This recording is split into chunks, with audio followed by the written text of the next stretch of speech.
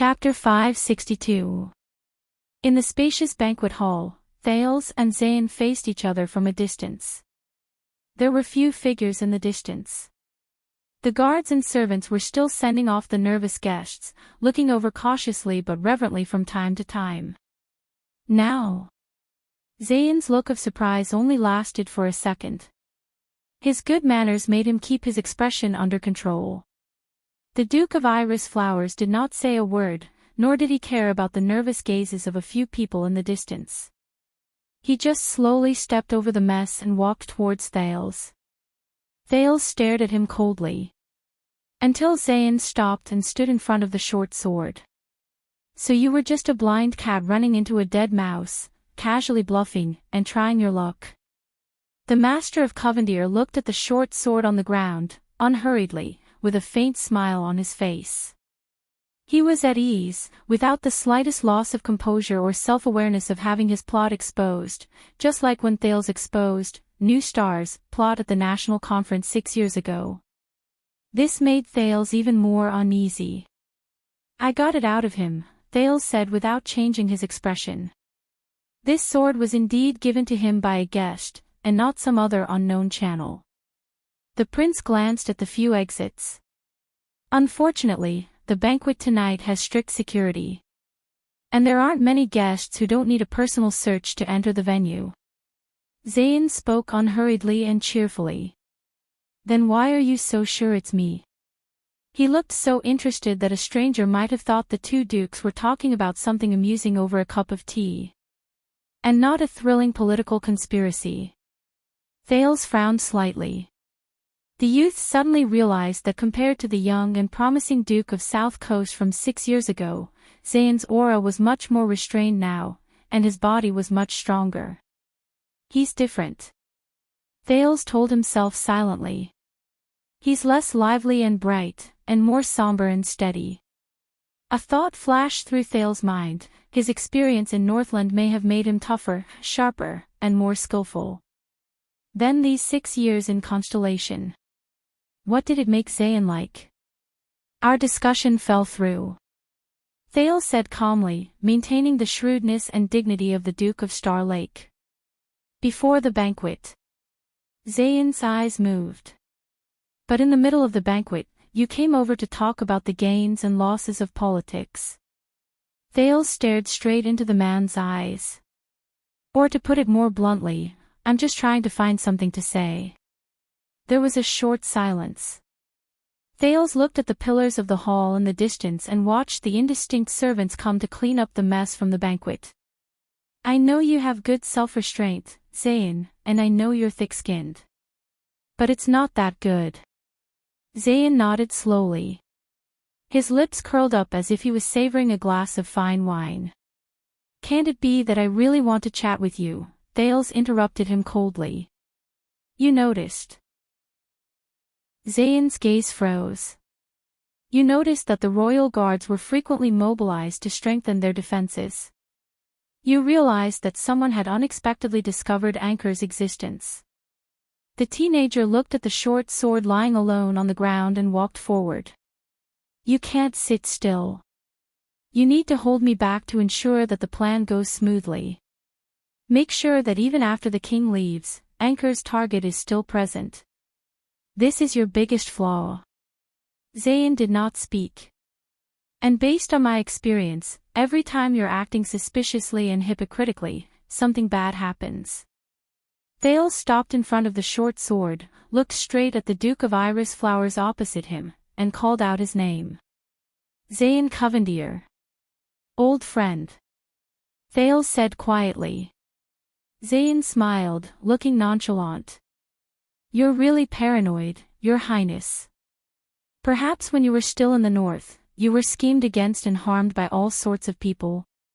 Schemed, harmed. Thales swept away the images of Nuvan, Chapman, and even the Black Prophet from his mind. He chuckled as well, and perhaps you didn't realize, Zayn, that tonight, when you were trying to find something to say, king and vassals. Land and security.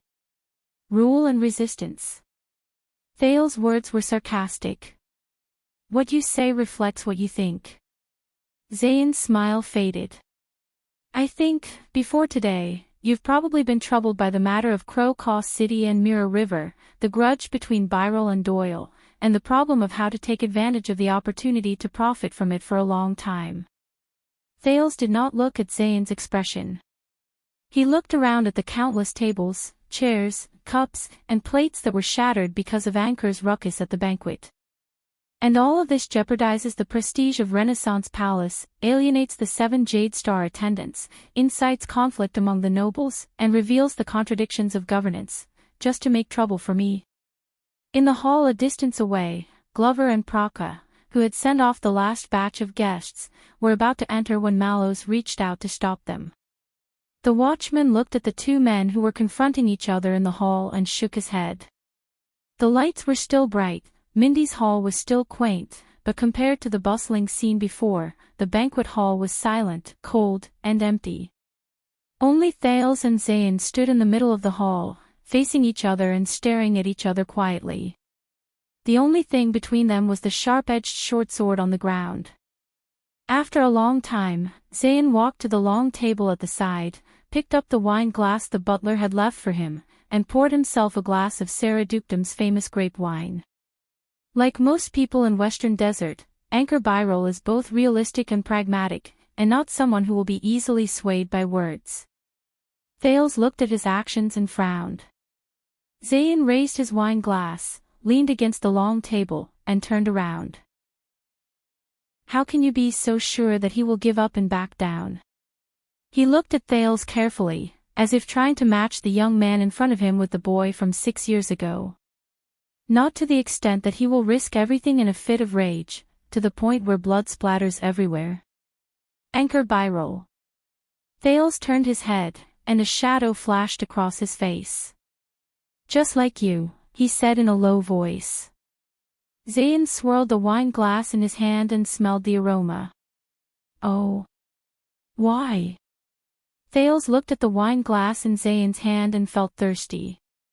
Before he became a pawn, he was a person. He is a person, a very complicated, but also a very simple person. The Duke of Starlake came to another long table, swept away the clutter, and casually picked up a wine glass. He did not care who had drunk it before, and simply flung it behind him, spilling the rest of the liquid inside. The wine fell to the ground, and a few drops splashed on Zayn's boots, causing the owner of Iris Flowers, who was savoring the aroma of the fruit wine, to frown. Thales picked up a jug of water, leaned against the long table, and turned around. No matter who instigated him, who influenced him, and who coerced him, all his thoughts and actions ultimately originate from himself. Zayn left the spot without batting an eyelid. Did you know him before? No, Thales filled the glass, but it was written in the intelligence that Anchor has a younger brother and 3 younger sisters, all young, living in Coast City. Thales' gaze froze on the wine glass in his hand. At the time, I was thinking, if he died avenging his father, what would happen to them? Zayn looked at him and curled the corner of his mouth. Thud. Thales put down the jug. Single-handedly, breaking into the palace, pleading his case, and killing his enemy to avenge his father. This sounds heroic and satisfying, Thales said in a low voice. Thales said in a deep voice as he stared at his own reflection in the wine glass. But in reality, this won't solve anything. The royal family won't tolerate assassinations, and his actions will only be seen as a crime against order. As a bad example of destabilization, he will be severely punished as a warning to others. As Byrel's family, they, who are already in dire straits, will only be met with disaster. Zayn's smile became even more subtle. And Thales' gaze gradually froze into ice. But when I thought about how he wanted to duel Doyle, I understood. Anchor doesn't want to kill, or even seek justice. Perhaps revenge is just an excuse. Thales looked up suddenly. Under the triple pressure of his father's huge debt, the vassal's betrayal, and Doyle's scheme, the inexperienced and helpless Anchor only wanted to fight for one last guarantee for his family, to win the public sympathy, to force the royal family to step in, and to ensure that his family safely gets through this disaster, and not go bankrupt, lose their land, and destroy their family. Zayn was still calmly savoring the wine with his nose, but he did not put it in his mouth. The prince's tone became tense. He took the risk, not for revenge, not even for justice, but for a future. And in order to not leave any loose ends, to perfectly complete this goal, Thales clenched his teeth. He must die. Zayn looked up and finished the sentence coldly. Thales' mind was in a daze. He suddenly remembered Doyle's expression when he declared his stance and entered the duel. The voice of the Duke of Iris Flowers floated in the hall, ethereal yet mysterious. He can only use the most legitimate excuse of revenge and justice as an excuse, bear all the responsibility, and use his death to take away all the blame and disgust. It would be best if he died honorably, in awe, dramatic, and legendary fashion. Like a hero. Become a perfect victim who is not subject to harsh criticism, and only leave behind nostalgia and sympathy. Zayn observed Thales' expression and said playfully, "Only in this way can the mean, vicious, selfish, and hypocritical onlookers be at ease and release their pitiful empathy. Only in this way can the royal family and the kingdom, under pressure after this sad story, have no choice but to lend a helping hand and take care of his struggling family, so that it does not fall into ruin and decline." The clear water in Thales' wine cup began to swirl slightly. Like the surface of the sea where a storm was brewing. Anchor Byrol. Thales was expressionless. He is not a selfish hero who, in a fit of rage, commits suicide for a just cause, and does not care about the cries of loneliness and widows behind him. Nor is he a scumbag hero who, in a moment of helplessness, becomes hot-headed, and destroys everything indiscriminately just because of some *T idea. Zayn looked at him silently, the wine cup in his hand calm. The prince slowly raised his head, his eyes still. He is just a rundown squire from a remote place, with a family and siblings. Shouldering responsibility in an unbearably difficult life, bearing burdens and humiliation. A man who, under power, painstakingly plotted, struggled to support his family, and sought a chance of survival for his loved ones. Thales' breathing quickened. An ordinary person. That was why Anchor backed down. Thales thought bitterly. He had to back down. Because he was not alone. Not just living for himself. Thinking of this, Thales could not hold back the indignation in his heart and raised his voice. "And you, Covendier, you took advantage of this, of his humanity, of what he was born as a human being, of what he cared about the most. You turned him into your pawn." Thales' words were chilling. "To deal with me." Zayn looked at him quietly. After a long while, he finally cracked a smile. "Like a spring breeze and rain. Aren't you?" Thales trembled slightly. Zayn swirled the wine cup gently, watching the liquid in the cup swirl orderly and steadily in one direction. "Didn't you also take advantage of this, appearing to persuade him, but actually coerce him?" Zayn's smile turned cold. Thales' wine cup trembled. "Not long ago, when Byrol came to me," Zayn's tone was casual, "what I saw was a wounded, desperate, pitiful man who wanted to ask for help from the Iris Flower family, who were famous for their amiability." The eyes of the Duke of Iris Flowers flashed.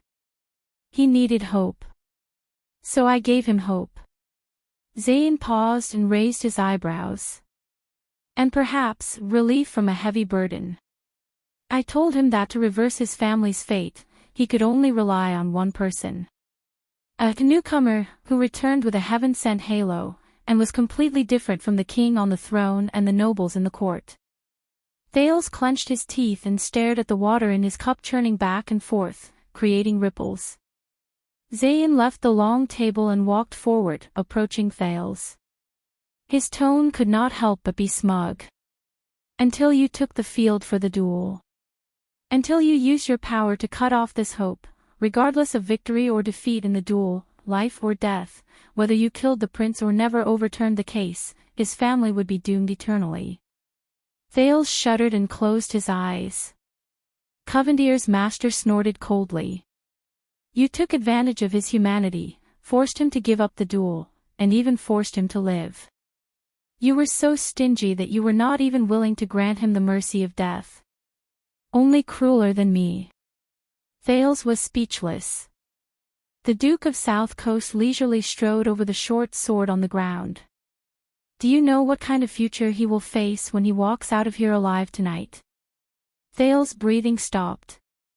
Covendier came before Thales with a mysterious smile and gently swirled his wine cup. Now, who is the heartless one, your highness? Thales was silent for a very long time. He just stared at his wine cup. He watched the water in the cup go from churning to overturning, and then returned to silence. Just as Zayn's smile faded and he was about to turn around. Aren't you going to drink? Zayn frowned. Thales raised his head, his expression indifferent as he looked at the wine cup in Covendier's hand. Perhaps a little stunned, the Duke of South Coast looked at the wine in his hand and replied cheerfully, in terms of aroma, it's worse than the ones imported from Jade City. Zayn shook his head and swirled his wine cup with a regretful expression, but if you want to drink it, no, it's not my favorite flavor. Thales did not say a word and only snorted softly. But the next moment, he suddenly raised his wine cup and poured the water in the cup into his mouth. He downed it in one gulp. The Duke of Star Lake finished drinking and soothed his dry tongue. He did not care about his poor image and inelegant behavior. He wiped the water stain from the corner of his mouth and flung it away. Water droplets splashed. Zayn silently stepped back. But Thales stood up and left the long table. Why? Thales strode forward and questioned coldly, just because I didn't agree to your conditions. To be in cahoots with you and love each other. Zayn stood still, but he frowned as he realized that Thales kept moving forward and was closing in on him. Or have you already made up your mind to shed all pretense of cordiality and fight to the death with me? Thales pressed all the way to Zayn until they were less than a foot apart. All that was left was the gleaming dagger on the ground. Their gazes met and sparks seemed to fly. Zayn stared at Thales, his leisurely expression slowly disappearing. This is a warning. Thales snorted softly. Warning. Zayn curled his lips and called him by name. At the banquet, I purposely came to find you. Thales. To be honest, I'm not afraid of you finding out it's me. No, it's more like I want to be found out by you. Thales furrowed his brows. It's not just to create opportunities for Byrol, Zayn sneered. Thales, it's to give you one last chance. Zayn lowered his wine cup and indifferently moved closer to the gloomy Thales. Byrol's actions were all spontaneous. All I did was point out the way, give it a gentle push, and make a casual move. But even so, you can't take it anymore and are in a sorry state. He leaned close to Thales' ear and whispered like a lover, but his tone was deep and cold. Can you imagine when the game of chess gets serious? Thales did not answer. He just tightened his grip on his wine cup. I want you to know, Thales, I want to teach you, this is my response. The Duke of South Coast said in a rare fierce tone, as a response to you offending me, rejecting me, and even threatening me 6 years later. Thales stiffened. Zayn's breath left Thales' ear.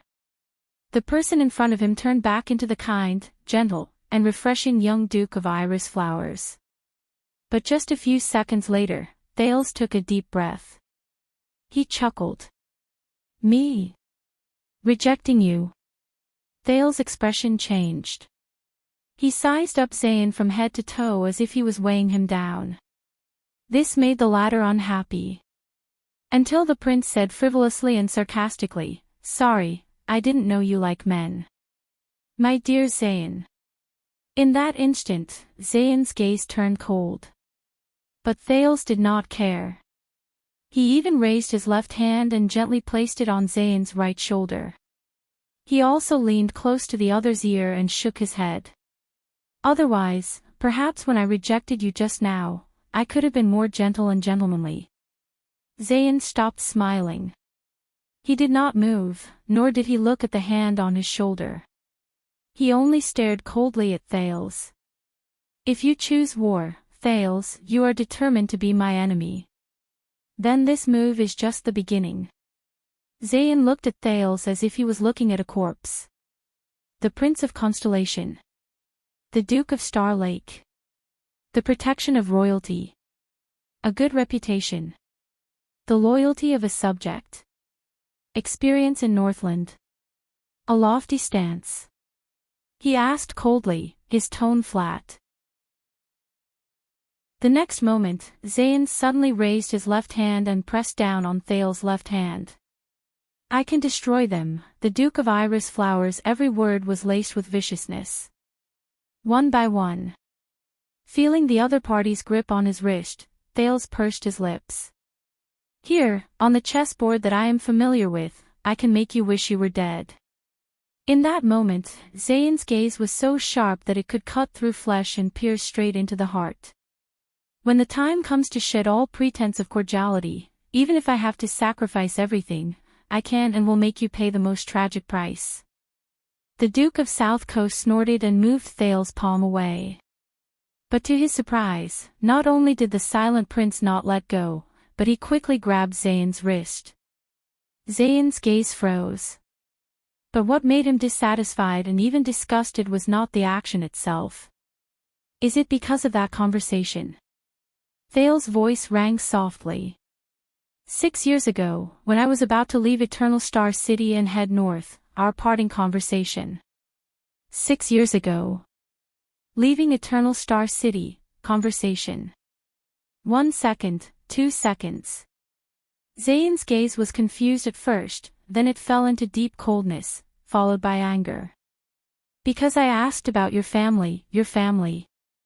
Thales' voice rang faintly, like poison flowing into blood vessels, flowing into Zayn's ears. And the secret of their misfortune. Any expression disappeared from Zayn's face in an instant. At that moment, the sin of Hell's river in Thales' body erupted with an inexplicable agitation. It almost made him lose his composure. And at that moment, Thales knew that he had made the right choice. That was it. Thales restrained the urge to use the power of eradication, looked at the Duke of South Coast again, and gritted his teeth. See? To a certain extent, you and Anchor aren't that different. Thales felt a counterforce trying to break free from Zayn's grip, but he still held on tightly to Zayn's wrist, refusing to let go. At least, he could not let the elegant man break free gracefully. And you ask, who is the heartless one? Thales stared at Zayn, at his expressionless face, which was as dull as a blood clansman's. That depends on you. Zayn covened ear. Silence. A deathly silence spread as the two stared at each other as if nothing had happened. In the hall, the atmosphere between the two finally dropped to a freezing point. At the periphery, the royal guards waiting for the dukes to negotiate seemed to sense something and wanted to step forward, but were all stopped by Mallows. Finally, Zayn turned his head, avoided Thales' gaze, and stopped trying to break free from the prince. But he smiled. Do you know? From Black-Eyed John, Southerner, Herman, Ascension King, Alan, Oathkeeper, Midier, Conqueror of the North Erica. Zayn became relaxed and at ease again, but the coldness in his eyes revealed the truth. In history, there were many kings of Constellation who taught Exted a lesson. And do you know what I've learned about how to deal with Northlanders? Thales furrowed his brows. Zayn no longer pushed Thales away, but pulled him closer and indifferently whispered in his ear. Before they F***ck you, you F***ck them to death. Thales' gaze turned cold. Don't imitate me. But Zayn smiled slightly. Do you think that just because you survived the Born King, you have the right to be complacent and do whatever you want? Polaris. Ha ha ha ha. The Master of Iris Flower said softly, Believe me, if you try to imitate Nuven the Seventh's playstyle and constellation, you will only die faster, more tragically, and more inexplicably. Thales felt a chill in his heart. This Zayn was often more unsettling than the gloomy and sullen Duke of South Coast. The next moment, Thales' wrist shook and was flung away by Zayn with great force. "Watch your hand, your highness." The Duke of Iris Flowers smiled, as if spring was in full swing and the grass was luxuriant.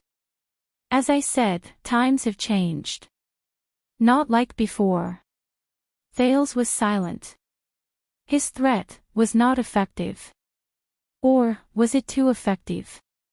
Zayn took a step back and nonchalantly swept his shoulder, as if it was tainted. "You don't want to be ked to death by me, your highness. Before you meet a real enemy." Thales' expression changed.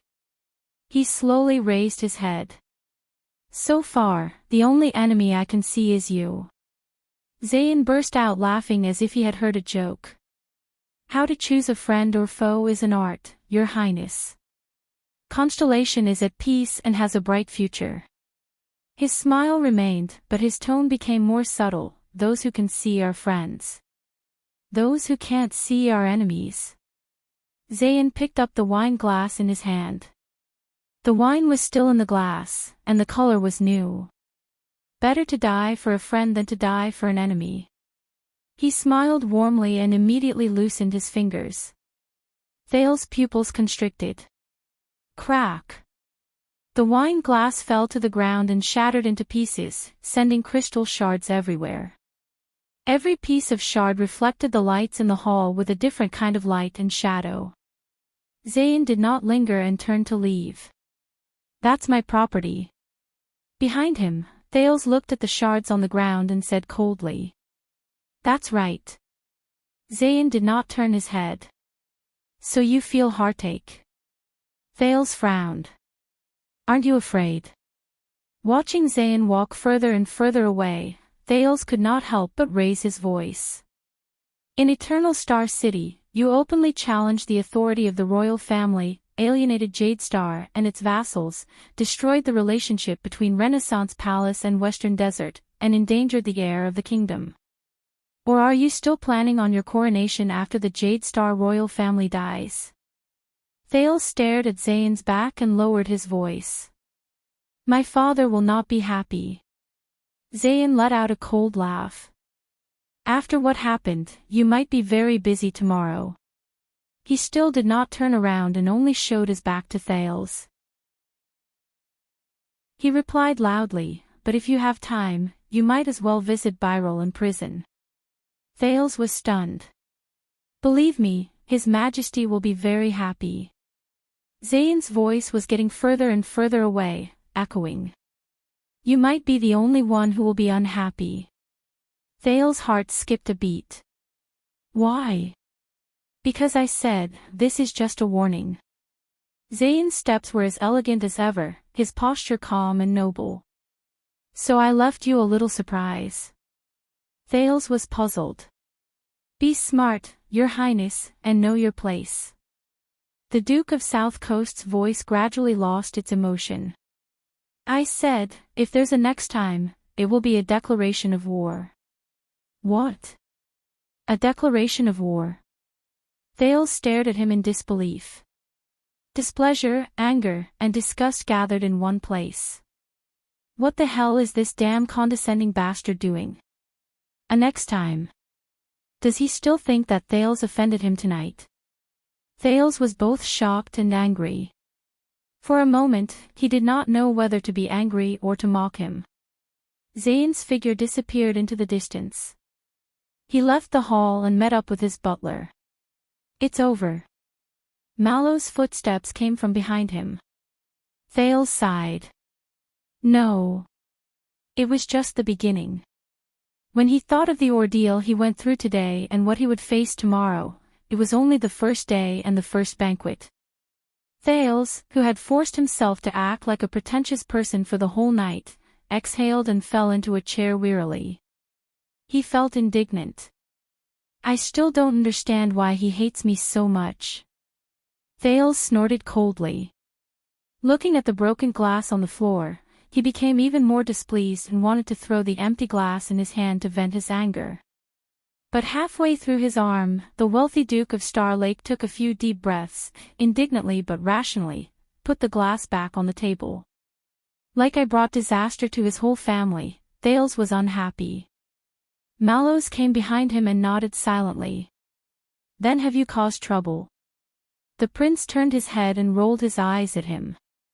I had Doyle change shifts in advance. He has to go back and settle his family down. Mallows was obviously used to the Duke's death stare. He reported indifferently, of course, tomorrow. Oh, no. Thales covered his face and let out a painful groan, interrupting the captain of his personal guards. By the way, Mallows. The watchman appeared to be listening attentively. Your temporary sniper team. Thales raised his head weakly. They haven't changed shifts yet, right?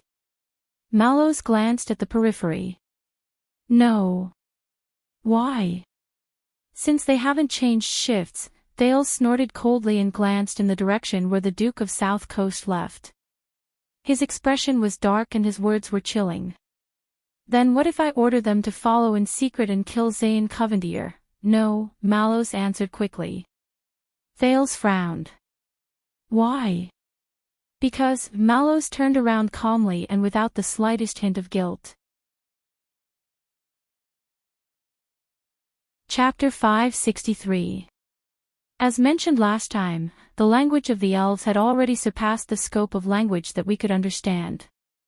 Most of its effective meanings were hidden in the silent understanding and resonance of the speaker. This was due to the extraordinary senses that the elves were born with, which was almost like a species instinct. Even if they only have words, they can reproduce the context through pronunciation and even brush strokes, read aloud or touch, complete reference, and achieve empathy. This is unimaginable to humans who can only speak dryly. In the study room of Mindy's Hall, Grand Scholar Bonner shook his head as usual and explained his grammar lesson in a leisurely manner. Thales sat upright behind the desk, quietly copying the ancient Elven alphabet, as well as the 5 to 15 phonetic symbols for each letter. His posture was elegant and meticulous. It was as if nothing had happened last night. Therefore, in written language, the Elven language is often so concise and capable that it makes one's hair stand on end. The grammatical structure of the ancient CIA Elven language often omits tenses and even pronouns, while the word order of the Gurian Elven language has many incomprehensible inversions. There's a little joke.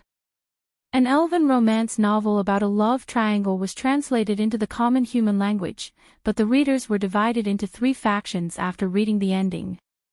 They quarreled fiercely because all 3 factions felt that the pair of characters they liked ended up together, until the original author could not help but jump out and say that he wrote a hexagon romance. Grand Scholar Bonner's voice buzzed, but Thales remained focused. The Star Lake guards who accompanied him closely at the door were still the pairing of a vanguard and a guard, as Mallows preferred, but not Glover and Doyle of the past. Instead, it was the young Ness and the burly Bastia, whom Thales was unfamiliar with. Both of them had performed well last night. The former subdued Doyle, who was eager to save his father, with his iron fist, while the latter showed Thales the toughness of his abdominal muscles. Therefore, Glover and Doyle had also changed shifts. Thales said quietly. In view of this, when the Redalians, the origin of the Empire and the uncivilized era, imitated the ancient elves in creating the alphabet, they had to add a lot of additional grammatical standards, such as tense, voice, subject-verb-object order, and so on, to clarify things that the ancient elves could perceive without the trouble of describing. Thus, they went to the other extreme, which later resulted in the complex, detailed, and ever-changing ancient language of the Empire. In this way, we have to be extra careful when reading or even translating the Elven language. There was no sun today. The cold wind howled, and it was bone-chilling.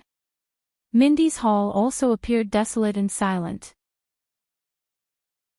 In previous years, Eternal Star City would have already entered winter at this time of the year, but this year's autumn seemed to be especially long. It was gloomy, dreary, and grim. The Duke of Starlake quietly moved his wrist and watched the letters appear on the paper.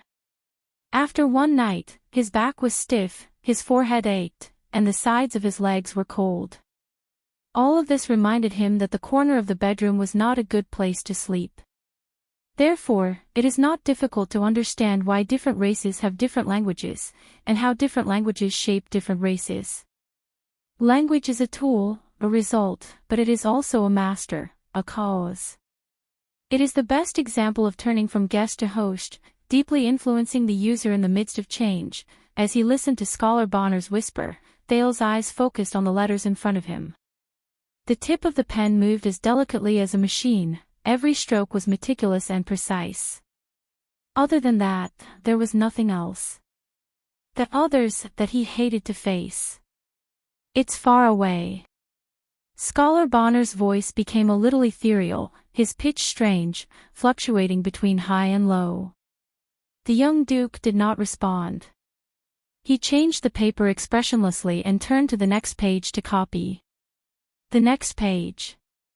And the next page. But Scholar Bonner's volume suddenly rose. It's far. The tip of Thale's pen trembled, and a drop of ink spread on the paper. He came back to his senses and looked up in surprise.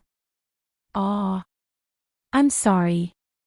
In front of him, the calm and composed Scholar Bonner had his hands clasped together and was watching him with interest. Scholar Bonner smiled and explained patiently, "That was a sentence in ancient CIA, that was a sentence in the ancient CIA Elven language.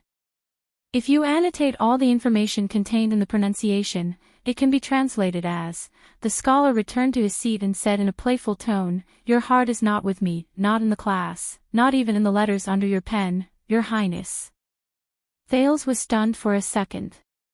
Although he quickly thought of a few excuses, he finally sighed and apologized sincerely. I am sorry, Scholar Bonner." "Oh, no, I should be the one apologizing." Scholar Bonner picked up his teacup without a trace of anger. "My explanation is obviously not interesting enough for you to focus your attention and forget your worries." Thales shook his head. "It's not your fault. You're an excellent teacher. It's just that but Bonner interrupted him. "I heard about what happened last night." Thales paused. "Respect and understanding are good things, Your Highness. It's even more valuable not to ignore the value and connotation of a person, even an enemy." "Is that so?" The prince forced a smile and suppressed his chaotic emotions. Scholar Bonner closed his textbook and said faintly, "But don't forget that you're also a person." Hearing this, Thales was stunned for a moment. The old scholar, who was a person of virtue and prestige, smiled. "So I think we might as well end class early." Thales put down his pen. He just realized that the page of Elven language he had copied was full of mistakes. The teenager sighed.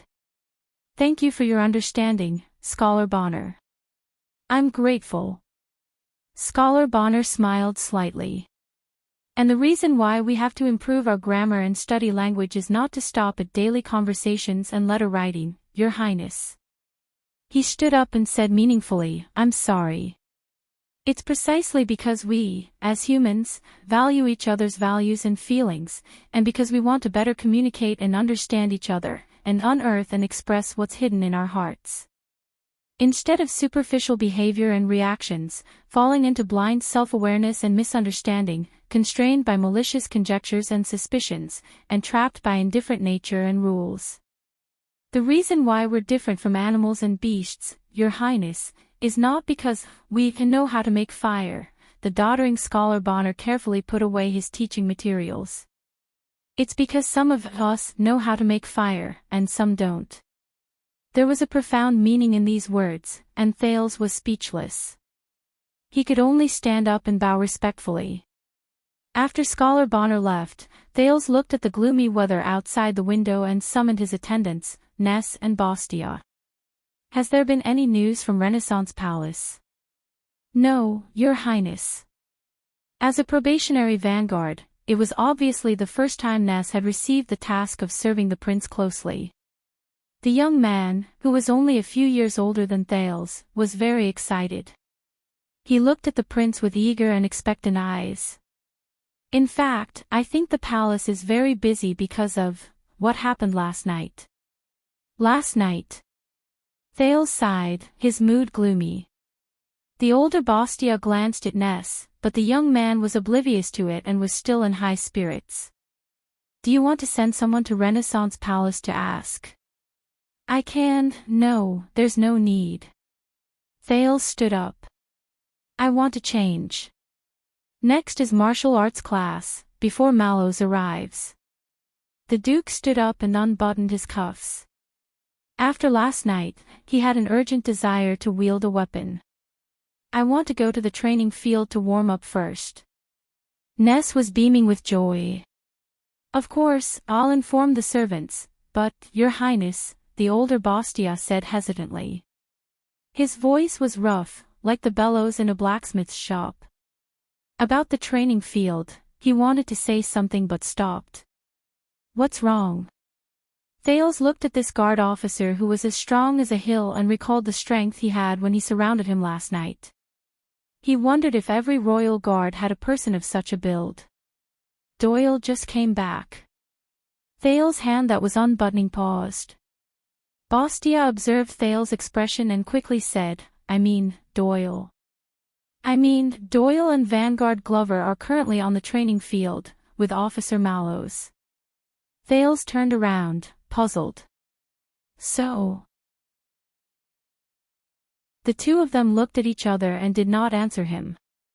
Soon, he no longer had to wonder. When Thales arrived at the training field, most of the Star Lake Guards were there. They were divided into several teams according to seniority and duty, forming a semicircle, just like the last time Thales was tested. Ness was about to shout a reminder to everyone to salute, but Bastia quickly intercepted him. Thales could feel that the atmosphere was not right. Under the gloomy sky, everyone stood in silence. No one whispered to each other, no one even dared to make any unnecessary movements. Thales' gaze swept past the crowd and saw Mallows standing at the forefront. He had his hands behind his back, his expression calm and his eyes calm, but his entire being exuded an unsettling aura. Penal Officer Patterson, Logistics Officer Stone, Flag Bearer Fubby, these senior guards with special identities stood behind the watchmen with solemn expressions. And right in front of Mallows, in the middle of the training field, two people knelt on one knee, hands on their chests and heads bowed. They were under everyone's gaze. That was Doyle and Glover.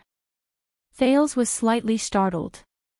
The prince subconsciously stood to the side of the training field and did not continue forward. His instincts told him that he should not go any closer. There were still people who noticed the Duke's arrival, but obviously, the atmosphere in front of them prevented them from saluting loudly. Many just bowed slightly and kept their eyes on their chests. Mallows soon saw Thales as well. He only gave him a light glance before returning to the matter at hand nonchalantly. Patterson, get to work. In front of the crowd, Penal Officer Patterson took a cold step forward, past Mallows, and came before the two people kneeling on the ground. First Class Protector, Danny Doyle. Doyle, who was kneeling on the ground, trembled slightly. The penal officer's voice was calm but cold, with a judgment that left no room for doubt. As the most prestigious protector in Mindy's Hall, your audacity last night endangered the safety of His Highness, obstructed the work of your colleagues, jeopardized the responsibility of the guards, and went against your mission. Watching from the sidelines, Thales closed his eyes. He knew what was going on. But last night, Thales thought of Baron Doyle, whose face was full of fear, the hysterical Baroness, and Doyle, who angrily brandished his sword. Then he thought of Anchor Byrel, who was smiling in despair. And the countless pairs of eyes watching from the sidelines. He felt a wave of discomfort. Sharpen thy sword to sharpen its edge. Patterson uttered an old-fashioned phrase. He lowered his gaze and looked coldly at Doyle, who was kneeling on the ground. "Do you have anything to complain about?" Doyle looked haggard and his eyes were bloodshot. It was obvious that he had not slept all night. At the moment, his attire was messy and his hair was disheveled. He was a far cry from the usual image of a rich young master who slacked off but had a good image. "No, Penal Officer Patterson." Doyle took a few deep breaths and raised his head. His expression was bitter and sorrowful. Only when he saw Thales did his eyes brighten. "My recklessness has implicated His Highness and everyone else. I am willing to take responsibility for my mistake." He put down the hand on his knee and knelt on the ground. He lowered his head deeply. "Sharpen thy sword to sharpen its edge." None of the bystanders among the guards spoke. Everyone stared at them silently. The atmosphere was somber. Patterson glanced at Mallows. The latter did not make a sound. "Very well, then." The penal officer nodded and said indifferently, 9 lashes. When the verdict was announced, there was finally a small ripple among the guards, but it was quickly suppressed. Behind Patterson, Capone and Pedrassi of the disciplinary division, the former was always teased by Doyle as Patterson's little cotton-padded jacket, and the latter was a member of the impromptu sniper team last night, walked forward with expressionless faces. Doyle, who was kneeling on the ground, was already prepared. Under everyone's gaze, he quietly removed his weapon and handed it to the penal officer. Then, he took off his equipment and clothes one by one: coat, jacket, wrist guards, arm guards, leather armor, belt, scarf, undershirt, until his muscular and well-proportioned upper body was revealed, shivering slightly in the cold autumn wind. The penal officer did not stop and turned to another person. Caleb Glover, first-class vanguard. Glover, nicknamed Zombie, did not answer. His expression was as calm as ever. It was as if it was not his name that was evoked. As the most experienced and most skilled vanguard official in Mindy's Hall, you did not pay attention to your partner's emotional state at all. After you realized it, out of sympathy, you ignored your responsibility and even violated orders, allowing him to act recklessly. Doyle bit his lower lip, but did not dare to say anything. Compared to before, Patterson's reprimand to Glover was harsher. "Thy sword shall be sharpened to shine its edge." Any objections? Glover raised his head slowly, like a statue that had been sealed for 1,000 years coming into contact with the air and falling dust. "No," Zombie said hoarsely. His voice was calm and flat. "My sword shall be sharpened to shine its edge." Patterson stared at him for a long time before he spoke. 7 lashes. Glover's movements were swift and fierce without needing any reminders. He knelt on both knees and consciously removed his weapon and armor, revealing a body of strong but tanned and rough muscles. His body was full of potholes and old scars, a stark contrast to Doyle.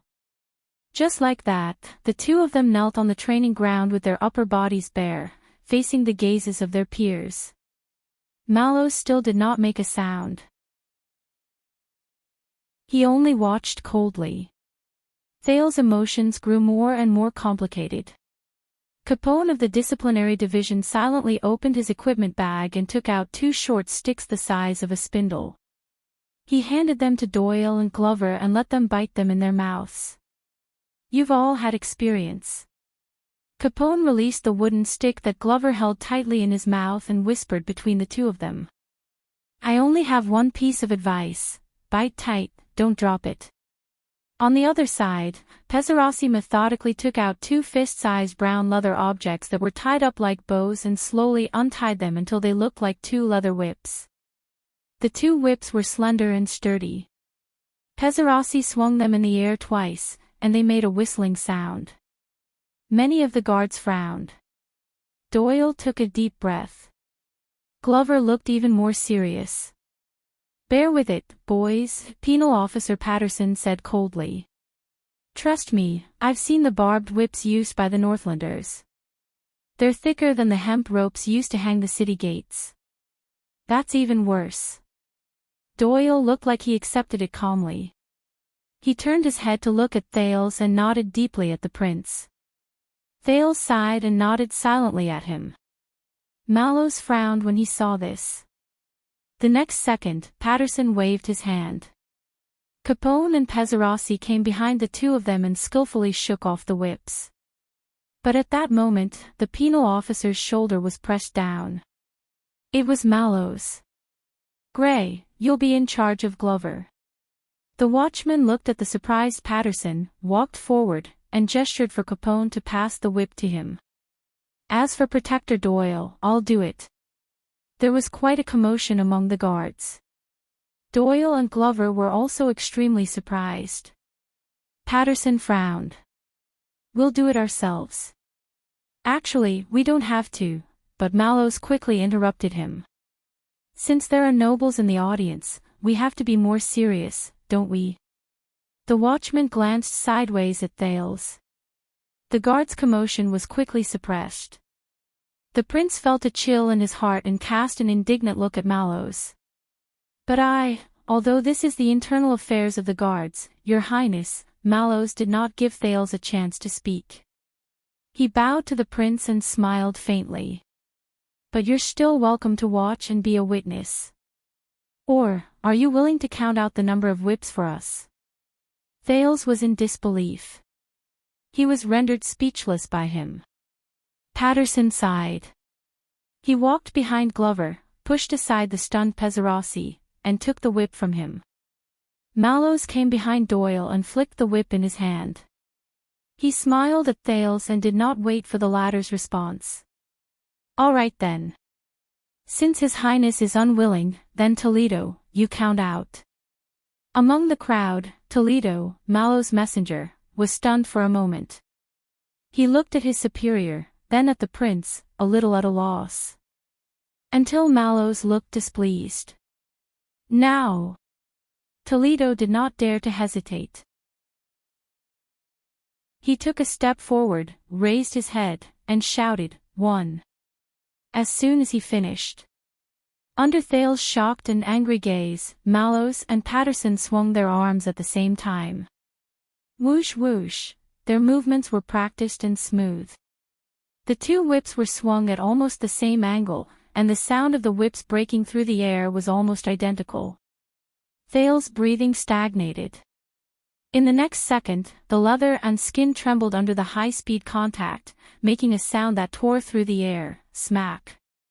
It was crisp, piercing, cold, and terrifying. In the field, Doyle shuddered violently. He subconsciously clasped his hands together and bowed forward, but quickly reacted by putting down his hands and straightening his back. On the other side, Glover bit on his short rod. His expression remained the same, and his body was like steel. He only trembled slightly the moment the whip touched him. But both of them were short of breath. Thales soon saw that the upper backs of the two tortured, whether rough or smooth, revealed a fine and terrifying red line from the upper right to the lower left. Bright red seeped out from it and spread to other parts of the skin. This strength, Thales heard Bastia sigh in a low voice, intentionally or unintentionally. "It's going to leave a scar." The onlookers' breathing was uneven, their gazes complicated. Mallows stretched out his left hand and stopped Toledo from counting out. He slowly said, "Protector Danny Doyle, do you know what your biggest mistake last night was?" Doyle was still immersed in the pain of the first whip. He did not speak, but only bit on his short rod, his face twisted.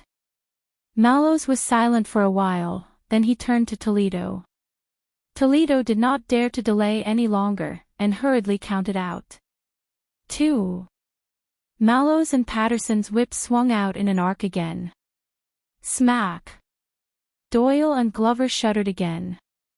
Thales subconsciously turned his head, as if he could feel the unbearable pain even though he was watching from the sidelines. "Answer me." Mallows flashed his usual calm smile. "Protector Doyle, do you know?" Doyle panted heavily, his eyes showing signs of struggle. But in the end, Doyle took a deep breath. He spat out the short rod decisively, endured the pain, and said, "Because my choice was reckless and selfish, endangering His Highness and everyone else." Mallows snorted softly, and signaled to Toledo. 3. The whip shadows appeared again, and both tore through the air. Smack! This time, without the short rod in his mouth, Doyle groaned in pain, and fell forward. It took him a few seconds to straighten his back and kneel again. On the other side, Glover only bit on the short rod tighter and tighter as he watched him. "Wrong answer," Mallows said calmly. "Tell me, Doyle, when the interests of the individual and the collective conflict," the watchman shook his whip, "what will you choose?" As soon as he said this, Thales, Doyle, Glover, and the guards present were all stunned. "Or let me put it bluntly, when one day, your family and loved ones conflict with your duty and mission," Mallows glanced at Toledo, who was counting, and said nonchalantly, "What will you choose?" Toledo sighed. 4. Both whips danced in unison. Smack! Doyle groaned in pain through gritted teeth. Glover obviously could not take it anymore, and his body began to sway. They panted rapidly, and blood began to seep from their backs. What if someone threatens you with the lives of your family members and harms His Highness? Mallows' voice grew louder. What if your dearest family members want you to betray His Highness? Thales' heart tensed. He suddenly remembered the prison of bones and the former royal guards. Doyle caught his breath and straightened his back again, but he was already drenched in sweat and looked pathetic. He hissed in pain, "I'm sorry. I failed my mission last night, Your Grace." Mallows furrowed his brows. This time, he did not wait for Toledo to count.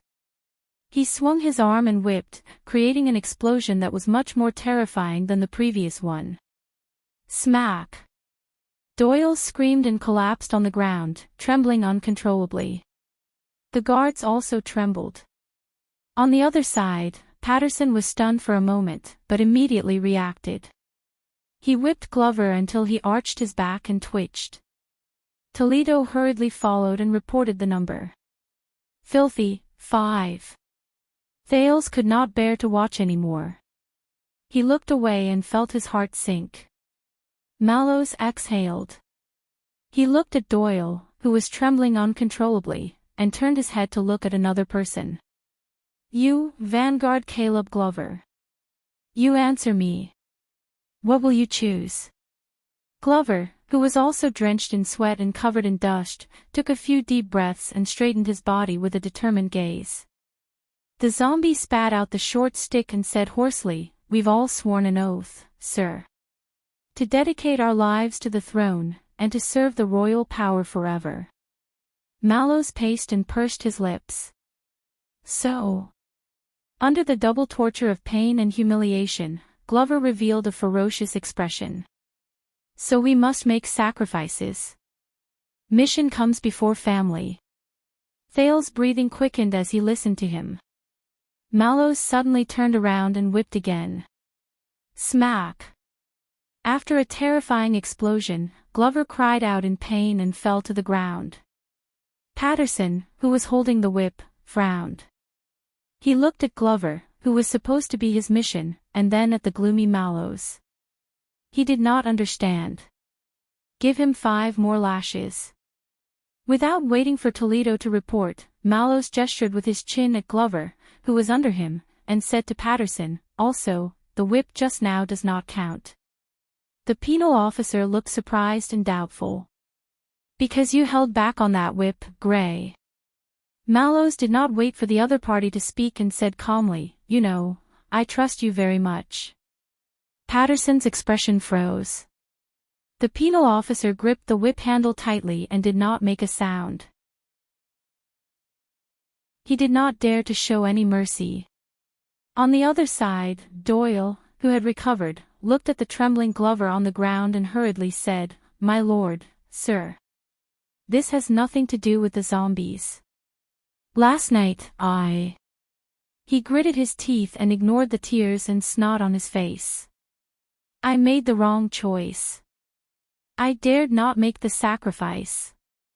Mallows frowned slightly and swung his arm. Smack! With the sound of the whip, Doyle also fell to the ground. His back was dripping with blood and he was panting intermittently. 5 more lashes for this too, Mallows said calmly, but did not explain why.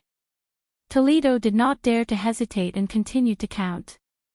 Thales wanted to speak up, but when he remembered that it was his appearance that worsened the situation and increased their punishment, he had to force himself to calm down and hold back all his words. Mallows raised his head and looked at the guards. Sacrifice. The watchman spoke softly, but it made everyone stand up straight in awe. This word always seems easy when you say it, doesn't it? Sacred, glorious, great. It makes one's emotions surge and feel like they have ascended. Mallows paced and did not continue the whipping immediately. But many people forget. Mallows looked at the gloomy sky with misty eyes, as if he was looking at an unreachable god.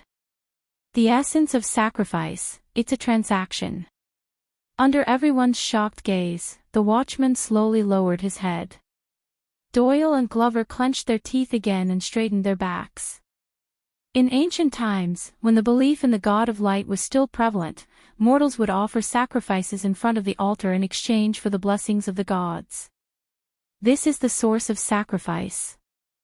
As soon as he finished, Toledo began to count again, and the next crack of the whip sounded. Smack! The 2 who were being whipped fell again, their elbows on the ground. Thales' pupils constricted violently. So it's exactly the opposite of what it sounds like. Sacrifice is selfish. Mallows' tone was profound. It's a transaction that seeks profit. End of this chapter. Chapter 564. Mallows slowly raised his gaze, but it was as if he was looking at everyone present. The air seemed to be pulled taut, leaving no gaps. Only when you believe that through sacrifice, you can get something more precious, reputation after death, practical benefits, the safety of others, or pure self-satisfaction, will you choose to sacrifice. Mallows' words became more solemn. In other words, only when you know what you believe, what you cherish more, and what you want to trade, will you have the right to choose, to sacrifice what justifiably, such as your life. Thales was silent. Thales did not make a sound. He seemed to have an illusion that Mallows had been staring at him all along. In the next second, Mallows turned around swiftly, and Patterson raised his arm as well. Both of them lashed out at the same time, smack. This time, Toledo could not even react in time. He could only barely catch up to them after counting down. Otherwise, your so-called glorious sacrifice, Mallows looked expressionlessly at the 2 men panting on the ground. Is just a moment of impulsiveness, foolishness caused by manipulation, and even self-abasement caused by blindly believing and following blindly. Smack! Another lash. Glover dragged his chest up from the ground, gritted his teeth, and held on. Doyle simply leaned back and sat on his calves. I punish you, Doyle, not because you made the wrong choice. Mallows said coldly. When your father was kidnapped and the situation was tense, you appeared so heroic. You threw everything to the back of your mind, pulled out your sword, and went on a rampage. You sacrificed yourself to save your father. Doyle was dazed for a moment, and looked at the watchman. But what do you want to sacrifice, and what can you exchange for? Father. Your Highness. Yourself. Justice. Loyalty. Do you know? Do you understand? Mallows no longer looked at the confused Doyle. And you, Glover. The zombie straightened his back and listened to the lecture solemnly. Whether you sympathized with Doyle and secretly let him go to save your father, or you wanted to stop him from the duel, so you suggested a sneak attack from behind. It felt very kind-hearted, very noble, and very considerate of comradeship. But what do you intend to sacrifice, and what do you want to exchange for? Comradeship. Friendship. Conscience. Responsibility. Mission. Do you know? Have you thought about it? Mallows showed a rare expression of seriousness. What do you believe? What was he fighting for? Sacrifice what? Who are we saving? Doyle and Glover were at a loss. They did not know what to do. But they did not need to answer, because what greeted them was, "Pa." Amidst the screams, their thoughts were once again interrupted by the intense pain. No, you can't even tell me, you can't tell me honestly, because you don't know anything. Mallow's voice had calmed down, but it did not feel relaxed at all. It was still the tension of a bowstring being pulled taut. All the guards fell into deep thought. No, the reason why I'm punishing you isn't because you made the wrong choice, but because you can't see a choice at all. You only resorted to your animal instincts when you were ignorant and confused. You moved forward blindly and acted rashly, only to regret it later. Then, you pretended to be stubborn and wiped your tears to say that it was a necessary price. You will do the same stupid thing again next time. And you call that a sacrifice? Mallows chuckled and shook off the bloodstains on the whip.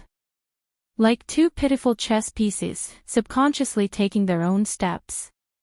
Until His Highness mercifully scooped you up from the chessboard of certain death, along with the enemy's chess pieces.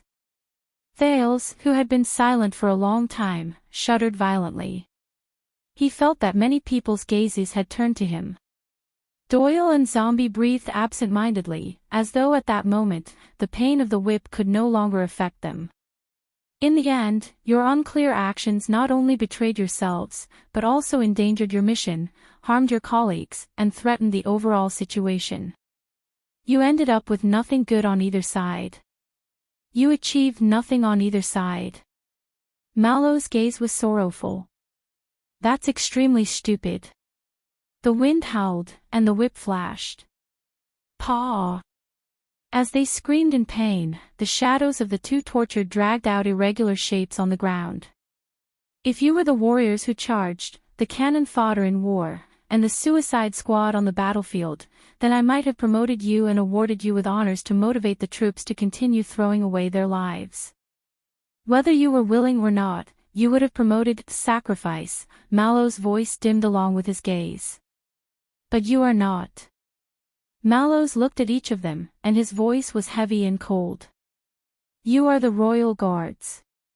1,000 years ago, thy name was, the Emperor's Praetorian Guard. The whip sounded again. Pa! But this time, Doyle and Glover only grunted stubbornly. Their bodies trembled at the same time, but they did not fall. Mallows looked at Patterson, who was beside him, silently put away the whip and passed it to Pezzarossi. Then, he saw Toledo frantically signal him with his eyes, indicating that the number was enough. You are not sacrificing yourself like this. You are not qualified to be sacrificed like this. The watchman said plainly. I'm tired. Save your last whip. He turned around and passed the whip to Capone. Protector Doyle. As soon as he finished speaking, the two who were holding on released their last breaths and collapsed stiffly. Only their bloody backs remained in the air, telling the story of what happened before. A small commotion broke out among the guards, as if many people had breathed a sigh of relief at the same time. Logistics Officer Stone sighed and waved his hand. A few people who were already prepared rushed forward. They carried the stretchers, disinfected, cleaned, applied medicine, and bandaged them with great familiarity. Flag-bearer Hugo Fubel put away the little notebook that he had been writing and recording during the execution. Someone will take over your duty while you recuperate. And those who were not whipped. Mallows glanced at the crowd from the corner of his eyes, and the remaining 20 or so people shuddered. Take this as a warning. The watchman took his weapon from Toledo's hand and said in a tone that was neither gentle nor forceful, "Now, dismiss." In the next moment, the entire Star Lake Guards dispersed like a bowstring that had been released. But at this moment, "My lord, I don't understand." Lying on the stretcher, the pale Doyle ignored Procca's attempts to stop him. He pushed his upper body up, and his voice was tired. "Sacrificing is wrong, but not sacrificing is wrong as well." "Then, sir, what should I do?" Many people stopped in their tracks. Mallows also paused slightly. He looked at Thales in the distance, which made the latter's heart clench. "Since sacrifice is a trade," the watchman said faintly, "then, when you make a deal, don't misjudge the value of both ends of the scale.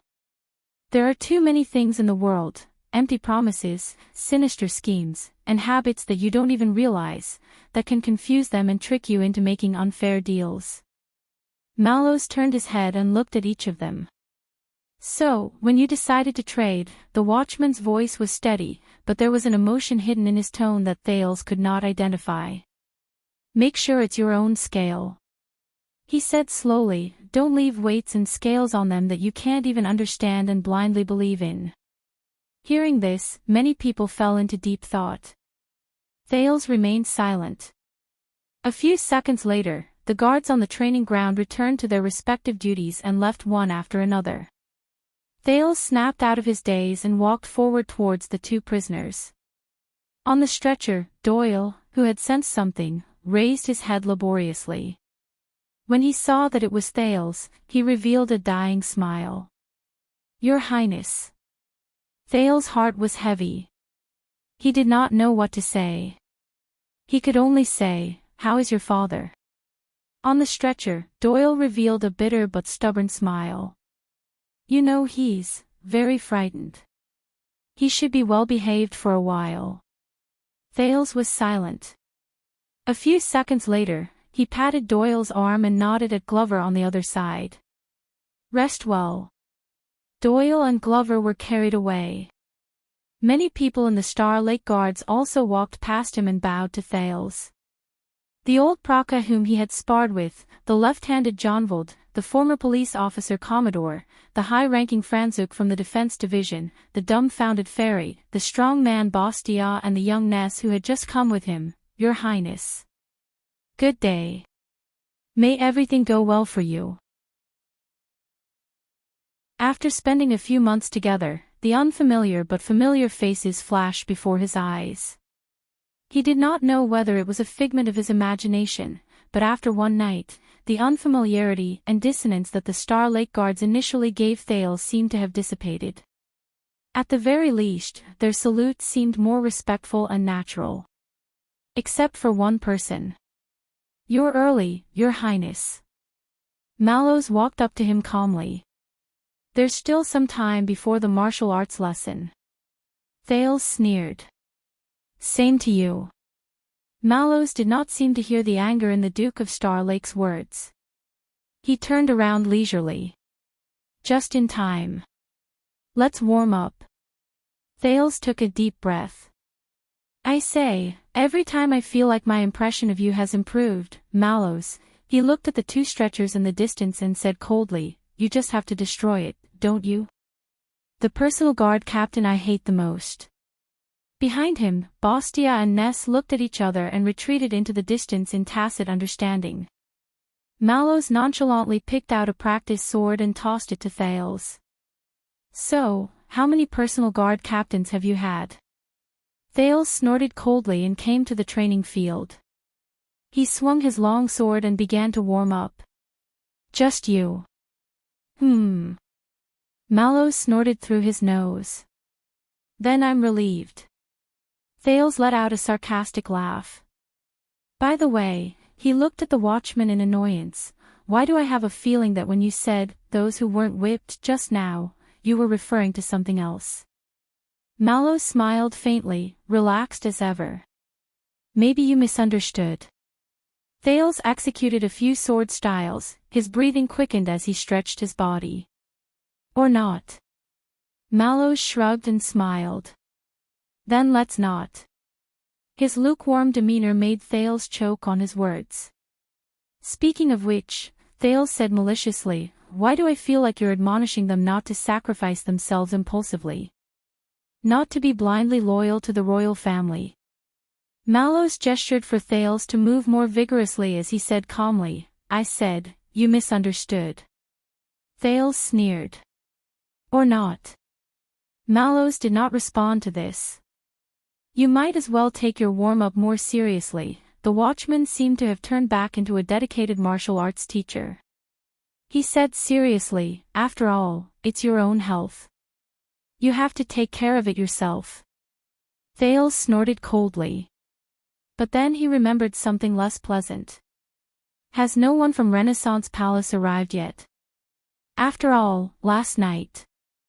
Thales did not continue. This topic seemed to have lowered the temperature. Mallows was silent for a while. No.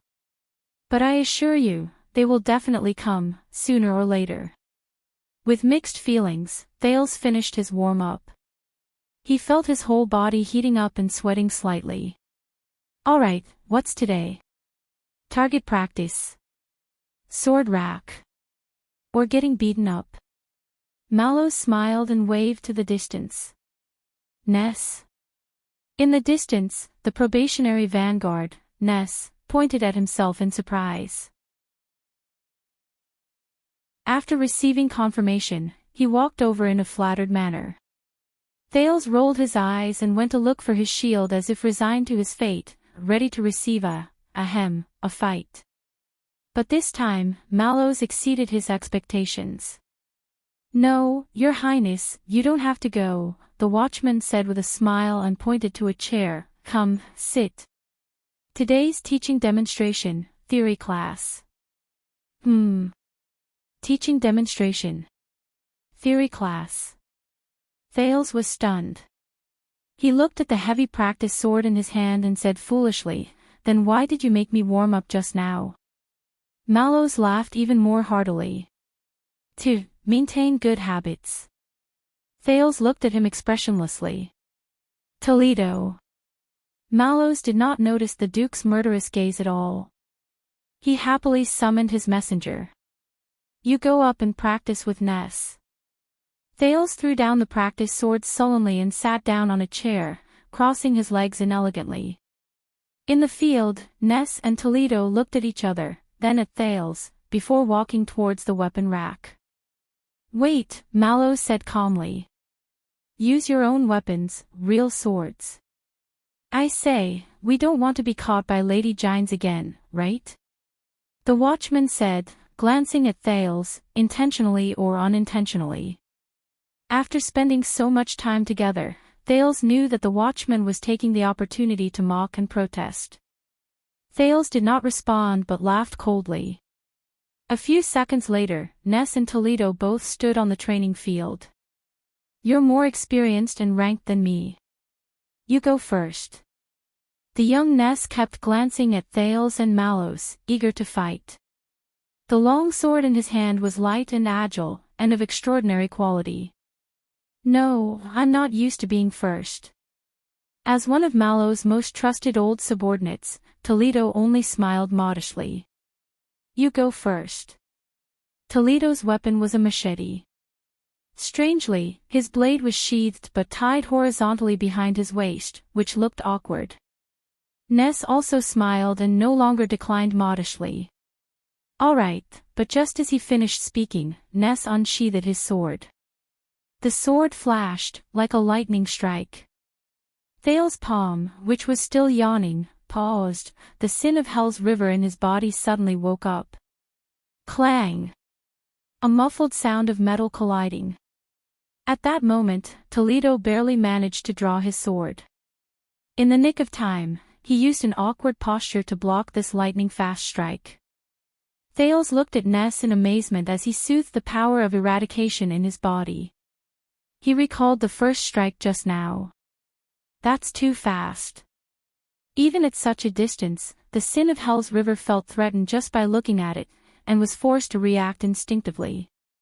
But Ness' offensive was not over. His blade reflected a strange light as he pursued the attack on the shortest route, going straight for the middle. Clang! Toledo was forced into a sorry state and had a hard time defending. Your Highness, remember I told you that there are different martial arts schools in the kingdom? Mallows clasped his hands leisurely behind his back as he watched his two subordinates fight with real swords. Of course, there's the offensive and defensive school in the north, the martial arts school in the southeast, and the trendy school that prioritizes practicality. You didn't just say that. Thales answered while looking at Ness's swift sword attacks in amazement. He realized that it was not only the speed of his sword that was fast, but also his movements and footwork, which allowed him to move like a phantom during the battle, always appearing at the most uncomfortable spot for Toledo. Mallows nodded. And I've also said that after you pass your target practice, I'll introduce you to the other two mainstream schools. Now is the time. The watchman narrowed his eyes. Be serious, both of you. Mallows bellowed. His Highness is not here to watch you perform. As soon as he finished, Ness's sword flashed again. His footwork and speed seemed to have been increased by several times in an instant, and his last strike even grazed Toledo's shoulder armor. Toledo's defense became increasingly strained and he had no choice but to retreat and dodge. So the battle gradually turned into one side in hot pursuit, while the other side fled in panic. Thales looked at Toledo, who was at an absolute disadvantage, and frowned. If it's me, Thales shook his head secretly. No, I can't dodge. I'll only lose worse than Toledo. But how old does Ness look? Within the borders of the kingdom, there is a special type of warrior. Mallow's voice came from the side. They learned martial arts from the same source, but their styles are all strange and different. The watchman's expression was solemn. In history, there were scholars who specialized in martial arts, and they collectively called them the disciples of the temple. Thales was stunned. Temple disciples. Mallows nodded as he watched the shadows of the swords flying and the glint of the blades flashing, but he remained unhurried. But today, because the name is too genteel and ancient, no one calls it that. But his tone was extremely serious. But in reality, they are not only spread across constellation, but also the entire Western Peninsula. They have prospered for thousands of years and have not declined to this day. Nate Ness is one of the best. Thales stared fixedly at Ness, who was practically creating a doppelganger in his vision. His long sword was swift, fast, and direct. The effect of a single strike was astonishing. Mallows put on a storyteller's pose and continued. The place where they were taught martial arts was ancient and special. It gathered the most diverse martial arts legacies and powers of eradication over thousands of years, and continued to improve in different eras. Teaching and learning, their names spread far and wide, but at this moment, Thales suddenly interrupted him. The Temple of Knights. Mallows was stunned. The prince straightened his sitting posture and said seriously, "That's why in history, they are called temple disciples, right?" Mallows frowned at the youth, a hint of displeasure at having his story interrupted. You know. Thales looked back at him and smiled. A little. Mallows took a deep breath and looked at Ness, who was attacking relentlessly, and tried to return to his previous tone. All right, then you may not know, these people, they were the first to, but Thales' words cut in again. They were the first batch of knights who originated from the north before the age of the Empire, the first to awaken to supernatural powers. The young duke carefully watched the fierce battle between the two in the field, as if he was inadvertently talking about it, but it left a lingering taste in his mouth. Mallows was at a loss for words again. The watchman had to cough. Speaking of supernatural powers, through them, supernatural powers spread among humans, Thales finished his sentence quietly. In the Holiness Exorcism campaign and even the war of survival against the other races, they shone brilliantly and achieved victory. They expanded and refined the supernatural powers that were still immature at that time, and explored the boundaries and future of human potential. Thales turned his head around and looked at Mallows, who had a displeased look on his face. So, they gathered elites, gradually formed groups, and built their own creeds and organizations. It was for the Temple of Knights. Thales took a deep breath, as if he was inhaling the ink on a book. For thousands of years, it was the holy land of human martial arts, and the holy source of the spirit of chivalry. Mallows was stunned for a few seconds, caught off guard. Where did you hear that? Thales smiled sheepishly. The North, to be precise, the Walton family's book collection in Dragon Cloud City, the light of mankind, the beginning and end of the Temple of Knights. Mallows pursed his lips. The Northlanders' book collection. The temple's beginning and end. All right, since it only reached the temple, the watchman, who was interrupted again, cleared his throat in displeasure. All right, but while the Temple of Knights was glorious, times changed, until the Battle of Eradication. Thales' voice rang again at an inopportune moment.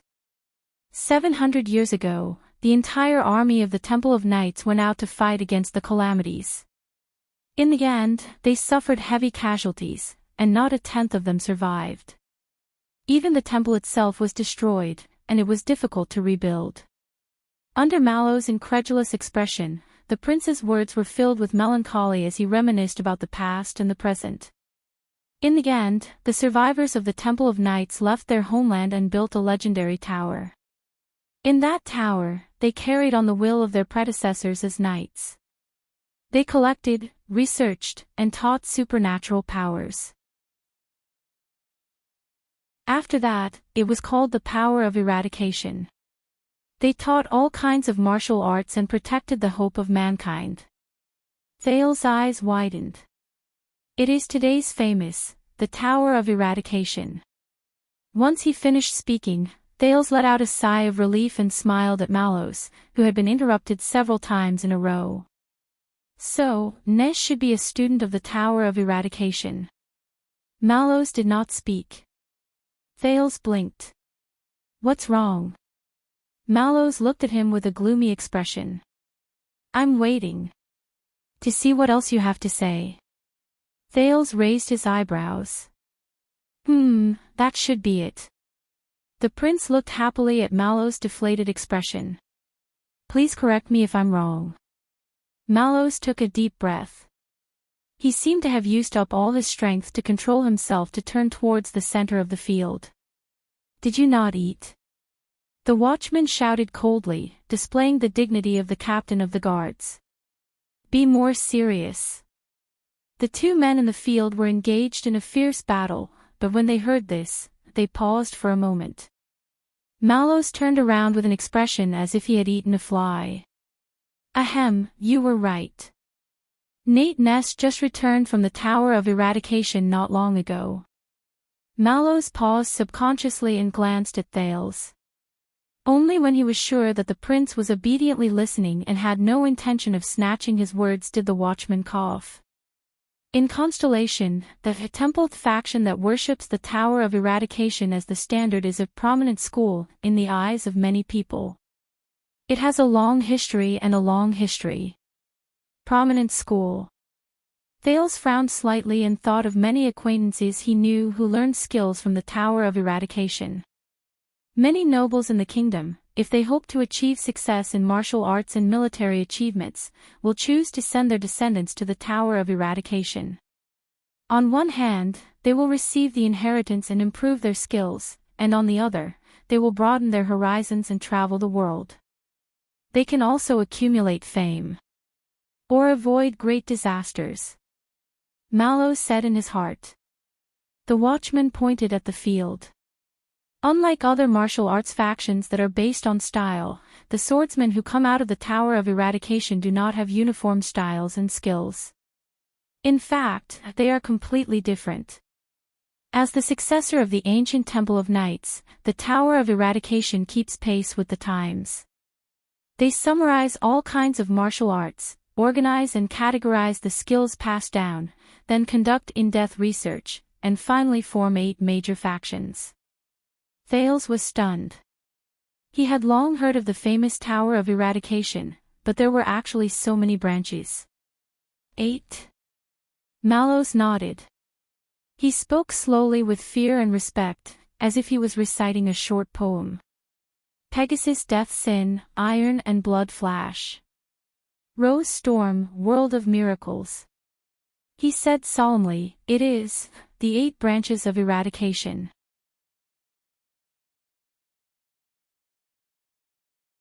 Chapter 565.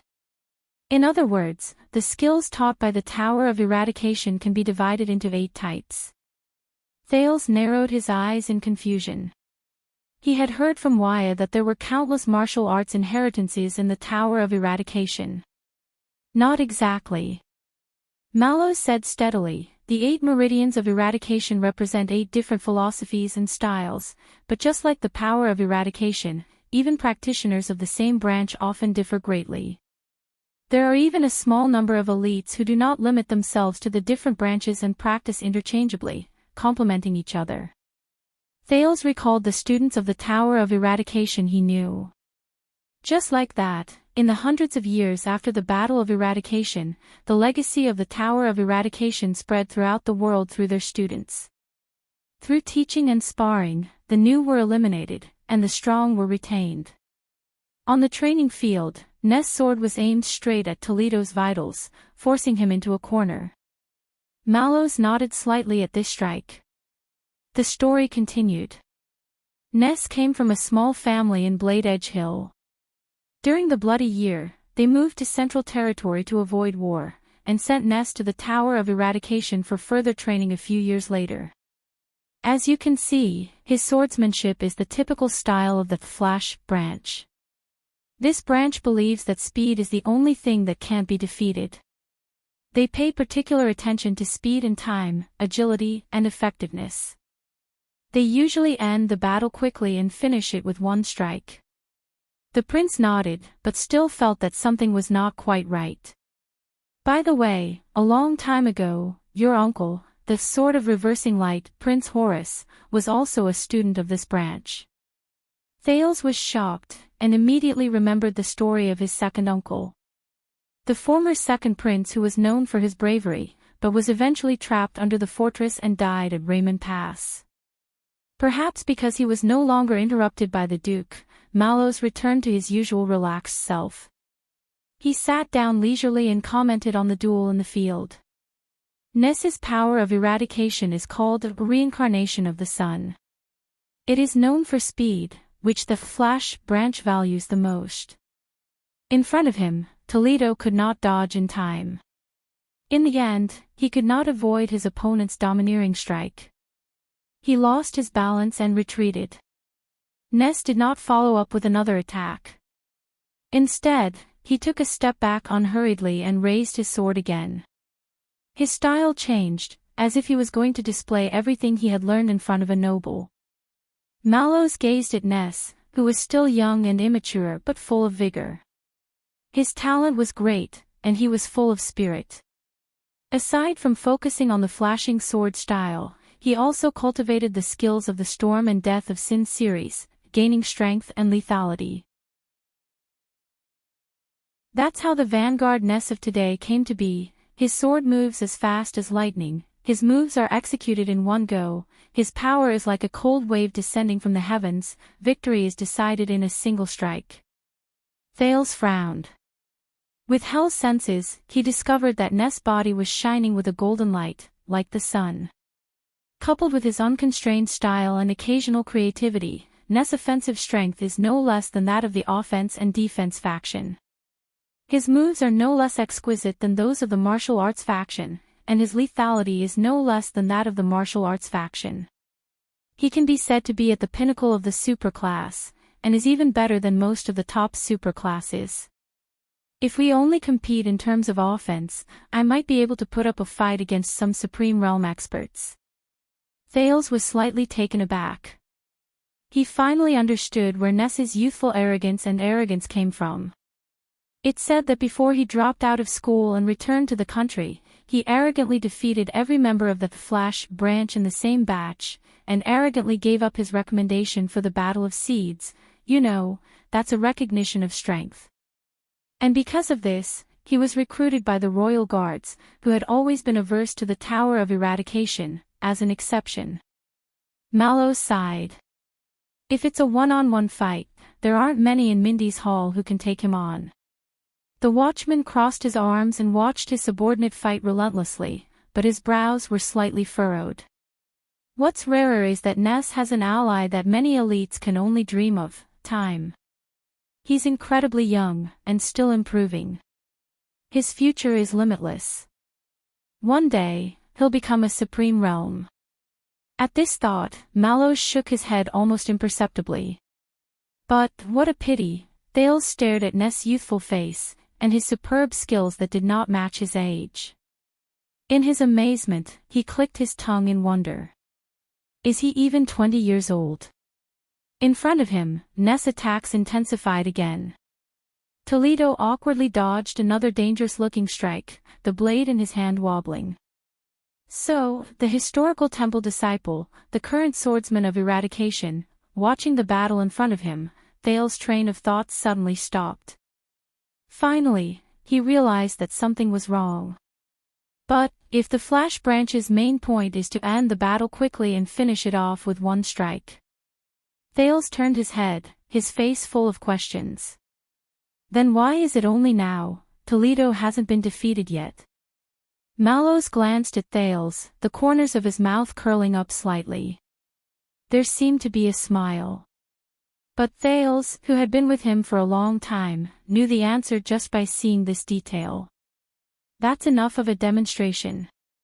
Mallows turned around and ordered loudly, Toledo. The moment his voice trailed off, Toledo's retreating footsteps came to an abrupt halt. Thud. At that moment, Thales felt the sin of Hell's river in his body stirring restlessly. Toledo's figure did not move, but his aura changed. Swoosh. He slashed with his saber. It was an ordinary saber strike. His movements were elegant, his posture solemn. It met head-on with Ness's unstoppable strike. At the same moment, Ness' expression changed. Clang! The sword and the blade clashed, and both of them swayed. Toledo, who had taken the full brunt of the blow, grunted. But this time, although he was at a disadvantage, he did not retreat. Instead, Ness's attack faltered, as if he had hit an iron plate. He needed to withdraw and retract his next strike before he could stab forward. Thales was surprised and began to size up Ness' opponent again. He knew that Toledo used to be in the command division and was Mallows' most trusted person, so it was true. Toledo was born in Eternal Star City and grew up in Central Territory. Mallows said calmly, they haven't changed their surname 3 generations ago. They are one of the famous 7 Jade Star attendants, the second son branch of the Blade of Elimination, Tardin family. Their ancestors even have the blood of a royal princess. Tardin. Hearing the familiar surname, Thales' heart skipped a beat. When Toledo was young, he had the opportunity to serve one of the strongest former royal guards as a knight apprentice, Lord Conrad Toney. He trained under him and listened to his teachings. It wasn't a long time, but he learned a lot. Former royal guard, Conrad Toney. Thales' heart skipped a beat as he caught sight of this familiar name. On the training field, Ness, whose attack had been interrupted, seemed to be a little embarrassed. He gritted his teeth and advanced. His power of eradication shone again, and in 0.1 seconds, his sword whistled as he advanced with an unstoppable attack. Mallows' words were interspersed. From then on, his foundation is solid, his consciousness is complete, his moves steady, and his defense flawless. But Toledo was like an iron wall. With a horizontal slash that seemed to be both pushing and blocking, and a few shocking steps, he turned Ness' fatal slash into a blunt force and cleverly deflected it. He even blocked the path of his opponent's second attack. Metals clashed, and Ness once again returned empty-handed. But Toledo remained in his position, rooted to the ground, and did not counterattack. Thales observed his steps, saw his steadiness and calmness in the face of a swift attack, and felt that he had learned a lot. If there's anyone in the Star Lake Guards who can firmly restrain Ness with just his moves and style, it has to be Toledo. Before he was transferred to Mindy's Hall, he was one of the most reliable messengers in the command division. Mallows was a little emotional. He doesn't seek to be meritorious, but to not be defeated. Although Toledo has only scratched the surface of his defense and can't recreate the Knight of 1,000 Blades' blood-soaked attack, it's enough. The Knight of 1,000 Blades. 1,000 Blades. Thales was puzzled. What kind of nickname is that? Perhaps because he felt embarrassed in front of the prince, Ness was annoyed and struck again. But Thales could see that he was in a state of unease. Under his anxious attack, his sword style pursued extreme speed, and its power was reduced. And Toledo, who had gotten over the initial difficulty and gradually got used to his opponent, had an impenetrable defense and became more relaxed. 1,000 Blades. Mallows said slowly, with a hint of nostalgia in his tone. According to Captain Adrian, a long time ago, when Lord Tony escorted Prince Horace to the Tower of Eradication, he once met the Grey Sword Guard, who was also in his prime, and later became famous. Tower of Eradication, Grey Sword Guard. Thales' heart skipped a beat. He had heard Waya mention this name before. No one knows how they fought, and who won or lost. The watchman's gaze sharpened. But after that meeting, the Grey Sword Guard's private lament and comments eventually leaked out of the Tower of Eradication and back to Constellation. Thales saw that Mallows' attitude was respectful and serious, but he uttered a sentence that was unusual in both grammar and wording. Since ancient times, swords cannot escape their scabbards. Sealed with 1,000 blades, what is evil? Mallows fell into deep thought as he spoke. Thales frowned. Cannot escape their scabbards. Sealed with 1,000 blades. Thales tried hard to make use of the grammar knowledge of various languages that he had refined over the past few months. This should be, comparing Tony to a scabbard. And then comparing the martial artists of the world to swords. So Tony can be like a scabbard, using an unimaginable method to seal 1,000 blades and subdue countless masters. Thales scratched his head. Then Tony should also be a scabbard knight. Why is he a knight of 1,000 blades? What Grey Sword Guard, do you have to be so artistic when you praise someone? You made everyone confused and gave Tony a random nickname. Thales shook his head and stopped thinking about other things. So, Toledo's style is known for defense, and specializes in countering the flash sword style. Is it another style of the 8 branches of eradication? At this point, Mallows' gaze shifted. In the field, Ness was getting more and more anxious after failing to take down the opponent. He had to take a few steps back to rest, his face already drenched in sweat. Toledo, on the other hand, was getting more and more indifferent. He even had the time to wave his sword and make an inviting gesture, somewhat like Mallows' sarcasm. Since you are familiar with the classics, Your Highness. At the side, the watchman stared at Thales. Then do you know, in the thousands of years of glorious history, what is the Temple of Night's strongest opponent, the greatest threat, and the most inescapable struggle? Thales shuddered slightly, not because of this question, but because he felt, at this moment, Mallows was extremely serious, his eyes burning. He was almost unlike that courteous, indifferent and innocent person on the surface, but actually disdainful, black-bellied, and fond of giving him soft rebukes every day, the personal guard captain he hated the most. Thales turned his head and looked at the two opponents who were temporarily separated and taking a short break. The temple's strongest opponent, he knew that the Temple of Knights was eventually destroyed by the calamity. But, in the training field, Ness and Toledo faced each other with their swords. When their gazes met, there was only their opponent in their eyes, and they seemed to have forgotten that the prince was still watching the battle. They regained their momentum for the duel, and prepared for the next lesson. In the face of Mallow's solemn gaze, Thales put on a straight face and slowly uttered a word. The Empire. The watchman's pupils contracted slightly. At that moment, neither of them spoke. The atmosphere quieted down because of this word. Until Ness roared angrily and attacked again. Amidst the sound of metal clashing, Thales took a deep breath and continued. Indeed, thousands of years ago, in order to end the chaos and seek peace, many ranger knights once gathered under Great Emperor Camelot Carlus, and followed him on expeditions to the north and south, to expand the territory. To forge the strong foundation of the ancient empire. Thales suddenly remembered a long time ago, in Caslin's tavern, Putre and Canvita's argument about the empire and Northland. Things remained the same, but people changed. The prince returned to reality. But after the chaotic world is unified and peace has arrived, these ranger knights with superb martial arts skills and flamboyant personalities were scattered all over the world, and the noble temple of knights that was regarded as the spiritual homeland by millions of people, armed and independent, Thales' voice was slightly cold. They replaced the original enemies and opponents, and became a discordant voice in the boundless and prosperous world. They were seen as a glaring threat by the rulers of the ancient empire's court. Mallows looked at the battle in the field again. Ness could not take him down, and Toledo did not gain the upper hand either. But his gaze gradually froze. Thales recalled the stories he had read inside.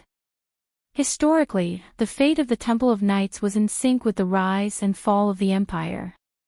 Under the heavy pressure of imperial power and the army's conquest, they suffered repeated misfortunes and collapsed several times.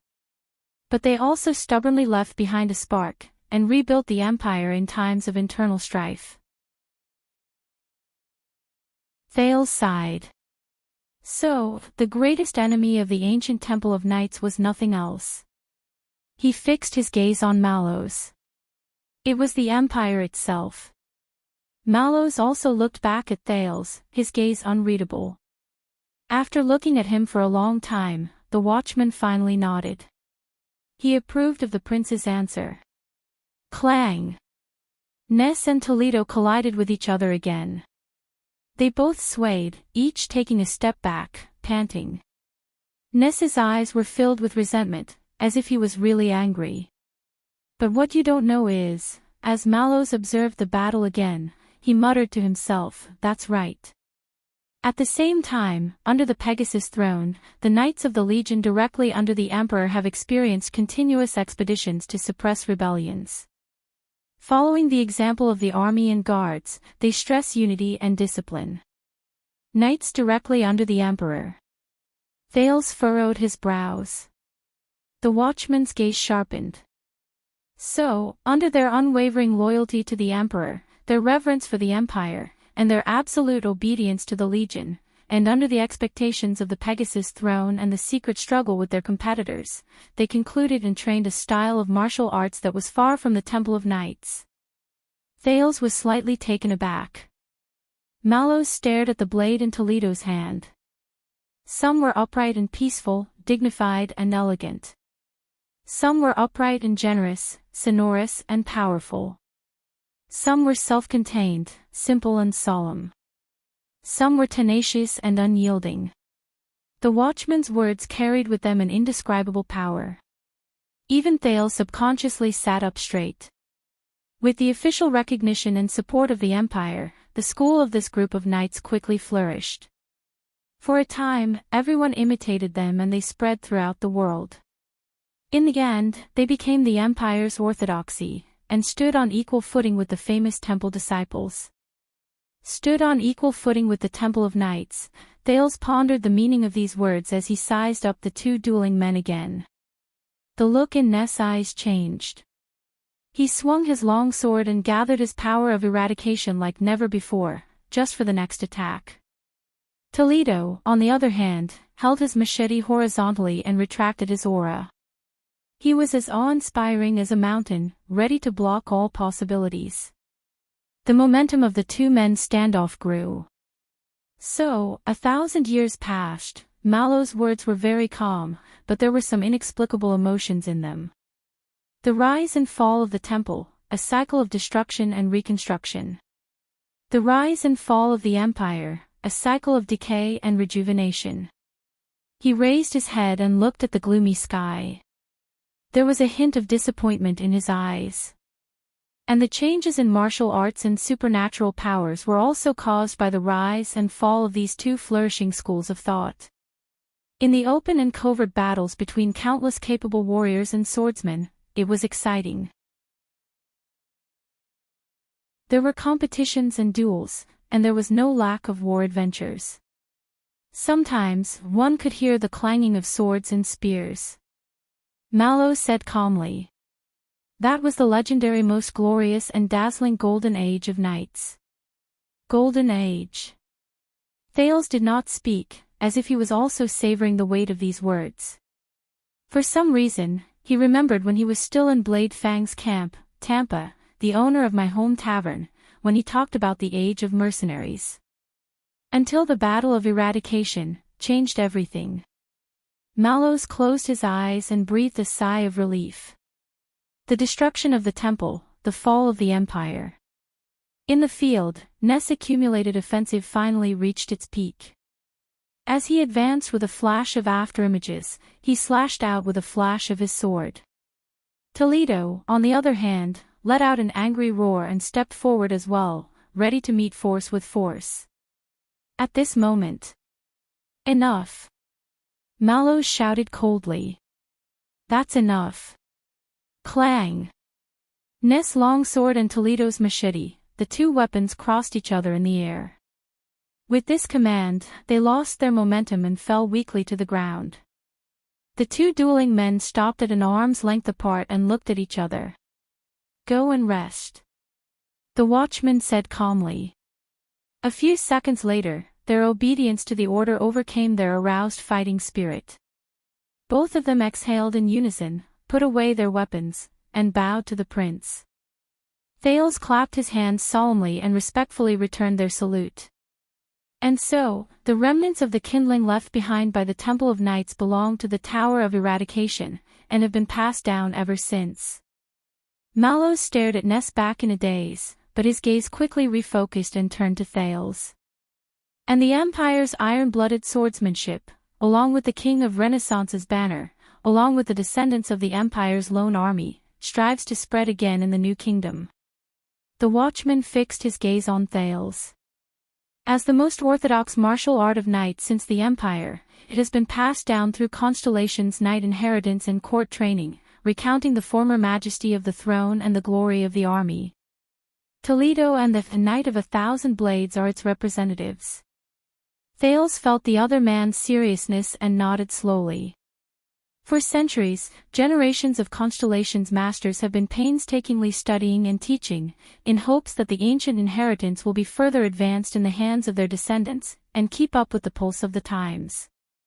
And the sword stances and styles you've been practicing incessantly for the past few months, including the demanding 17 swords of the knights, are among them. Thales recalled the training that was completely different from Northland's over the past few months, and suddenly understood. Mallows exhaled, his stern expression faded, and he slowly returned to his calm self. Today, this martial arts school with a similarly long history, but vaguely opposed to the Tower of Eradication, is on par with it, corresponding to the temple. It was named by the rigorous scholars. At that moment, the watchman's voice was ethereal as he spoke softly. Imperial style. 2 years oblivious to the outside world, only focused on writing books to torture the master.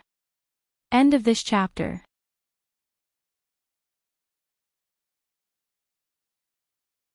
Chapter 566. Imperial style. Thales chewed on the word for a while. A style that is comparable to the temple. Is it the Empire's style, or the Emperor's style? Now, do you understand? Mallows gently stroked the hilt of the sword at his waist. His gaze was complicated and indecipherable.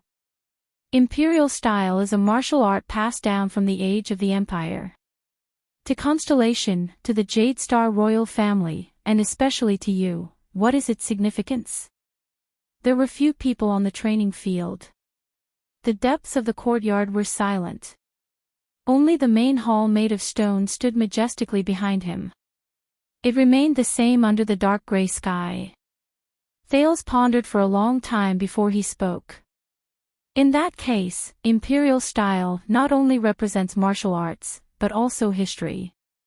Its significance is extraordinary. It is equivalent to the Jade Star royal family's family style.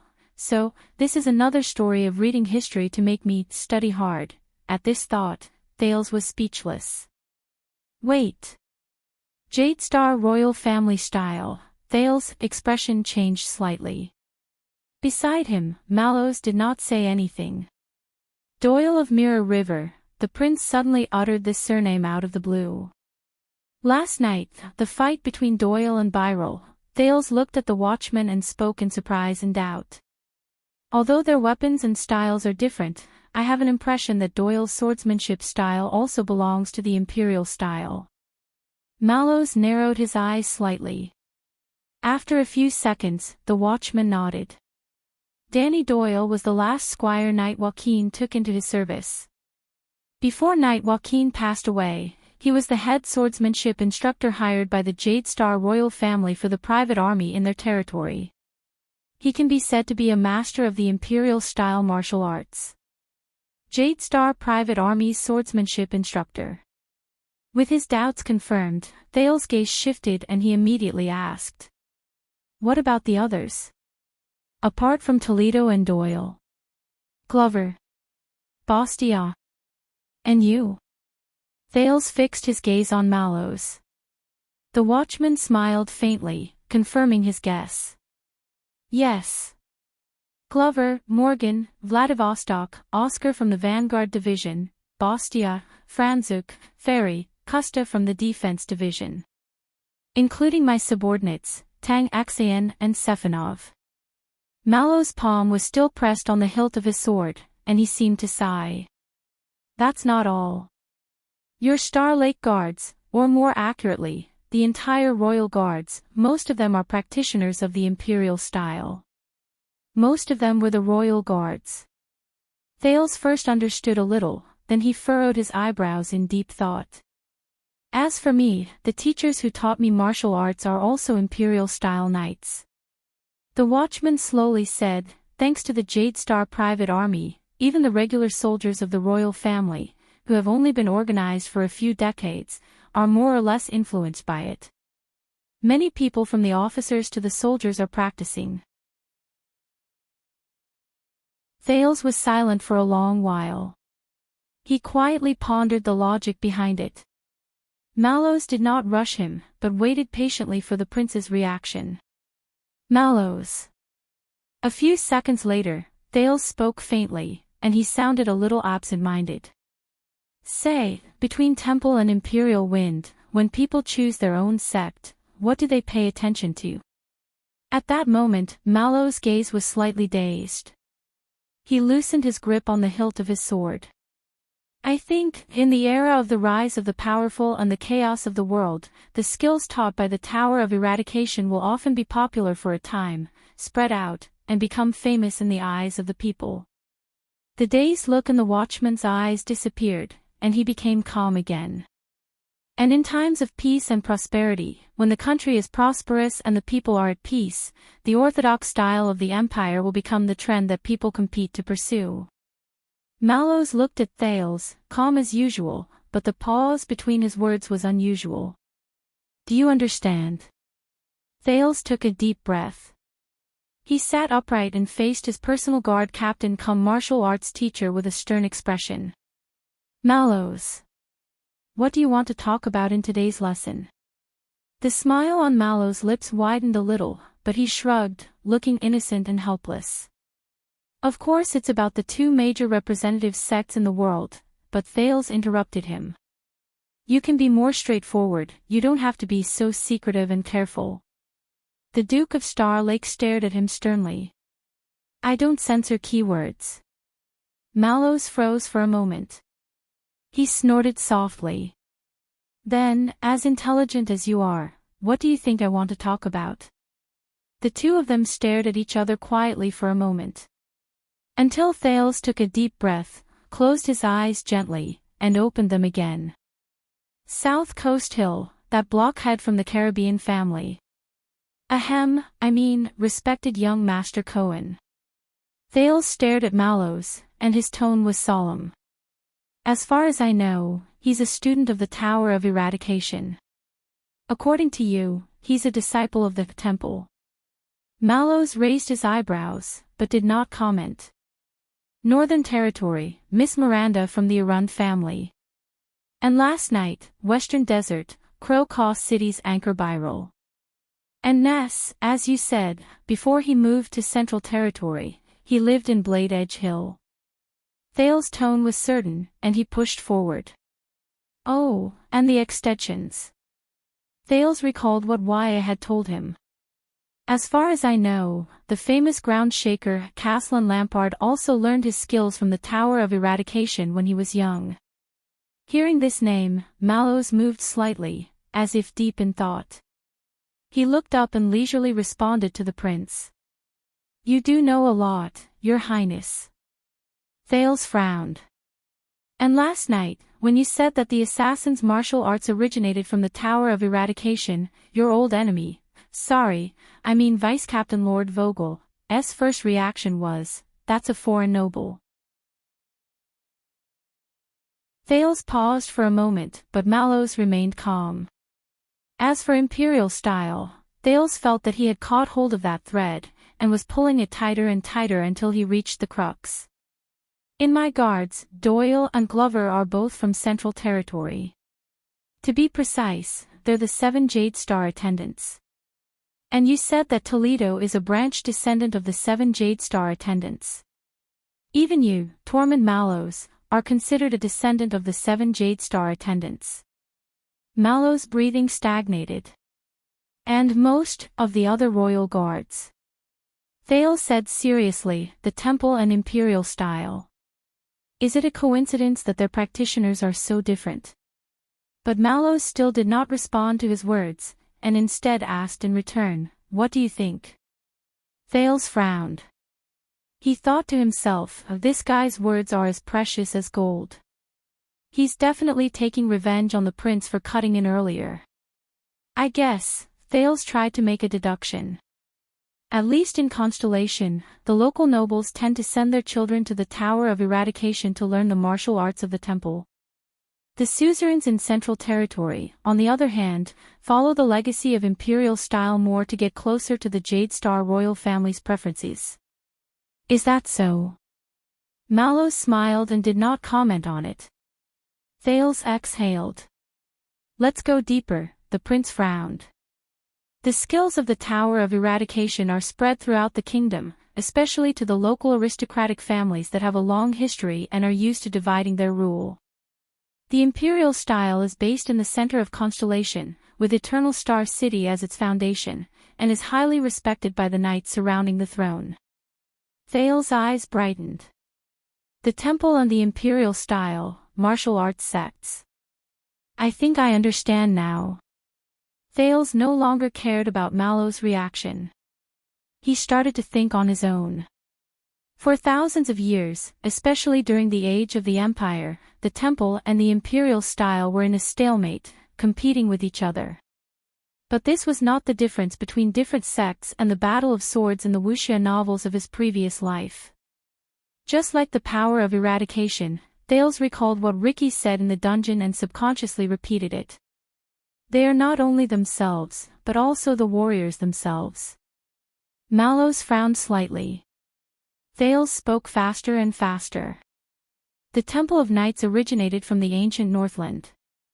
Its martial arts were spread among the rangers and scattered warriors, spreading to all parts of the world. Their opponent, the imperial style, originated from the ancient empire. It benefited from the orthodoxy of imperial power, inherited from the knights of the army, and benefited from the center of the court. From the beginning, these two were born from different people, and developed and grew as these people fought against each other. Thales said absent-mindedly. After 1,000 years, they underwent a complete transformation and became the two main martial arts in the heavenly body realm that revolved around the throne and royal authority. The temple. The imperial style. Mallows stared at the prince. Thales ignored him. At this moment, he was immersed in thought. Yes, just like Ricky said before. The power of eradication is closely related to the warrior, reflecting each person's experience and personality. The martial arts sects are intimately linked to the real world, reflecting each person's inclination and choice. Thales said absent-mindedly. Because they are not just two major sections. Their competition is not just about honor and reputation, but also about the naked reality of politics. In ancient times, the people who used them were entangled with the distinction between the center of the empire and the local regions. In the present age, the practitioners of both revolve around the difference between the king of constellation and the vassal's governance. Thales raised his head and looked at Mallows with certainty. This is not just about martial arts. It is also about politics and power, history and change. This is the truth and meaning of the two major sects to this day.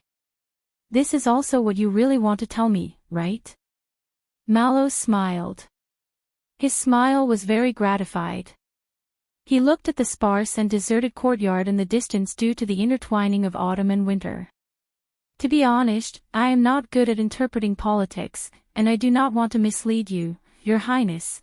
Thales shook his head and interrupted him. Nonsense. Your mind is as clear as a mirror, and very thorough. The prince no longer looked at Mallows.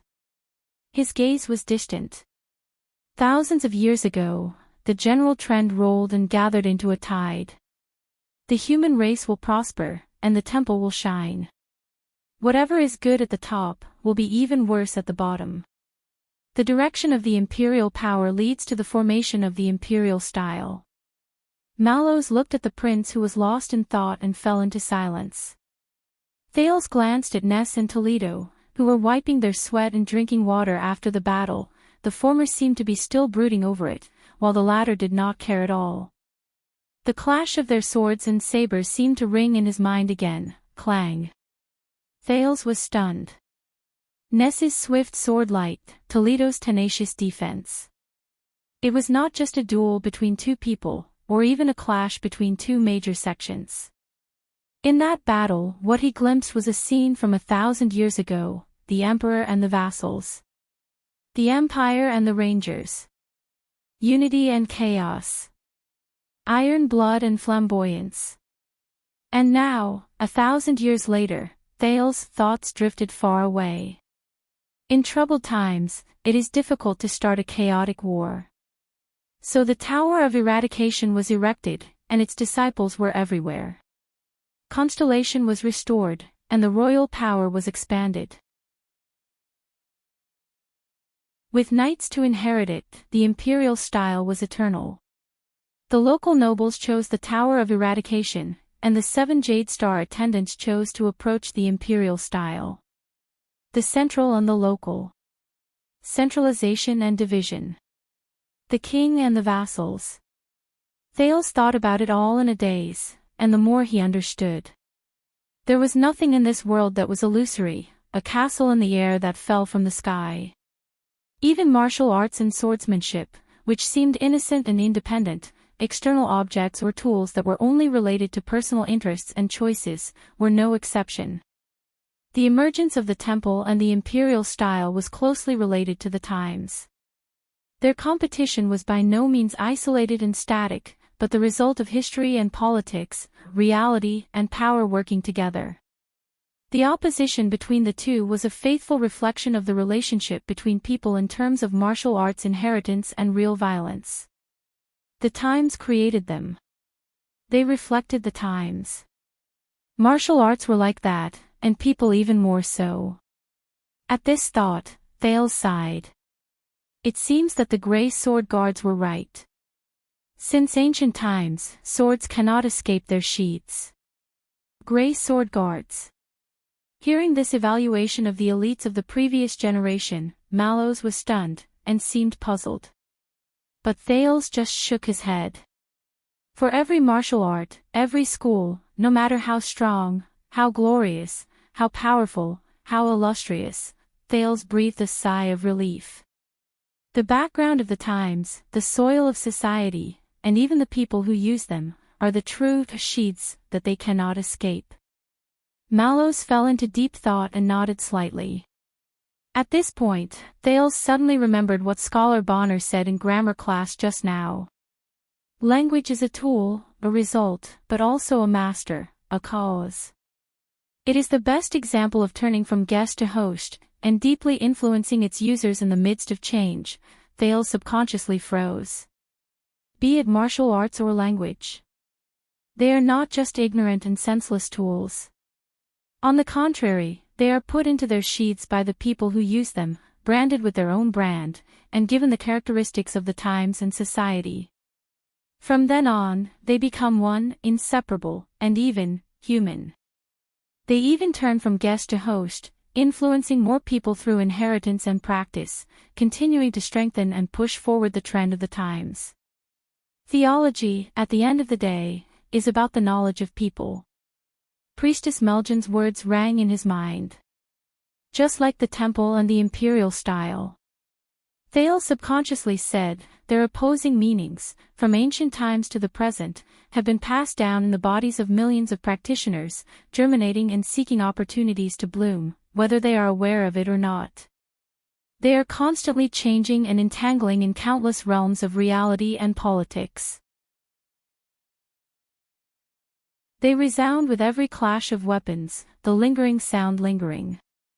In this second, Thales recalled the scene of the duel between Ness and Toledo. But in the next moment, he saw the banquet hall from last night, the furious fight between Doyle and Anchor.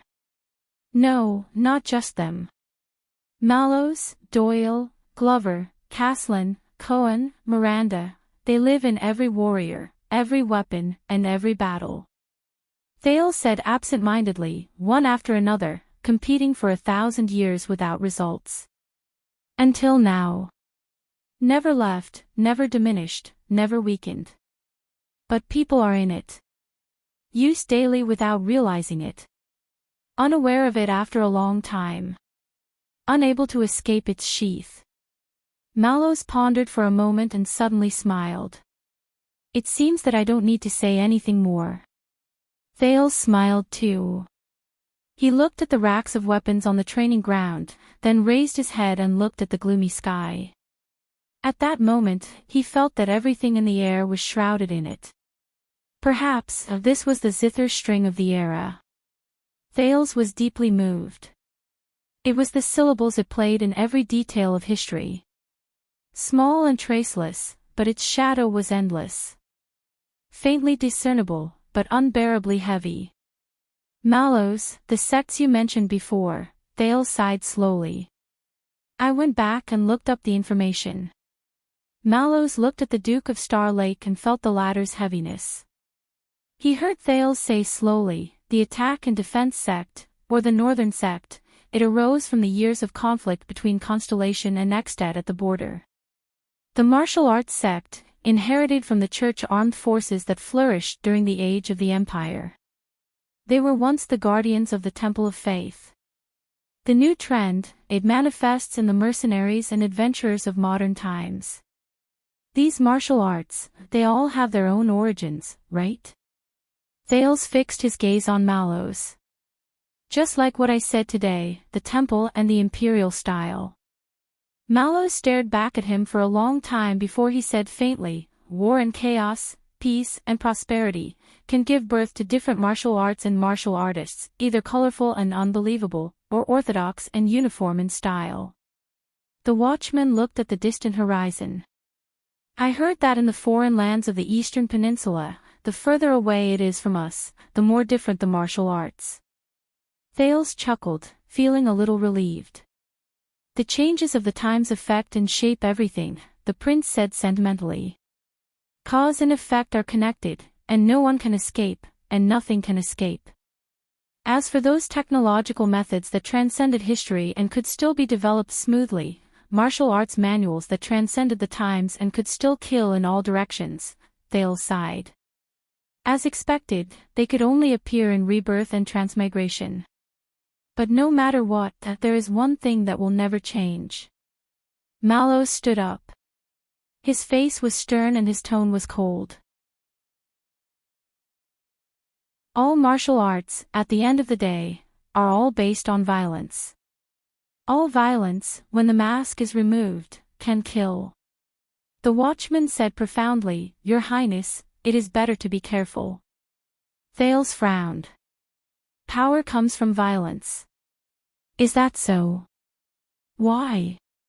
Thales lowered his eyes. Why are you telling me this, and even demonstrating the lesson? Mallows inhaled and exhaled slowly. Because this is the lesson you will be teaching today. He looked at the main building of Mindy's Hall. His gaze was gloomy, and his thoughts were unknown. Are you ready? Ready? Thales did not answer immediately. He was thinking about something else at the moment. Since the style of martial arts is like that, so is the power of eradication. They all carry the mark of people, the traces of the times, and reflect the changes of power in reality. Then, Thales' gaze sharpened. Before the magic tower collapsed, before the wizards went extinct, before knowledge was listed as taboo and was still the supreme knowledge in the world, what is the face of magic? How does it intersect with people, is closely related to the times, and is entangled with reality? Thales was immersed in his thoughts. Sir, Your Highness. In the distance, following the sound of footsteps, Bastiat's nervous and deep voice rang through the training field. Renaissance Palace is here. At that moment, Thales and Mallows fell silent. Bastiat's muscular body stepped onto the ground of the training field, stirring up endless sand and dust. His Majesty's order. The Duke of Star Lake is urgently summoned to the palace for an audience immediately. Thales was silent for a while. Mallows did not move an inch. They turned a blind eye to the protector's anxiety. Finally, when Bastiat could not help but repeat the order, Thales slowly stood up. He's here. Yes, Mallows. Thales took a deep breath. He smiled faintly and answered the watchman's question, warm-up complete. I'm ready.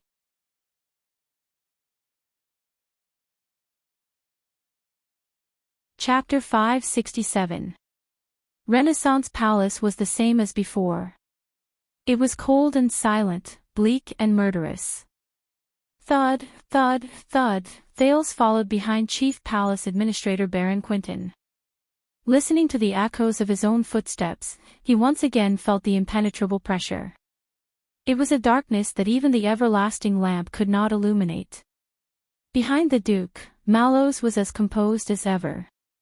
In fact, there were many people escorting Thales out of Mindy's Hall, but Mallows was the only one who was allowed to accompany him into the palace.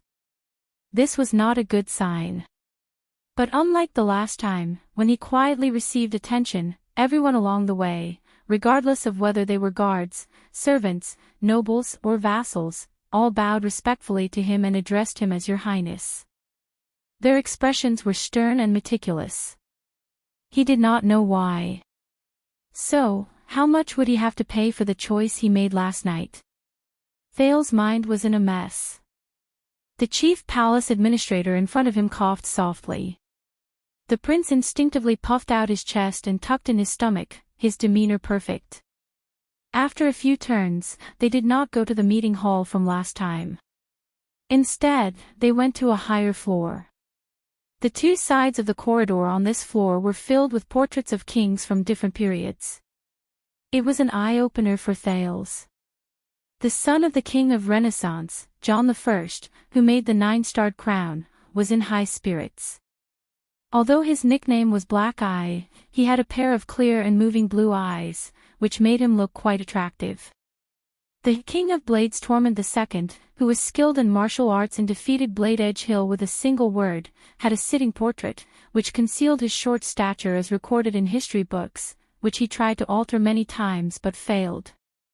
The most controversial orthodoxy was Reaper Tormund IV, who had risen to power through the palace coup.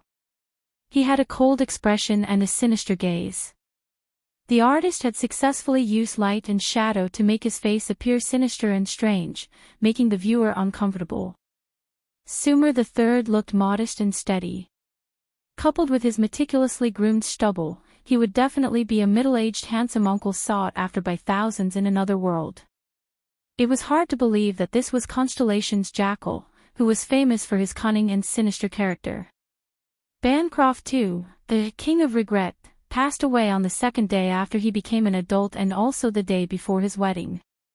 His expression was gloomy and he looked like he had not woken up yet, which matched his nickname very well. The surviving king, Alan IV, who had been a playboy since he was young and had no interest in power struggles, got married 8 times and became a worry-free king, looked terrified and helpless in the portrait of his coronation ceremony. This might have something to do with the fact that he was told to change his surname back to Jadestar, inherit the throne, and return the huge fortune he inherited from his 7 widowed wives to the royal family when he was 55. Queen Erica, the conqueror of the north, was shrouded in a dignified and bloated dress that deformed her appearance. She was dignified, solemn, and imposing. She did not look like a woman at all, much less the extraordinary beauty that was described in unofficial histories as the most beautiful woman in the world. The Sand King, Kessel IV, looked into the distance, mighty and sunny. Unfortunately, this could not hide his mediocre cowardice that became a joke along with his nickname. After his expedition to the Great Desert suffered a crushing defeat, he was so frightened that he abandoned his army and buried himself in the sand at lightning speed to conceal his figure. In the end, he escaped the disaster and left behind the famous phrase, "Invisibility is equal to invincibility." Obviously, the 3 giant portraits in Mindy's Hall, which were combined with the historical background, left a deeper impression. However, the portraits here also had their own characteristics. They vividly reflected the techniques and habits of different painters, as well as the artistic styles of different periods. But Thales looked at them quietly and suddenly thought of something strange. Whether it was these court portraits or the legendary 3 kings in Mindy's Hall, all the people in the paintings looked not sincere. Finally, they stopped in front of a tightly guarded stone room. The chief commander of the royal guards, Lord Adrian, appeared before them. He was gentle but dignified. Baron Quinton. Adrian first greeted the chief of palace steward, who was leading the group. Stillwell. The chief of palace steward waved his hand, looking as if he did not care. Well. Now, please excuse me, I have to pay Master Damon's tailoring fees. Baron Quinton's attitude was sloppy, and there was a hint of resentment in his words. I also have to keep an eye on the procurement of royal wine glasses. You know, wine glasses. It's a huge expense, I can't be sloppy. Wine glasses. Thales stood behind him, his expression slightly frozen.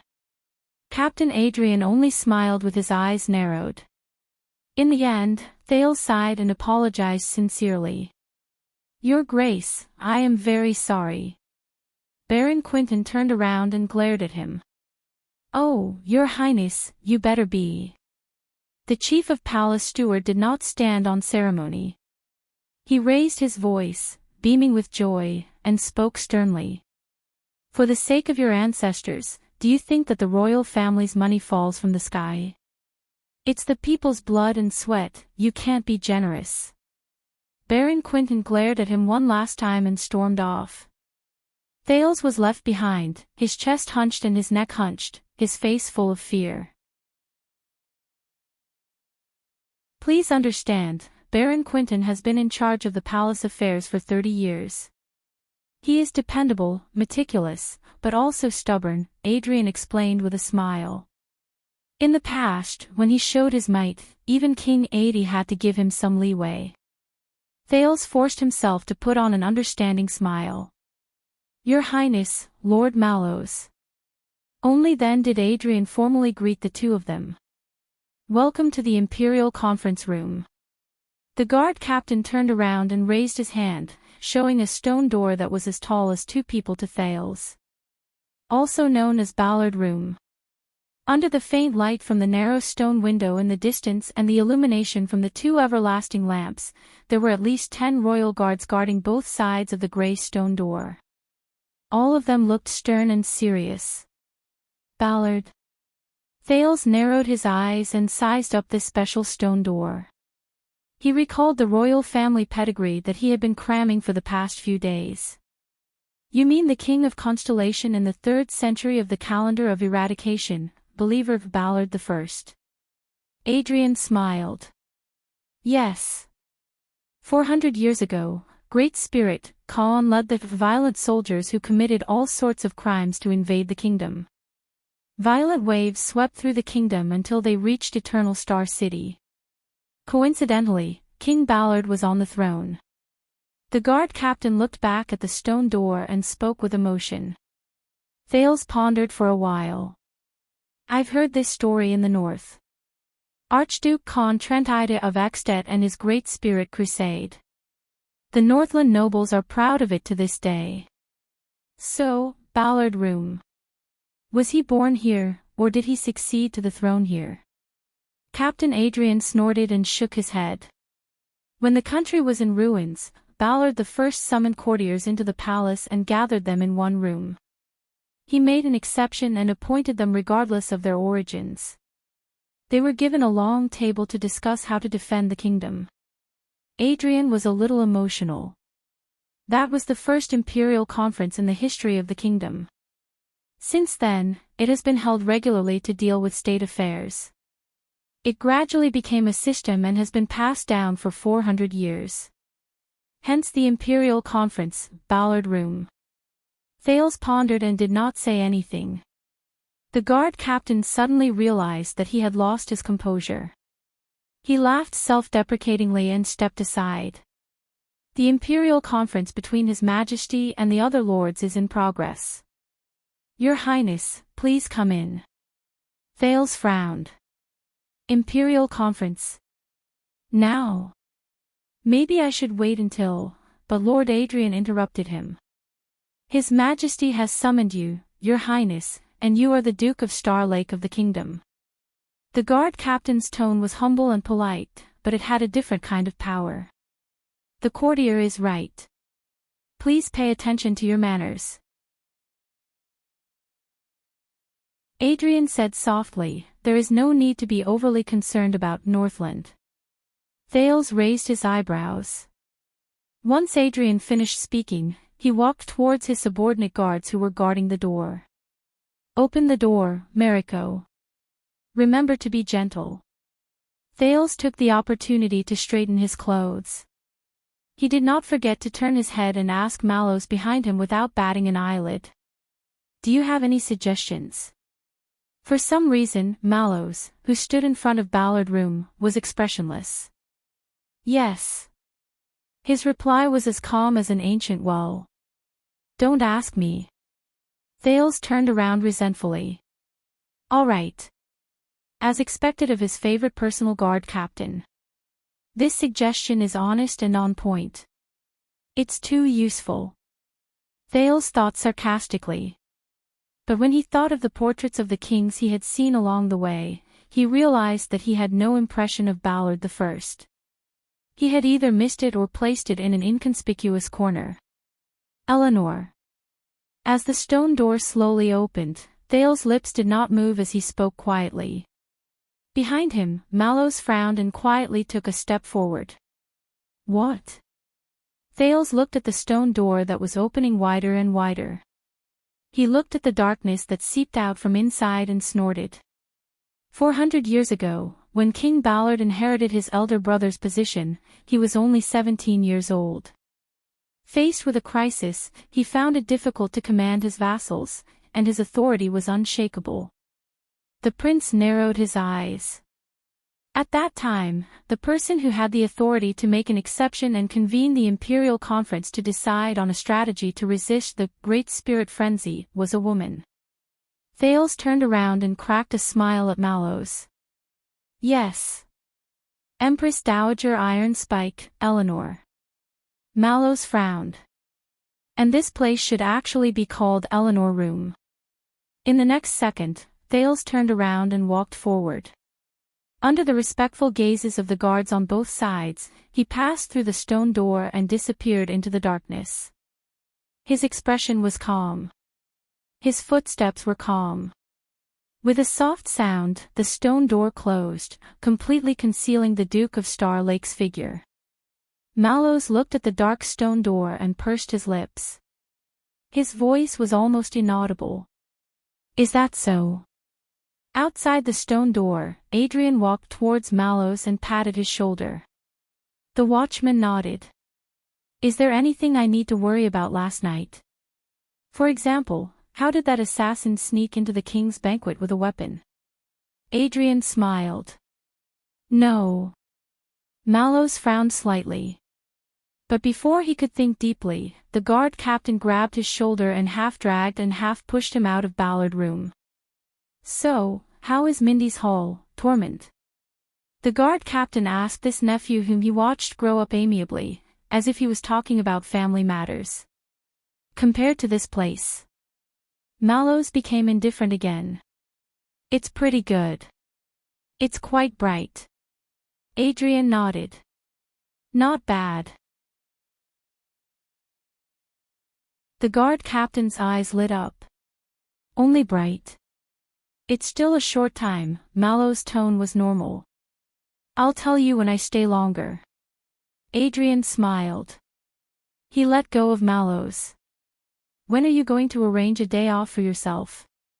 The rather old captain pressed his waist. You know, my wife recently got to know a few good unmarried girls, she shouldn't mind, but Mallows suddenly interrupted him. Captain. He did not say anything. His face was expressionless.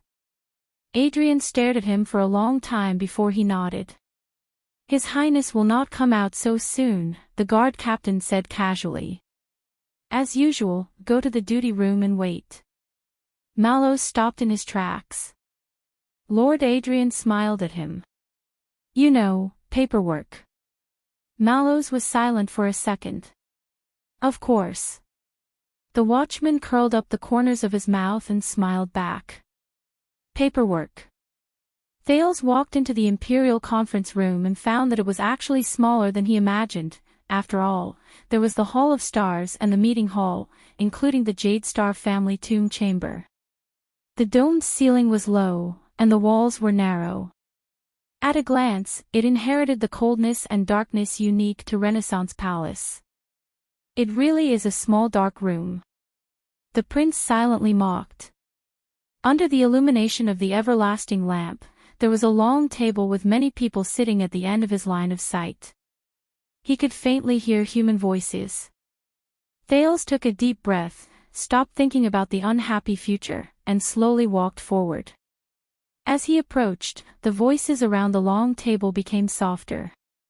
Most people turned around and looked at the newcomer to the Imperial Conference.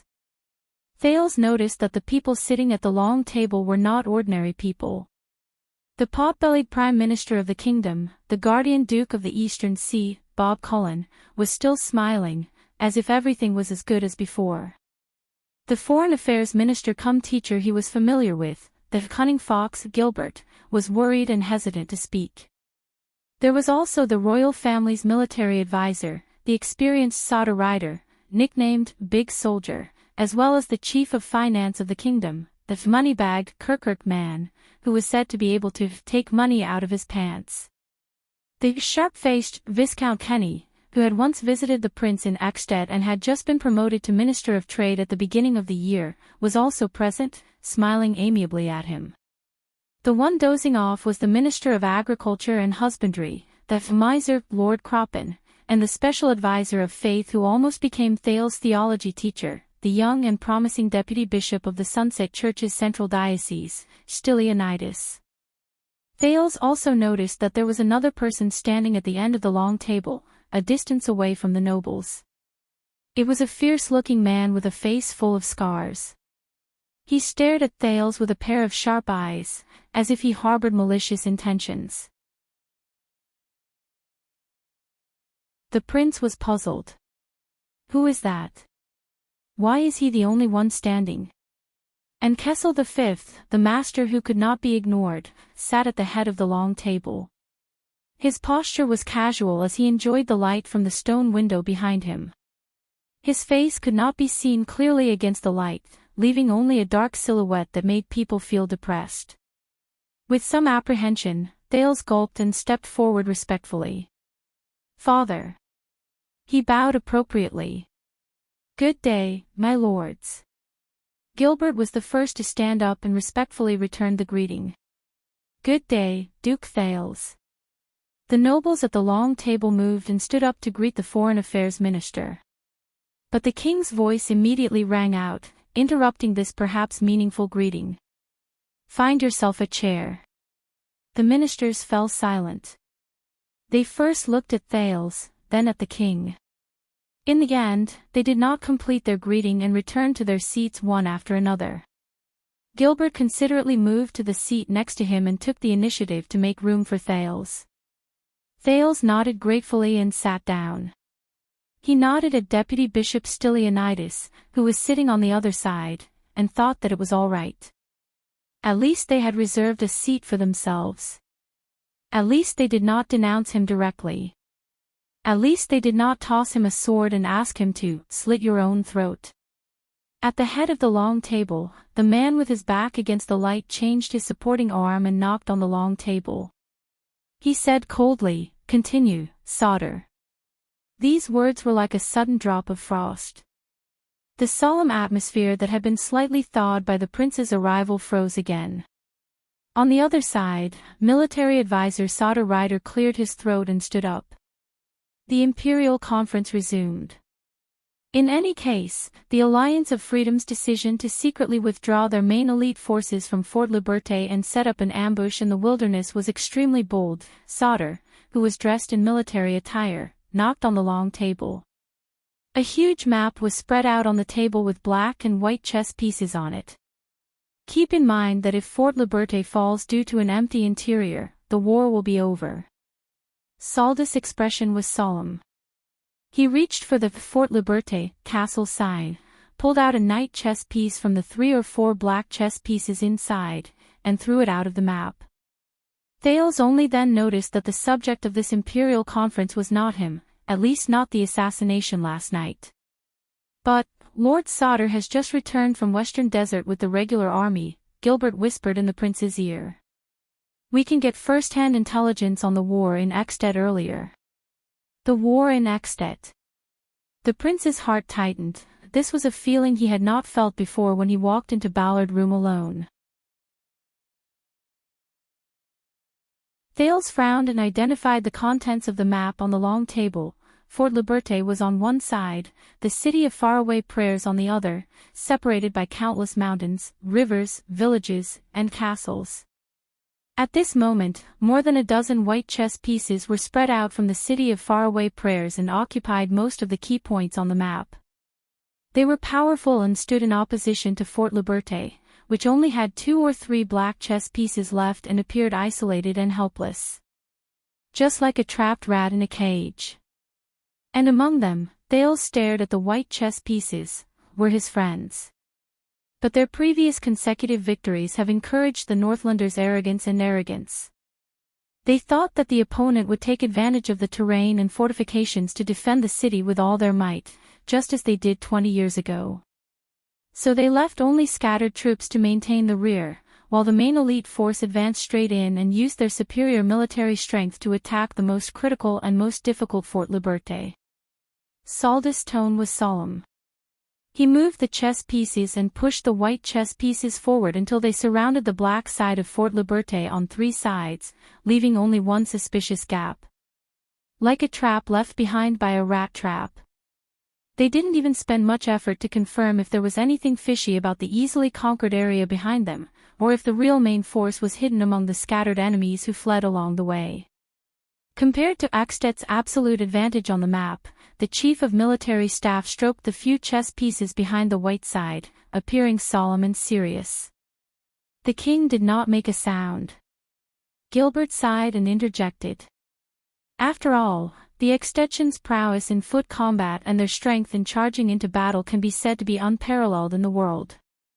Without a strong city and armored cavalry to rely on, who would dare to face them head-on in the wilderness? Thales recalled the Black Sand region soldiers who risked their lives under Broken Dragon Fortress all those years ago. Sauter nodded, but scoffed. That was the first mistake they made. His words were stern and tugged at everyone's heartstrings. Sauter looked up. News from the Secret Intelligence Department?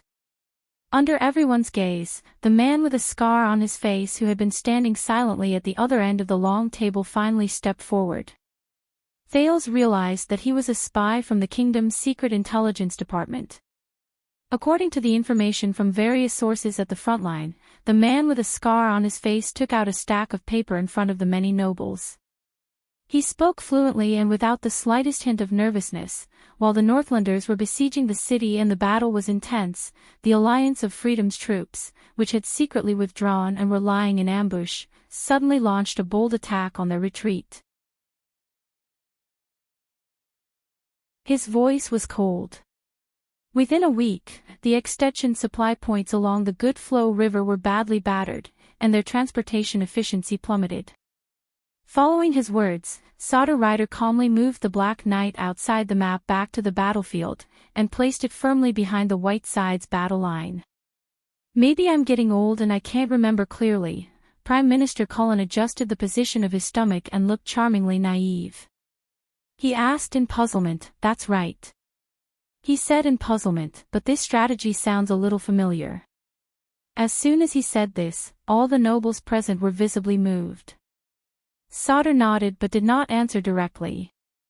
Instead, he motioned for the Secret Intelligence Department to continue. The man with a scar on his face coughed and switched to another piece of paper. Their supplies cannot be stabilized.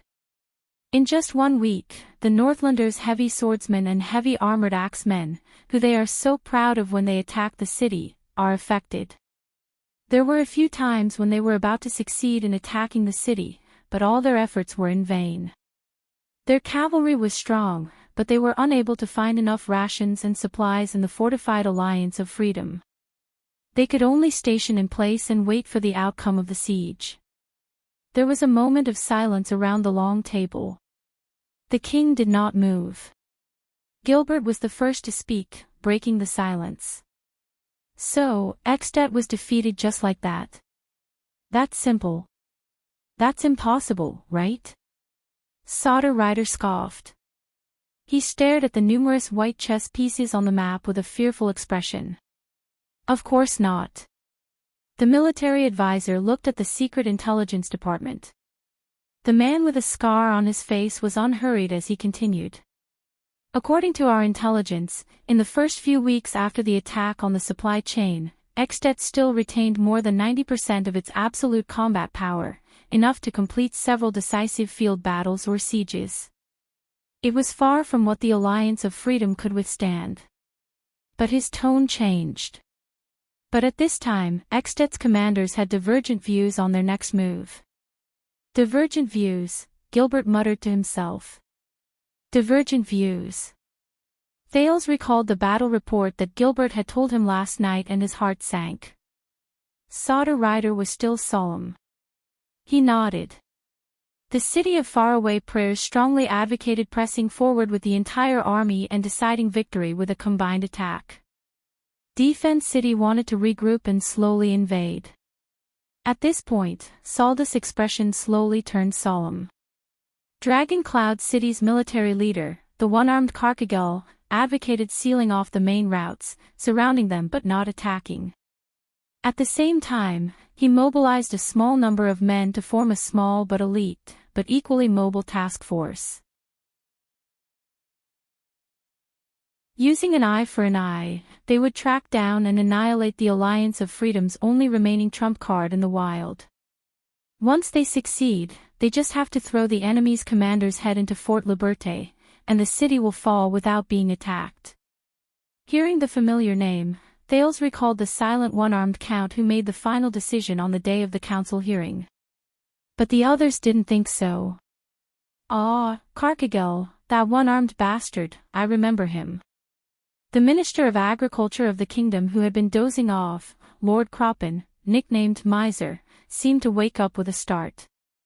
18 years ago, it was under his command that the Northland barbarians advanced rapidly, besieged the enemy and attacked the reinforcements.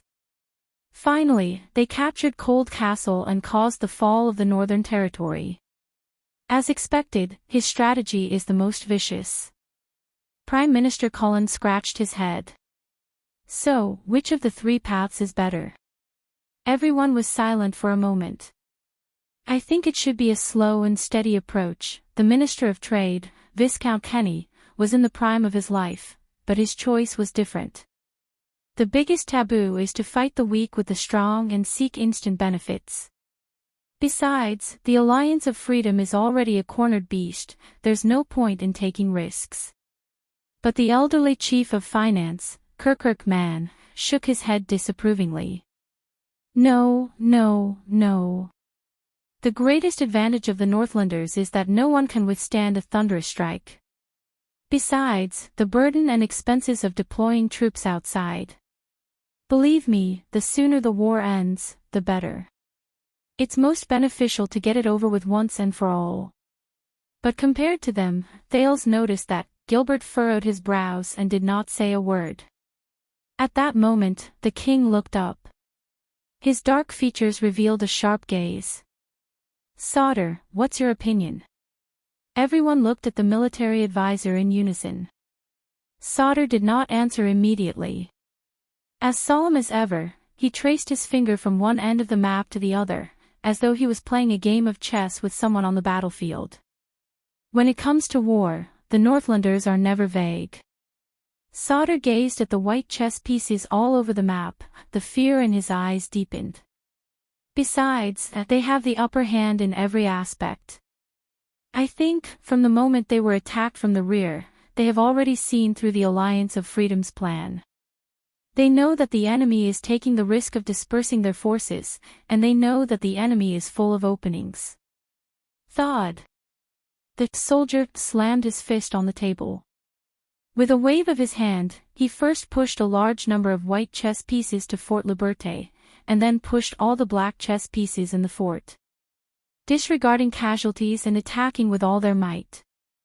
The Alliance of Freedom will not be able to withstand it.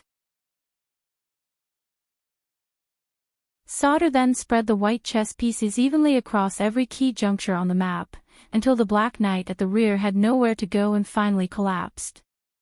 Consolidate the defensive zone and steadily occupy it. The Alliance of Freedom will not be able to hold on. Finally, the military advisor clenched his fist lightly and slowly restored the state of the battle. He then picked out 2 knights from the white chess pieces, placed them together with the Black Knight, and pushed the latter down. Scheming to attack the enemy's mind and using surprise tactics. The Alliance of Freedom will not be able to withstand it. Sauter took a deep breath and looked up at everyone present. His gaze paused for a moment when it swept past Thales. Whether it's a forceful attack, a slow map, or a surprise attack, all 3 are good strategies. Thales nodded slowly. He glanced at Viscount Kenny and Kirkirk Man out of the corner of his eye and saw that they were nodding in satisfaction. That's not to offend anyone. But the military advisor's tone immediately changed. But when the 3 excellent options are put together, Saldus' tone changed and became furious. He nodded at the scar-faced man from the kingdom's secret intelligence department. The latter cleared his throat. Our intelligence is limited. We don't know the specific decision in the Ekstedt military camp. But after besieging the city for a long time, the Northlanders, who could not wait any longer, finally chose to divide their forces into 3 groups and attack from multiple directions. Most of the people in the Imperial Conference were taken aback by these words. Even Thales could not help but frown. Gilbert was the only one among the crowd who sighed. Divide their forces. Or 3. Viscount Kenny was puzzled and clearly could not understand. The Alliance of Freedom is small and weak, so it's understandable that they would take the risk and divide their forces. But the Northlanders clearly have a large army and have the upper hand. Are they crazy? Amidst all the questions, Sauter Rider snorted angrily. The commander's explanation to me is, first, it's to relieve the logistical pressure brought about by the concentration of the army in one place, and to rationally distribute supplies for the general attack. Second, it's to protect the fearful rear supply line. Third, it's to pursue the ghost troop that has circled around to attack from the rear. Finally, it's to expand and consolidate the occupied area to facilitate the local collection of rations. Thales was stunned. All right. Every reason is extremely legitimate, well-founded, and even well-considered and irrefutable. It includes the forceful attack, a slow map, and the surprise attack mentioned earlier. But, Sauter snorted coldly. Even a child knows that there's only one choice in a multiple-choice question. He stared at the white chess pieces on the map, stretched out his hand with difficulty, and divided them into 3 groups. As an adult, you actually want all of them. At this moment, the military advisor was conflicted. On the one hand, he was contemptuous and disdainful, but on the other hand, his words were filled with heartache for his peers. You're so stupid. Your death is not to be regretted. Amidst the shocked and bewildered crowd, Thales looked at one of the 3 groups of white chess pieces with mixed feelings. Here, no one had stayed in the north for as long as he had and had such close contact with the Northlanders. Divergence, he vaguely knew the answer behind it. But he was even more apprehensive and fearful. Is that so?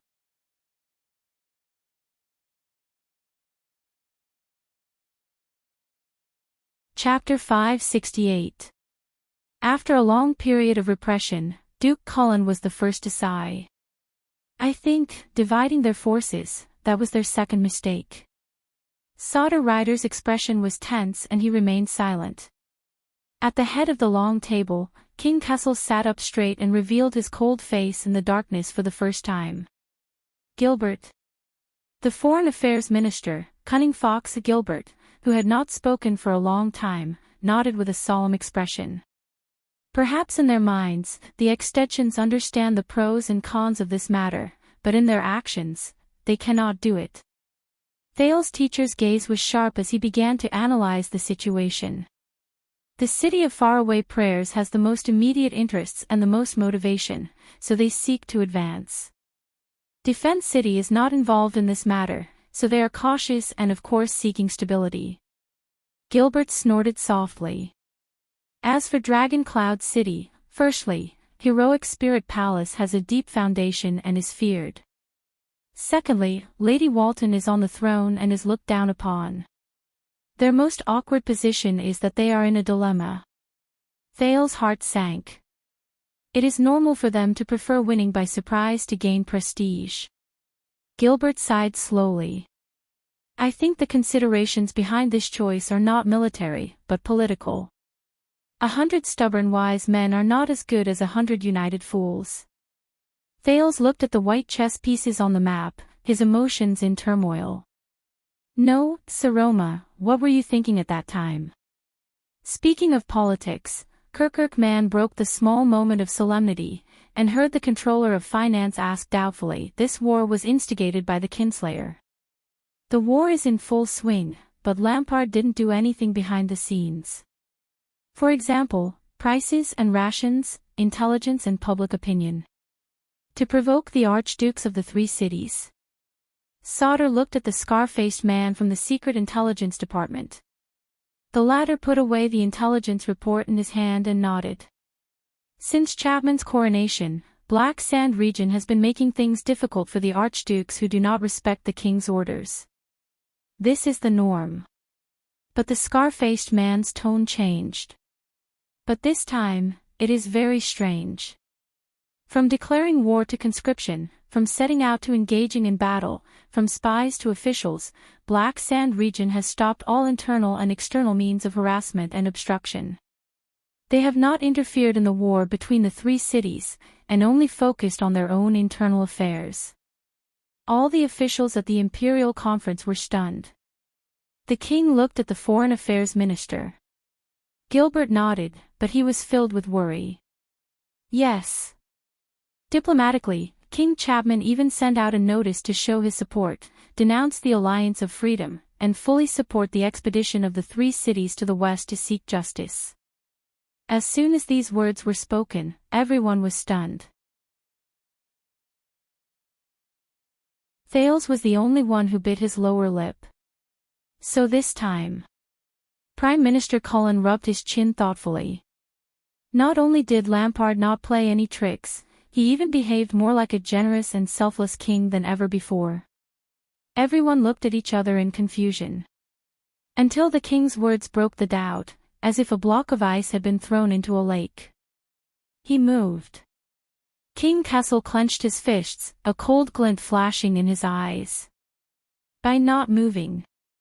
Many people still didn't understand what he said. He moved. Tampering. In a motionless manner. Viscount Kenny was puzzled. Your Majesty, I don't understand. Are you saying that Lampard has an undisclosed private deal with them? The king did not answer. He only raised his eyes. Thales. At the long table, the only youth subconsciously clenched his knees. But King Kessel's voice still rang coldly and drilled into his ears without any hindrance. Tell me, why did King Chapman move? And how did he move? Thales felt a chill in his heart. Why did Chapman move? Everyone's eyes were on him. He raised his head with difficulty. Thales met the king's gaze in a daze. On the other side, even though Gilbert was filled with worry, he still coughed softly and encouraged him with his eyes. And so, for the first time in the Imperial Conference, Thales, the Duke of Star Lake's words rang out. After Nuven's death, the only thing that could unite the Walton, Rockney, and Letco families was King Chapman's unruly and merciless methods. That made them feel threatened. The second prince took a deep breath and tried not to think about anything else. But when King Chapman made it clear that he was backing down and did not want to get involved in their affairs, Thales didn't continue. The ministers looked at each other and seemed to have understood something. But the king's words rang out again, with a tone of scrutiny and even interrogation. What else? Thales' knees tightened. With great effort, he loosened his grip on his knees. Originally, Dragon Cloud City, faraway Prayer City and Defense City joining forces to attack the Alliance of Freedom was a move against the king. The Duke of Star Lake spoke again. This time, everyone listened to his analysis seriously. But after the day of the council hearing, Lampard's sudden visit to Dragon Cloud City, everyone in Extet knew that the king had won the political battle. The day of the council hearing. Thales tried to get rid of the shadow of that day. There was no point in the three cities using this war to fight against King Chapman anymore. They lost their biggest motivation to fight against the king, but they couldn't take back the promise they made. To fulfill the alliance, they had no choice but to mobilize and go to war. The ministers in the conference whispered and nodded at each other. Thales let out a sigh. What else? The king's words rang out again, as if unwilling to let him go. Thales was silent for a moment. At that moment, he vaguely knew what King Kessel wanted him to say. But Thales was expressionless. His emotions were chaotic, but he instinctively spoke. On the day of the alliance, the Prince of Constellation, who was a hostage of Dragon Cloud City, secretly colluded with King Chapman. The ministers looked back and forth. At that moment, their meaning was unclear. Thales breathed absent-mindedly. Then he was suddenly kidnapped, and his disappearance is unknown. That not only messed up the situation, but also caused the three cities to lose trust in each other, and suspect each other. As he said this, Thales felt empty. Yes. Everything was connected. It was his choice on the day of the council hearing that affected the war situation in Fort Liberté, thousands of miles away. Perhaps this was what King Kessel wanted him to say. Among the factors that caused the three cities to be at odds, and caused Little Rascal's failure, Thales felt a pain in his heart. And so, in this expedition, Dragon Cloud City sought fame, the city of faraway prayers sought profit, and Defense City wavered in the middle, seeking profit. Thales tried hard to open and close his lips, as if he was talking about something that had nothing to do with him. They lost the biggest foundation of sincere cooperation, and only appeared to be united, but actually divided. Whether they diverged or divided, it was all destined. Yes. Appeared to be united, but actually divided. Wasn't this the biggest experience he had in the past few years in Northland? Wasn't it the strongest weapon he used to counter Lampard on the night of Dragon's Blood? The prince's expression stiffened after he finished speaking, and he remained silent for a long time at the long table. After a while, Kessel snorted softly. He praised his son, which was a rare sight, perhaps the first time in his life. Very good. On the other side, Gilbert sighed. The sky is high, the throne is far away, and the enemy is gone. The Foreign Affairs Minister's words were full of emotion.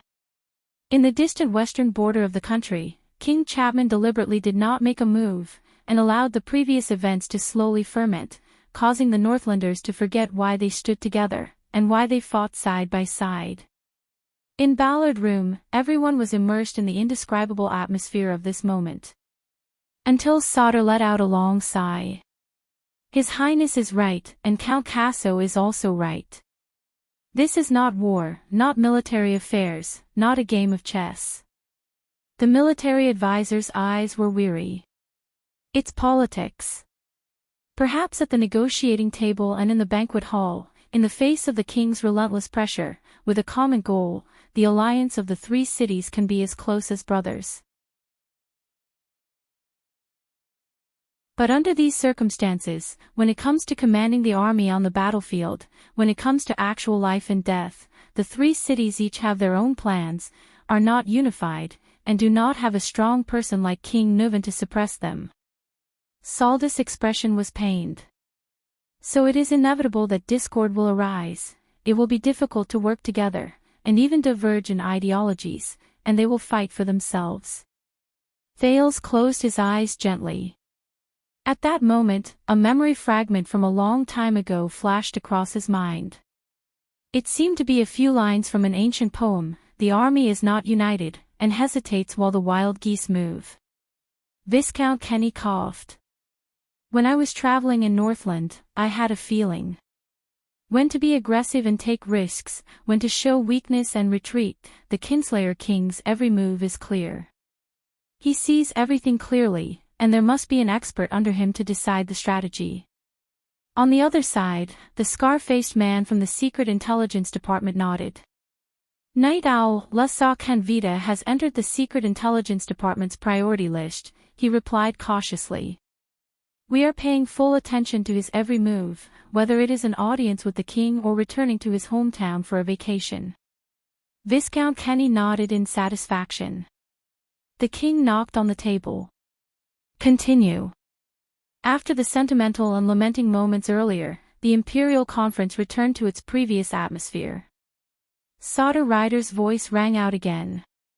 After splitting up, Dragon Cloud City's Carcagel personally led the troops in attack day and night along the Good Flow River, keeping the Alliance of Freedom's only elite force at bay. He picked out a few of the 3 white chess pieces and placed them next to the Black Knight.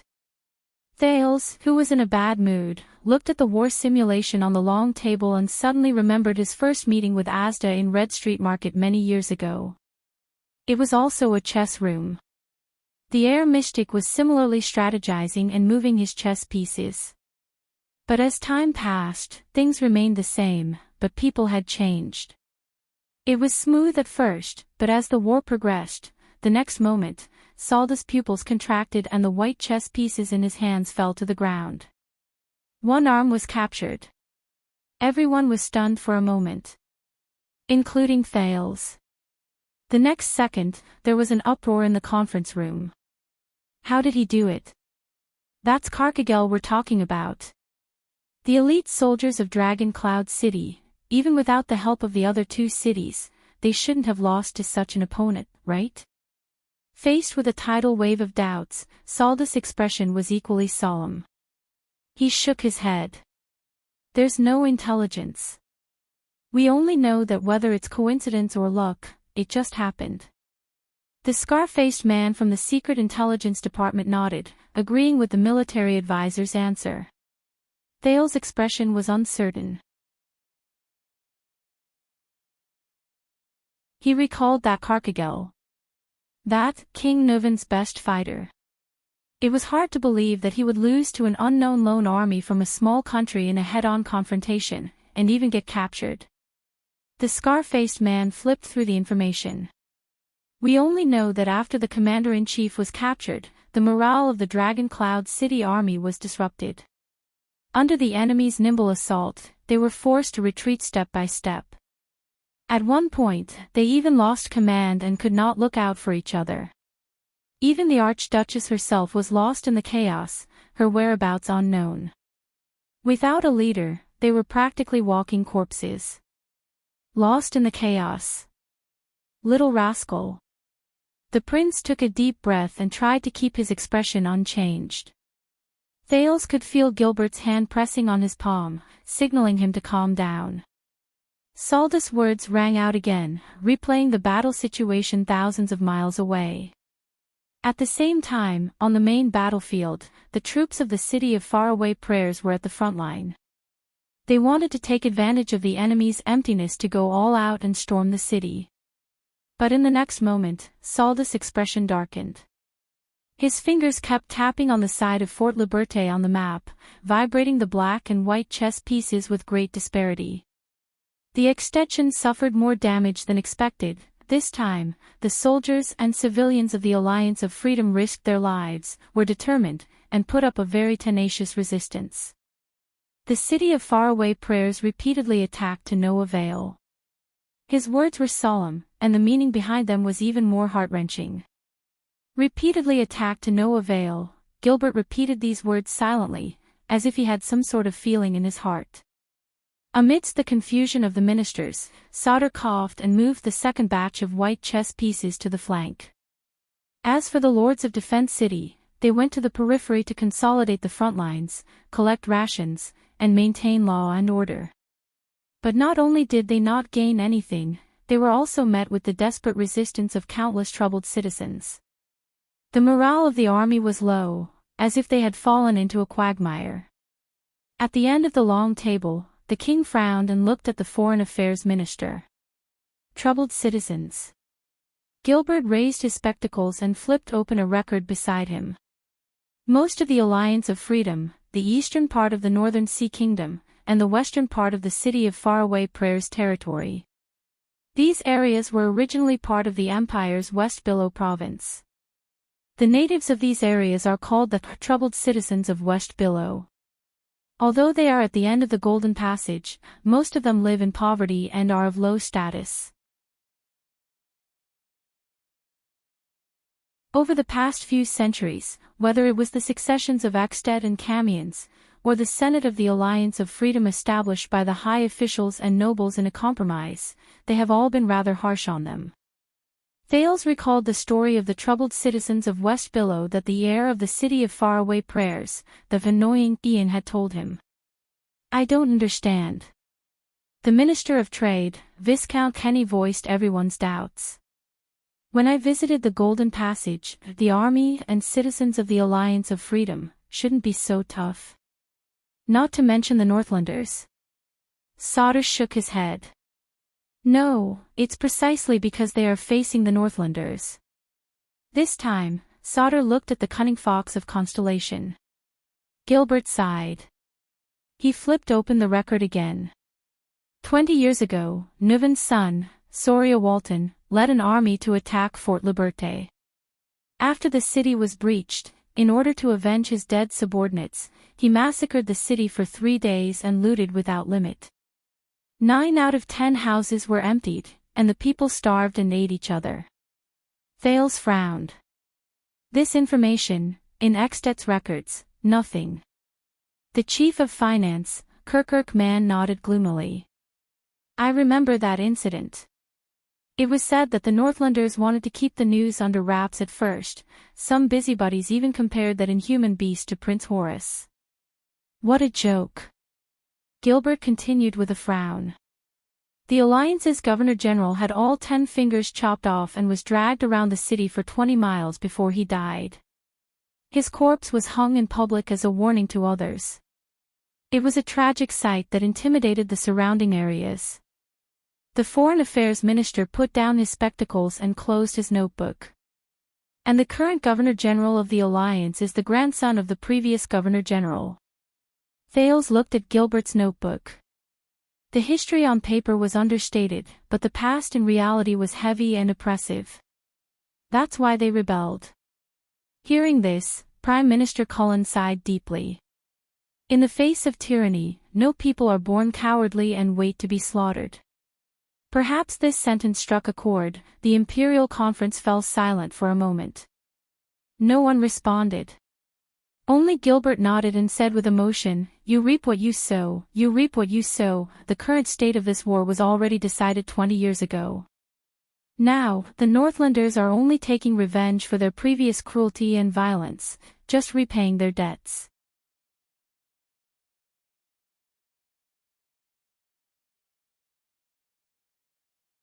Chapter 569.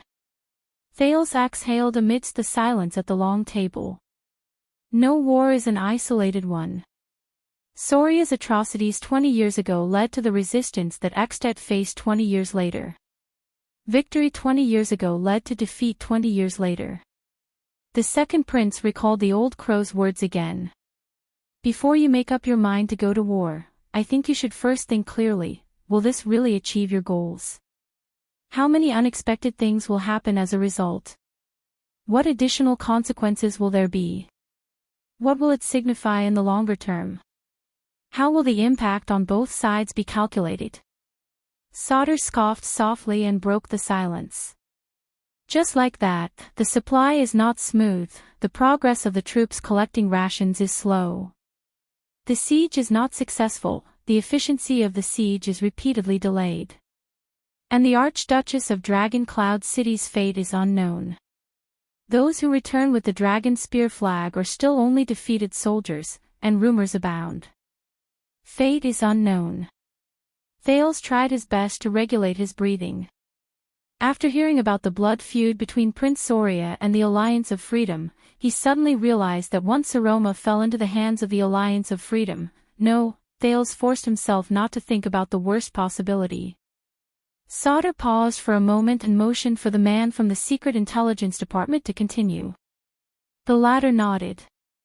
After that, we made some inquiries and made some guesses. An argument broke out among the higher-ups of the Northlanders. The ministers looked at each other in dismay. The nobles of Defense City wanted to retreat, but the Archduke of the City of Faraway Prayers, the arrogant Kulgan Rockney, was unyielding. He threatened his allies not to retreat, and claimed that he would mobilize troops from the country again to reinforce the front line. If he did not succeed, he would die trying. The generals and commanders were at odds, and the quarrel between the two sides was ugly. Thales' mind jolted. Another line from a distant memory surfaced in his mind: snobbery makes men fight, and their descendants kill each other. Sauter sighed and interjected. And that was their third mistake. Perhaps because they had already lamented, the ministers were no longer stirred after hearing about Ekstet's foolish move. The scar-faced man from the Secret Intelligence Department said calmly, until one day, the flag of the Camus Union was raised above the walls of the Alliance of Freedom. As soon as he said that, everyone was puzzled again. Camus? Gilbert asked in surprise. then shook his head decisively. Impossible. Well, it seems impossible now. Sauter nodded and frowned. But the news served its purpose. From then on, the rumor that Camus Union had intervened in the war spread throughout the northern military camp. It was useless no matter how the commander-in-chief tried to suppress it. On the other side, the soldiers and civilians of Fort Liberté who were struggling to hold on were greatly encouraged when they heard that reinforcements were coming. While the enemy is silent, I am strong. Sauter looked up slowly, his eyes gleaming. The Northlanders have completely failed. That was when it started. Thales stared at the stalemate situation on the map, and he felt something in his heart. The next second, Saldus' words became urgent. Due to the spread of rumors, a noble of Defense City who was unwilling to take the risk abandoned his camp and retreated early in the morning. Maybe he's just indignant and wants to change the defensive zone or change the land to collect food. Of course, we can't rule out the possibility that it's a spy's plot. One by one, the white chess pieces moved under the hands of the military advisor, leaving the original area. However, with him as an example, and thanks to the fact that they did not get along well with the city of faraway prayers, a large number of suzerains of Defense City retreated with him without notifying their allies. This caused the entire battle line to change. Thales frowned deeply.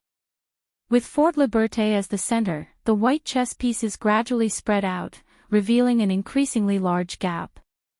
It was as if an armor that had gone through hundreds of battles finally could not take it anymore and cracked open. Sauter Rider slammed his palm on the long table, his face ashen.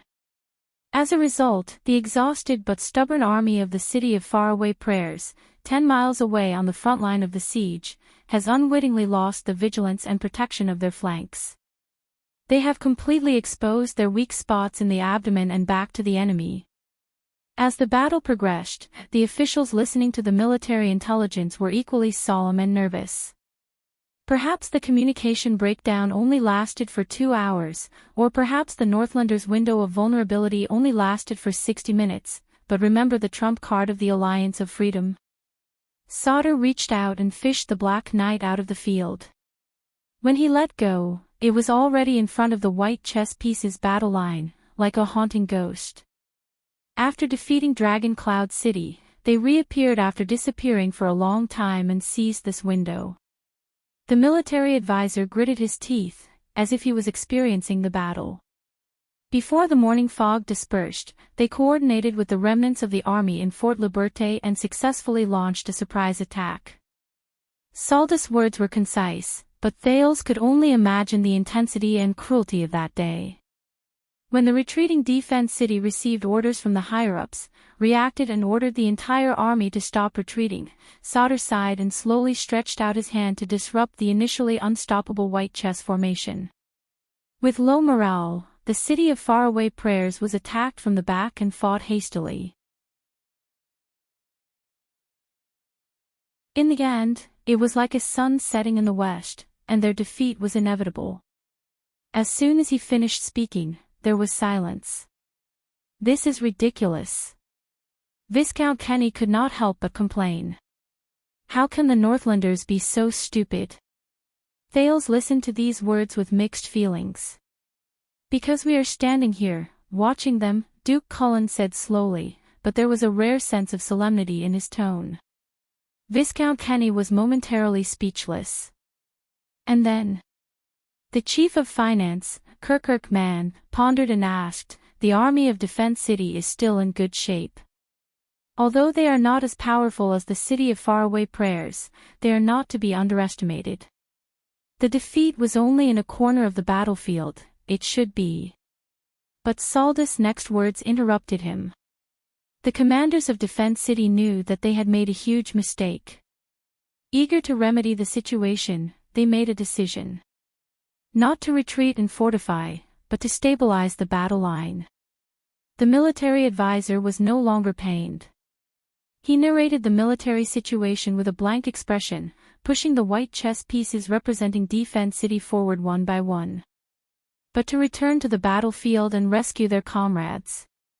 As soon as he said this, some of the people present frowned in deep thought, while others came to a sudden realization. How loyal, Viscount Kenny muttered. Sauter Ryder suddenly looked up. His gaze swept across everyone. That was their fourth mistake. Viscount Kenny frowned. Sauter lowered his head and gathered the black chess pieces in Fort Liberté and the knights outside the fort together. The Alliance of Freedom's strategy is completely different from that of 20 years ago. After a victory, they do not seek to kill as many enemies as possible when pursuing the enemy. Instead, they seek to be flexible, drive away the majority, and attack the elites. So, when the flag of Defense City arrived on the battlefield, the next moment, Thales watched as the fallen white chess pieces were pushed together and swept towards the white chess pieces that were still standing. An ominous feeling welled up in his heart. Most of the tens of thousands of defeated soldiers from the city of faraway prayers still survived, but all of them threw away their helmets and armor and retreated, or rather, fled in a grandiose manner, unable to stop orders. Like a flood after a storm, they unstoppably broke through the formation of Defense City.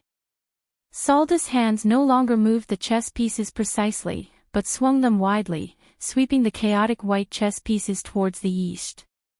What's more frightening is that under hunger and fatigue, the despair and fear of failure spread like a plague to the Defense City army, triggering blind obedience and strife. Many of them died from trampling and internal strife before they could even see the enemy. Salda's voice dimmed. Amidst the chaos, Defense City, the last hope of the Northlanders, was defeated without even fighting a few decent battles. The Northlanders suffered innumerable casualties. The entire army retreated in panic, fleeing day and night. Even after retreating hundreds of miles, they still could not stabilize the battle line. Along the way, there were also unyielding Extet nobles who tried to gather their troops for one last fight. But small acts of bravery were no match for the bigger picture and were of no help. Thales was silent. It was as if he had returned to the night of Dragon's Blood. He watched as the White Blade Guards, knowing that they were going to die, raised their swords for the last time and launched a counterattack against Black Sand Regent's formation, covering his and Little Rascal's retreat. For some reason, even though Extet was an extremely threatening enemy country, watching them suffer such a pathetic defeat made him feel an indescribable sense of suffocation and discomfort. It was as if he had seen a hero in distress. And he sensed that he was not the only one who felt this way. How could this be? Gilbert spoke faintly, as if immersed in the past, feeling sorrowful. The invincible Northlanders actually lost just like that. However, a deep voice quickly interrupted him, causing everyone's hearts to tighten. No. They are far from invincible. At the end of the long table, the Iron Hand King revealed a pair of cold eyes against the light. But, can't win with force. When the king spoke, he exuded authority without being angry. The ministers were momentarily speechless. Can't win with force. Thinking of the truth behind Dragon's Blood, Thales felt dejected. If yesterday's news was still chaotic and unconfirmed, there would still be a glimmer of hope. But today, right now, the detailed battle report in Ballard Room clearly told him the Northlanders were defeated. Defeated. There was no room for negotiation. Starlight. Duke Cullen's eyes flashed as he broke the silence in thought. I remember now. Their strategy against the Northland barbarians, including avoiding the vanguard and attacking logistics and supplies, was modeled after the Duke of Star Lake, the former Duke of Star Lake Starlight Brigade. Starlight Brigade. Everyone frowned, including the king. Sauter turned his head and nodded at the spy from the Secret Intelligence Department. The scar-faced man stepped forward again, bowed, and reported his findings. According to the latest intelligence, the general who led the Alliance of Freedom's elite force to capture Dragon Cloud City's commander-in-chief is Ivan Poladu. He is a young guest general, not yet 20 years old. Gilbert raised his eyebrows. Guest General. So young. The scar-faced man nodded. His father died in a political struggle in the Northern Sea Kingdom, and he had no choice but to flee to Fort Liberté.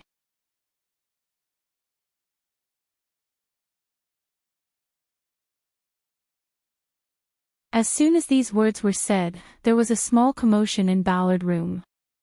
The deputy of the Fortress Flower, Thales, was bewildered. He thought of the veteran Gerard who had once served him. I see. So the commander of the Alliance of Freedom was the former general of the Starlight Brigade. Prime Minister Cullen's doubts were answered.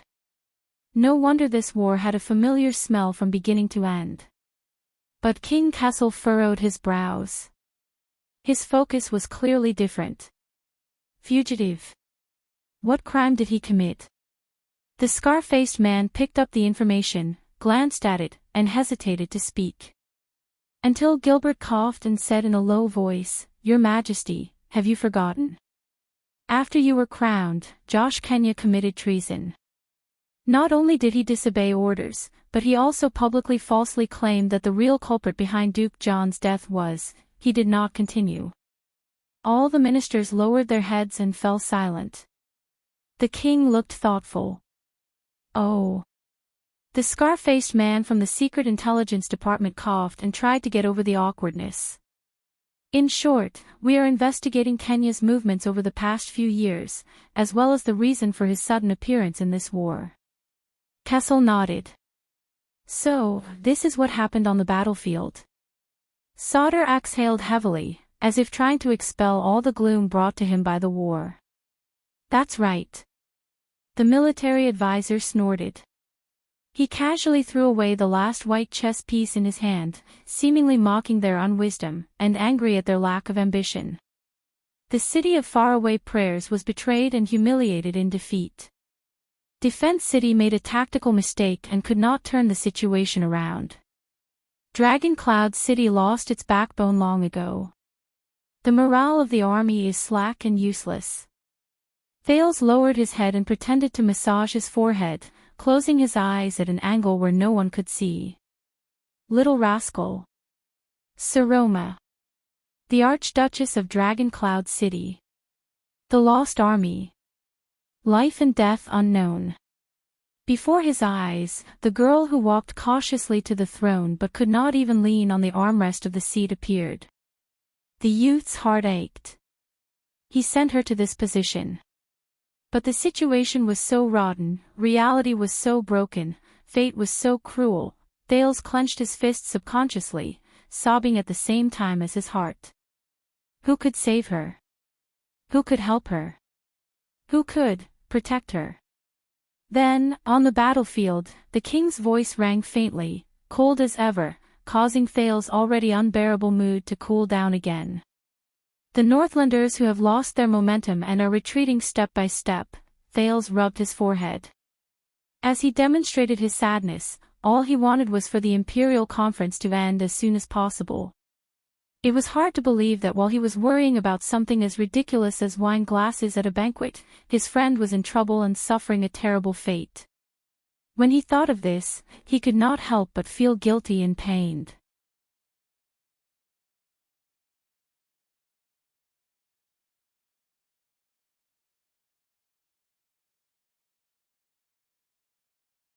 Chapter 570. That girl received help. Sauter Ryder went straight to the point.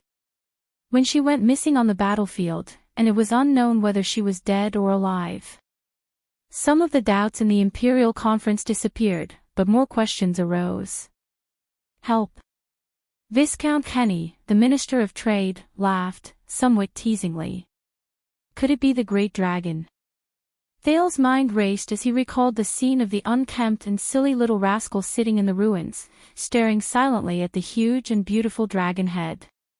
But Viscount Kenny soon realized that no one was laughing at his joke. On the contrary, the ever-smiling Duke Cullen's expression froze, and the Chief of Finance, Kirkirk Man, looked grim. The Minister of Agriculture, Croppin, was startled awake again, his eyes bewildered. Stylianides, who had been silent all this time, hung his head in deep thought. Thales sat next to Gilbert, suppressing his curiosity and eagerness, and focused on the Foreign Affairs Minister frantically flipping through the documents in his hands. At the end of the long table, the king's figure was motionless, like a stone statue. The entire imperial conference was exceptionally silent. Viscount Kenny's smile gradually faded. No. Amid the silence, Advisor Sauter made the final decision and ended Viscount Kenny's awkwardness. It's the troubled citizens. The military advisor placed his hands on the table and looked at everyone. Thales could sense that most of the ministers present breathed a sigh of relief after Sauter said no. The local troubled citizens of West Billow. Sauter frowned. His palm swept over the roads and towns on the map, and tapped lightly on the blank spaces without chess pieces. They helped the Archduchess, allowing her to survive on the battlefield. And eventually gathered and retrieved some of the elites belonging to Dragon Cloud City. The military advisor picked up a few white chess pieces outside the map and placed them next to the White Queen. Thales felt relieved. So, with the help of the locals, Saroma safely survived the treacherous battlefield. But then he felt something was amiss. Wait, didn't Count Casso say? Viscount Kenny asked, puzzled. Soria Walton once massacred Fort Liberté, and bore a deep grudge against the people of the Alliance of Freedom. If the troubled citizens knew of the Archduchess' identity, why did they? Many people looked at Gilbert. The Foreign Affairs Minister raised his glasses with an unpleasant expression on his face. He flipped through the documents faster and faster. About that, sorry, give me a second, I remember it was on these pages. Sauter coughed and looked at the man from the Secret Intelligence Department. The scar-faced man moved forward calmly and relieved Gilbert of his awkwardness. The Secret Intelligence Department also thought so in the beginning, that the troubled citizens of the Alliance of Freedom and the Northlanders were mortal enemies. Only afterwards did we realize that the information we had was incomplete. Thus, we quickly contacted the local intelligence station and cross-referenced it with the historical records of the Foreign Affairs Division. The Foreign Affairs Minister finally turned to the page he wanted. He exhaled and took over the conversation. Ahem, gentlemen, the situation in the Alliance of Freedom is rather unique. Gilbert raised his head and turned back into the cunning fox of constellation that Thales was familiar with. In fact, unlike the troubled citizens of the City of Faraway Prayers, most of the troubled citizens of the Alliance of Freedom, especially the ones Sauter mentioned, mainly live in the suburbs and the countryside. They have low status, are extremely poor, and suffer from discrimination. Even if they enter Fort Liberté to make a living, they do the most menial jobs. The ones who hold a deep grudge against them are not the Northland invaders who target the nobles, but the upper-class people living in Fort Liberté. Thales frowned. He remembered young Rockney hinting to him that the troubled citizens were one of the problems the City of Faraway Prayers faced. But he never knew that the problem of the troubled citizens was not limited to the City of Faraway Prayers. It's a little complicated. Viscount Kenny voiced his thoughts. No. Everyone straightened their faces and puffed out their chests as they looked at the speaker. It's not complicated at all. King Kessel stared at the ring on his finger, his gaze lingering on the brass-colored luster. Just like what happened last night. Last night. The Imperial Conference fell silent. Thales subconsciously turned his head to avoid everyone's gazes. Gilbert's words rang out at the right time, attracting everyone's attention and easing the atmosphere. 100 years ago, the Camus Union implemented the 100 Nations trade route strategy and expanded their power eastward. The entire Golden Passage was in turmoil as a result. At that time, the ruler of Extet was Steelbreaker Nuvan VI, who had just succeeded the throne not long ago. He fought back and forth with the Camians, and finally reached a compromise, to support the local forces at the eastern end of the Golden Passage and build a country that opened up the trade route, but still worshipped Extet as its suzerain. Advisor Sauter frowned. The Alliance of Freedom. Gilbert nodded. As an intermediate product of the compromise between the two powers, the structure of the Alliance of Freedom was deformed to begin with. Its source of power and foundation of governance was not within, but outside.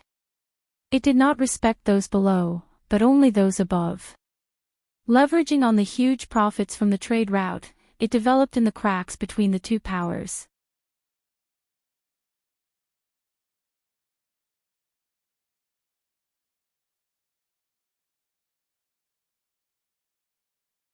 With the help of the troubled citizens, they entered the city in batches over the next few days and joined the Archduchess. In the end, they took down Fort Liberté without any mishaps. Sauter took over the conversation. Just like that, when faraway prayers retreated in defeat, defense force panicked, and Extet lost its momentum, Dragon Cloud City emerged as a new force and turned the tide of the war. It shocked everyone. The soldier shut his mouth. There was silence around the table. Everyone was immersed in the aftertaste of the battle on the table, immersed in different emotions and unable to recover for a while. Humph, the white-bearded chief of finance, Kirkirk Man snorted disdainfully. They suffered a crushing defeat on the battlefield and had to rely on a woman to sneak around to salvage the situation.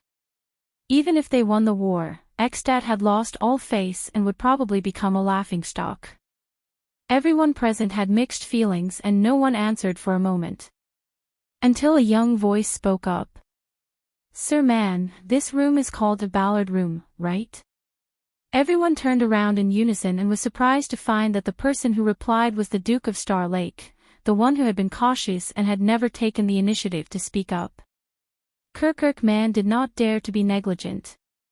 He sat up straight. "Of course, Your Highness. This is the Great Ballard Room." "So?" Thales scrutinized him for a while, then smiled with his eyes narrowed. "Nothing. Let's get back to that laughingstock country that relied on a woman to salvage the situation." Kirkirk Man was bewildered. Everyone present had a variety of expressions. Only Gilbert coughed softly and signaled to Thales with his eyes. Only then did the latter lean back and stop speaking. That's not all that the lady did. Saldus' words pulled everyone back into the conversation. The military advisor looked up and gestured to the scar-faced man beside him. "The Secret Intelligence Department has more detailed information." The spy from the Secret Intelligence Department bowed and switched to another document.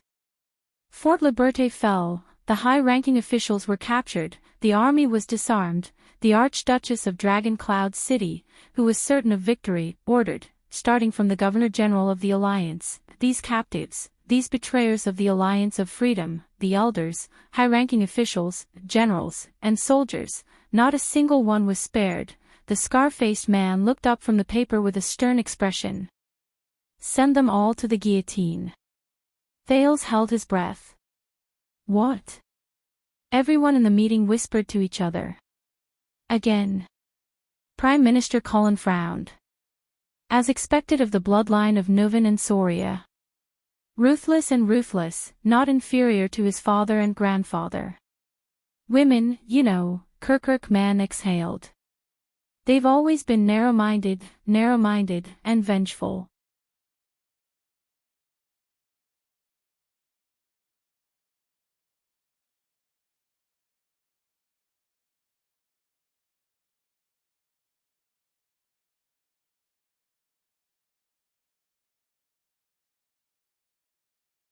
Thales noticed that Gilbert gave Archdeacon Stylianides a questioning look, but the latter shook his head.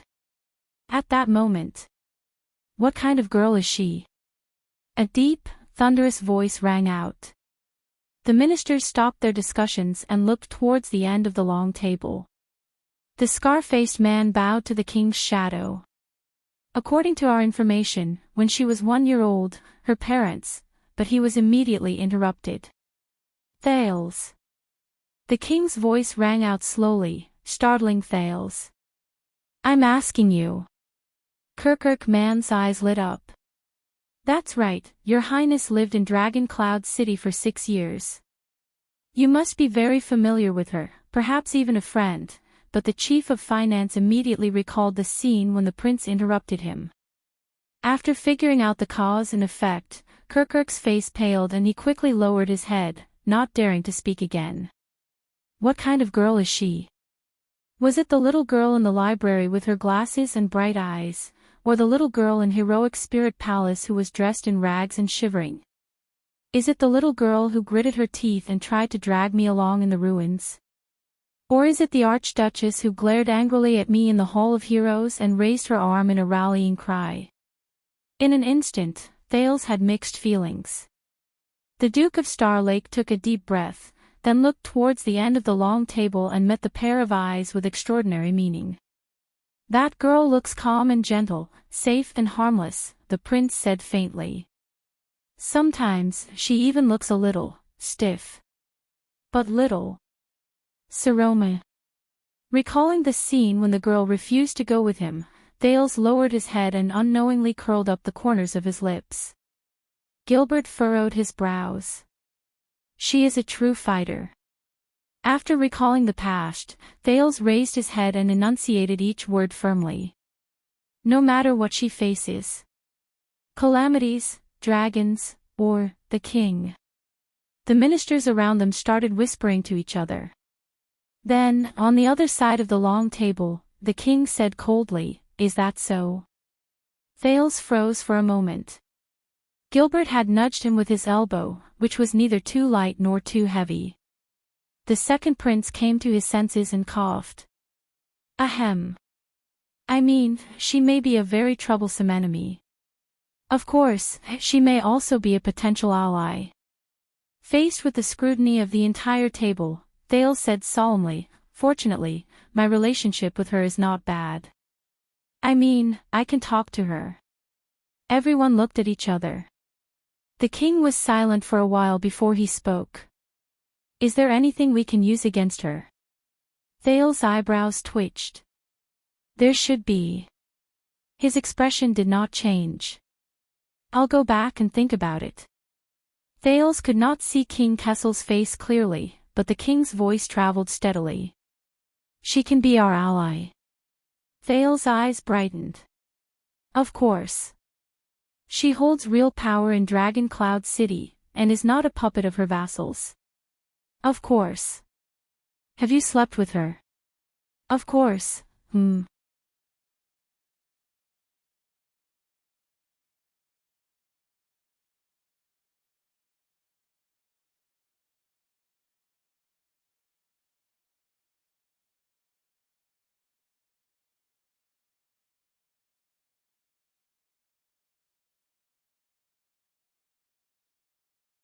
Listening to Constellation's glorious past, the ministers were in awe.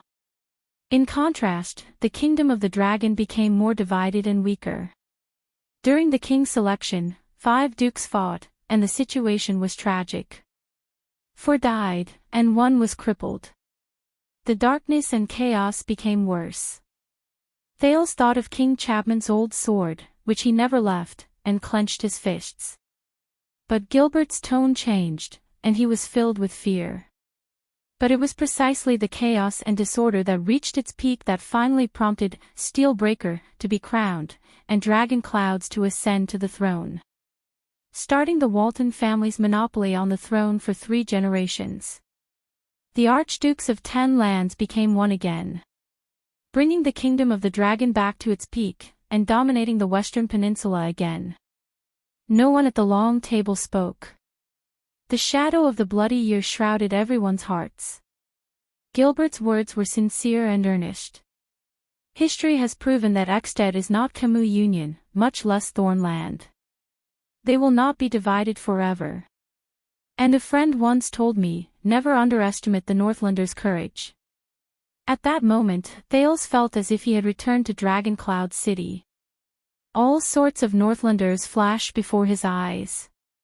King Nuvan, the Dead Face, Administrator Merc, Caslin, Chapman Lampard, Viscount Canvita, the Fire Knight, the long-haired Rockney, the Bowl Cut, the Red Witch, the veteran Gleeward, the Tailor, the Raven of Death, the annoying Ian, but he suddenly thought of something. Little Rascal, and Quick Rope.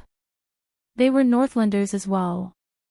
Well said, military advisor Sauter Ryder raised his voice and glanced at the ministers who were previously celebrating Eksted's decline.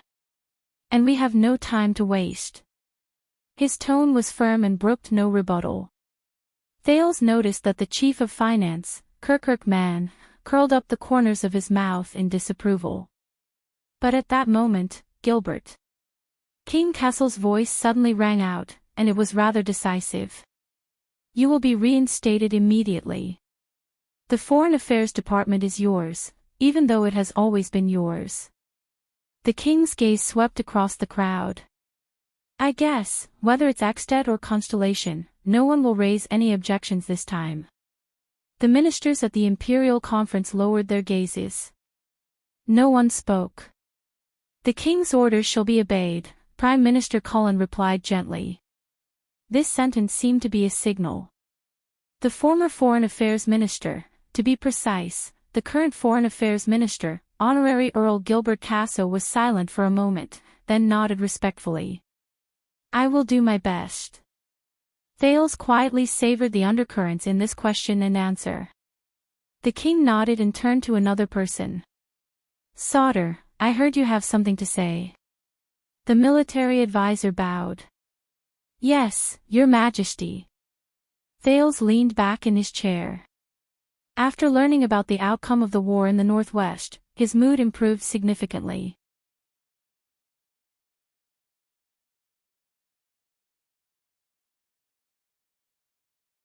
Let's start with the regular royal army. There was another period of silence. Even King Kessel did not say a word. As if it was a terrible topic. Sir Sauter, our logistical supplies for the regular royal army have always been our top priority, the Minister of Agriculture, Lord Croppen, who had been distracted for most of the meeting, suddenly snapped out of it and hurriedly distanced himself from the situation. Especially during wartime. Sunset can attest to that. At least we have never been short on provisions, Sauter interrupted him. I have no intention of criticizing you, Lord Croppen. But in the next moment, the military advisor turned to Thales. A few months ago, the regular royal army and the suzerains of Western Desert worked together to rescue His Highness Thales, venturing thousands of miles into the desert. The Duke of Star Lake was startled. That was a valuable attempt. After the Desert War, we once again tested our ability to establish a unified supply line in a foreign land, and expanded the limits of expeditionary logistical transportation. The detailed report has been presented to you before the meeting. Some of the ministers began to flip through the documents on the table, while others were unhurried, as if they had expected it. But Sauter raised his voice and resounded throughout Ballard Room. Facts have proven that the independent logistical capabilities of the regular army are quite outstanding, the shortest route specially designated by the Department of Military Affairs, the security of the rear defense line, and the ability to sweep back and forth in the desert have all effectively ensured the smooth flow of the supply line, and even supported the army all the way to the border of the Alliance of Freedom. His tone changed. But in contrast, the local suzerains of Western Desert organized their own logistical support. They were procrastinating, inefficient, and messy. From Blessingstown to the desert frontline, countless greedy people changed hands along the way, and the transportation figures remain a mystery to this day. As a result, some illegal merchants smuggled eternal oil from Blade Fang's camp into the hands of the desert orcs, until they were intercepted by the regular army. Smuggling eternal oil, Thales gulped, took the document that Gilbert handed to him to read, and smiled in acknowledgement. Sauter Ryder flipped through one of the pages of the document in his hand with an ugly expression. Baron Williams even reported a vicious incident. His vanguard officers dealt with their spoils according to the rules after a battle against the orcs, but they were unreasonably obstructed and illegally embezzled by the local conscripts of the Western Desert. The other parties showed no respect for the royal family's dignity, and almost attacked their allies. Hearing the familiar story, Thales rubbed his nose. Yes, the legendary Wings report also said, Kirkman's nonchalant words were interspersed with the sound of flipping pages. With a patriotic and loyal heart, he endured the humiliation after the incident. Taking the overall situation into consideration, he had no choice but to dismiss a selfless and upright vanguard officer under his command in order to keep the peace and preserve the dignity of the Dukes of Western Desert. At this point, the Chief of Finance's expression changed and he slammed the document down. "You believe that idiot's nonsense?" Thales raised his eyebrows. Well, this was the evaluation that one of the 3 commanders of Constellation, who enjoyed boundless glory, received at the Imperial Conference. Judging from the wording, Gilbert coughed at the right time to cover up Lord Man's sudden vulgarity. "I believe that Williams must have changed his new scribe." The Foreign Affairs Minister's teasing was just right and eased the atmosphere. Low laughter broke out among the officials at the Imperial Conference. "Sir Sauter, I understand what you mean." The Minister of Agriculture, Lord Croppen, Thales somewhat understood his position at the Imperial Conference, smiled obsequiously and replied, "What I'm trying to say is, in terms of logistics, since the beginning of the Desert War, we have been cooperating well with different merchant groups and trade guilds, from food and cloth to livestock and ironware. If there is a need, I will be happy to introduce them to the Military Affairs Division." Sauter interrupted him again. "No." The military advisor said coldly, "In a war involving tens of thousands or even hundreds of thousands of people, war logistics is a combination of precision and complexity, scale and longevity. No suzerain, town, castle, or merchant group is qualified to take on such a heavy responsibility. Not even the Military Affairs Division." Lord Croppen's smile froze. Saldus' eyes sharpened. "Unless it is under the King's orders, unified deployment, followed by the entire country. And the practice of different suzerains providing their own rations and logistics and gathering supplies on the spot is long outdated." At these words, all the officials at the Imperial Conference fell silent. The military advisor's gaze was as sharp as a knife as he swept his gaze across the people at the long table. No matter how diverse the composition of the army is, or how many suzerains have the authority to lead troops, we need a more unified, efficient, and convenient logistics organization.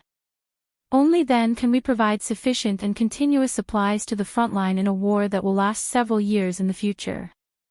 The officials had different expressions as they pondered the meaning behind these words. King Kessel's face was still hidden in the darkness of the backlit room, leaving only a flickering shadow.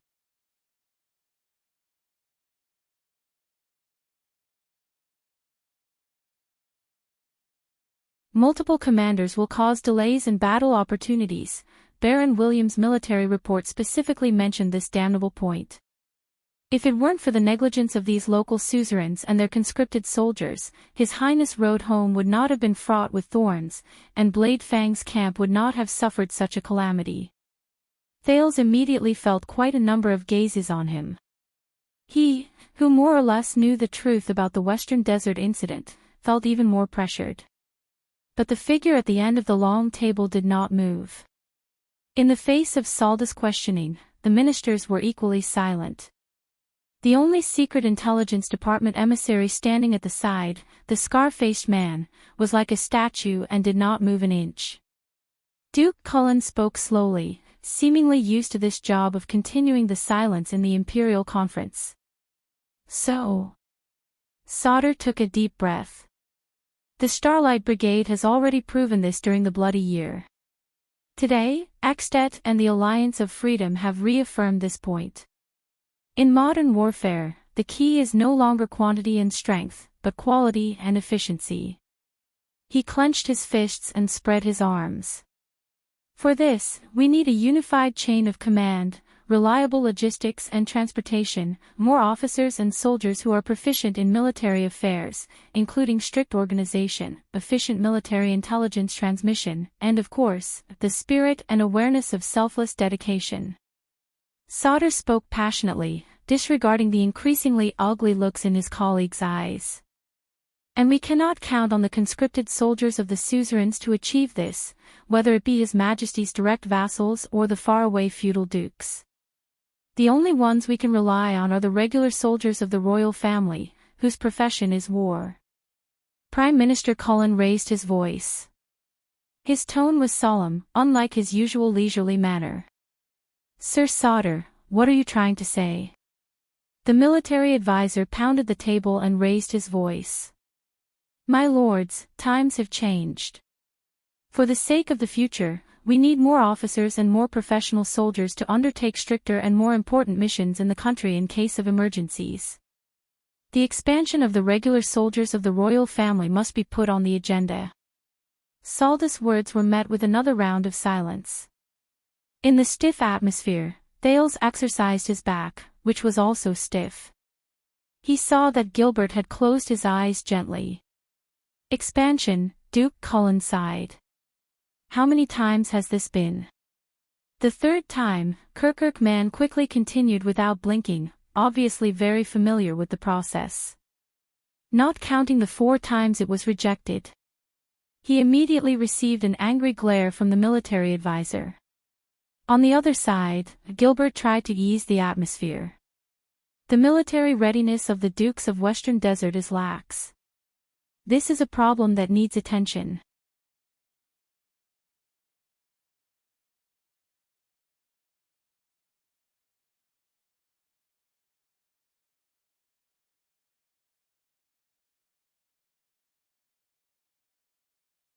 Chapter 572. When will you understand that the level of your father's skill has nothing to do with the outcome of his stubbornness? A familiar, shrill voice rang in his memory. And it's not just him, there are countless others. Whether it's the king's partisans who side with the king, or those who oppose him like Koster, the growing conflict between them will bring about unforeseeable consequences.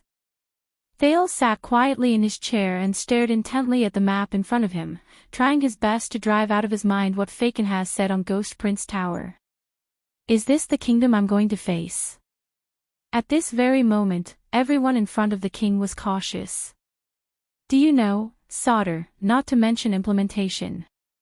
Beside the conference table, Prime Minister Cullen was like an old man who had suffered a serious illness. His voice was weak as he said, how much of an uproar will it cause in the kingdom if your words today are leaked? The military advisor snorted and shook his head. He was about to speak when he was interrupted by the Foreign Affairs Minister. It is one thing for us to live frugally and be responsible for our own profits and losses to support the regular army of the royal family. Gilbert was still gentle, but the warning in his words was clear. As for issuing an order to the entire country to reduce the suzerain's authority to recruit soldiers, Sauter, that's another matter. Sauter frowned, as if in disagreement. But out of respect and admiration for the cunning fox of Constellation, he did not immediately refute. Seeing that someone was on his side, Prime Minister Cullen gave the Foreign Affairs Minister a grateful look with relief. Take Eternal Star City as an example. The regular Royal Army and the Jade Star Private Army, one as their duty, the other as enlistment. The Prime Minister nodded and smiled at the shadowy figure on the throne. Although they come from different sources, they are both weapons in His Majesty's hands. The mayor of splendid Port City, nicknamed the Sword of the Bay, turned to look at Sauter. His eyes were no longer filled with the greasiness of a good old man, but were instead filled with the seriousness of a businessman negotiating. It's the same for all parts of Constellation. The suzerains usually hold a small but professional elite guard, and if necessary, they can enlist a large number of citizens to serve as the main force on the battlefield. One strange and one righteous in battle. One enlistment and one conscription, 2 tracks at the same time. This is the kingdom's long-standing tradition. Kirkman snorted softly, Viscount Kenny narrowed his eyes, and Lord Croppen simply continued to daydream. But it is precisely this dual recruitment system that has seriously hindered our army. Sauter, whose hair was sparse but still looked hale and hearty, did not care about the gazes of others.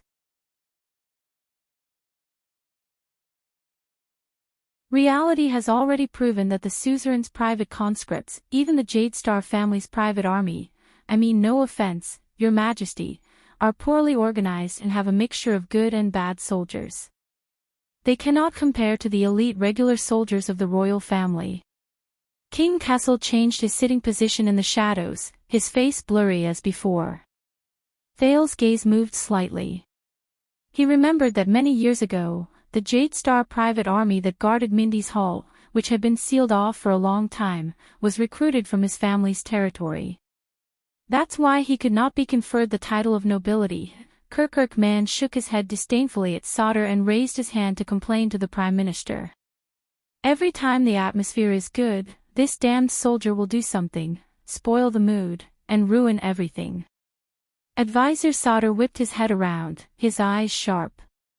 And every time it's a critical moment, you're always on the sidelines, sarcastic and mean, holding your purse tighter than your own pants. Like a general on the battlefield, he retorted coldly. That's probably why you've never been conferred a title, Purse. Kirkuk man blushed. But a few seconds later, facing Saldus' piercing gaze, the resentful chief of finance lowered his head. He was mumbling something indistinguishable. Thales heard with his hell senses that Kirkuk was probably muttering, as if you don't need to shit. After a small victory, Sodder no longer looked at Kirkuk, but at everyone else. Since the establishment of the Sand King era, the regular soldiers of the royal family have gone through decades of development and testing, and have proven to be a reliable and professional elite force. From recruitment to training, from maintenance to combat, their significance and status far surpass that of ordinary suzerain's personal guards. He spoke generously. Take the three main guards as an example. Baron Murch's Fury Guards are the strongest army in the world, good at fighting tough battles, fearless and not inferior to Axtet's heavily armed elites. Lady Cecier's Starlight Guards shoulder the heavy responsibility of guarding Broken Dragon Fortress. They are highly experienced and especially good at defending, exhausting, and blocking in the face of strong pressure. Baron William's Stardust unit is the sharpest knife and arrow on the western front line. Their light cavalry is as fast as lightning and can travel thousands of miles. They are renowned for their military prowess. Thales recalled the three marshals of Constellation and the elite soldiers under them, and fell into deep thought.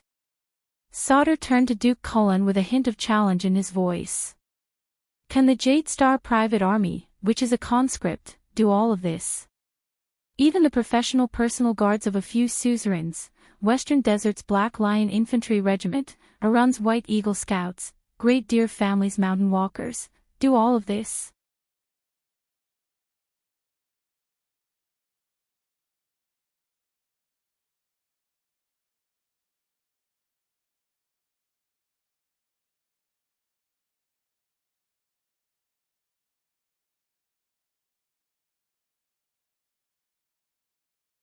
I understand your difficulties. This made Thales have a much better impression of him. Finally, a stern voice rang out in Ballard Room. Bob's words are not without reason. Everyone turned solemn and looked at the end of the long table. King Kessel raised his head, revealing his side profile in the light. He looked rather stern. It is not wise to recklessly interfere with the military power of a vassal. Lampard is a lesson learned. These words seemed to set the tone for the quarrel just now. Prime Minister Cullen exhaled in relief. Thank you, Your Majesty. As if by tacit agreement, the officials heaved sighs of relief. All right. Since you say so, Sodder looked displeased and reluctant, but he still gave in. I withdraw the proposal to reduce the national conscription. The corners of Prime Minister Cullen's mouth curled up, and he turned back into the smiling Duke of Eastern Sea. Thank you for your understanding. The Chief of Finance also leaned back in his chair, looking as if he was in a difficult situation. Thank God. Gilbert pursed his lips and smiled at his colleagues. At that moment, Thales looked at the king at the end of the long table and suddenly realized the Imperial Conference was different. At least, at the National Conference, King Kessel could not overpower the 6 great clans and the 13 distinguished families with a single word. And on the day of the State Affairs hearing, the Archduchess had to be careful even in front of her own vassals. Only here, in Ballard Room, no matter how much the officials quarreled, the Iron Hand King would always sit at the end of the long table. But Your Majesty, Sauter interrupted Thale's thoughts. You can try it out in Eternal Star City, set an example, and reduce the number of Jade Star private soldiers serving regularly. Surely it can be done. Everyone was taken aback. Kessel, on the other hand, pondered seriously for a few seconds. If it doesn't involve other regions, perhaps there won't be too many objections. The military advisor's eyes lit up. Very good. And we can select the best of the disbanded Jade Star private soldiers to expand the regular army of the royal family. The king pondered for a moment. A few seconds later, King Kessel spoke again with an unquestionable tone. All right, Sauter, Kirkirk, Kroppen, discuss the details. Start with the Jade Star private soldiers. Start by reducing the conscription period, and carefully replenish the regular army of the royal family. Let's see how it goes. Apart from Kirkirk's expression changing drastically, the others hesitated for a moment, but ultimately did not interrupt. The military advisor looked delighted. Yes, Your Majesty. The next second, Kirkirk man spoke urgently. Wait a moment. The chief of finance, who had looked relieved, bounced forward from the back of his chair and pointed at Sauter in disbelief. Expand, why are we back at it again?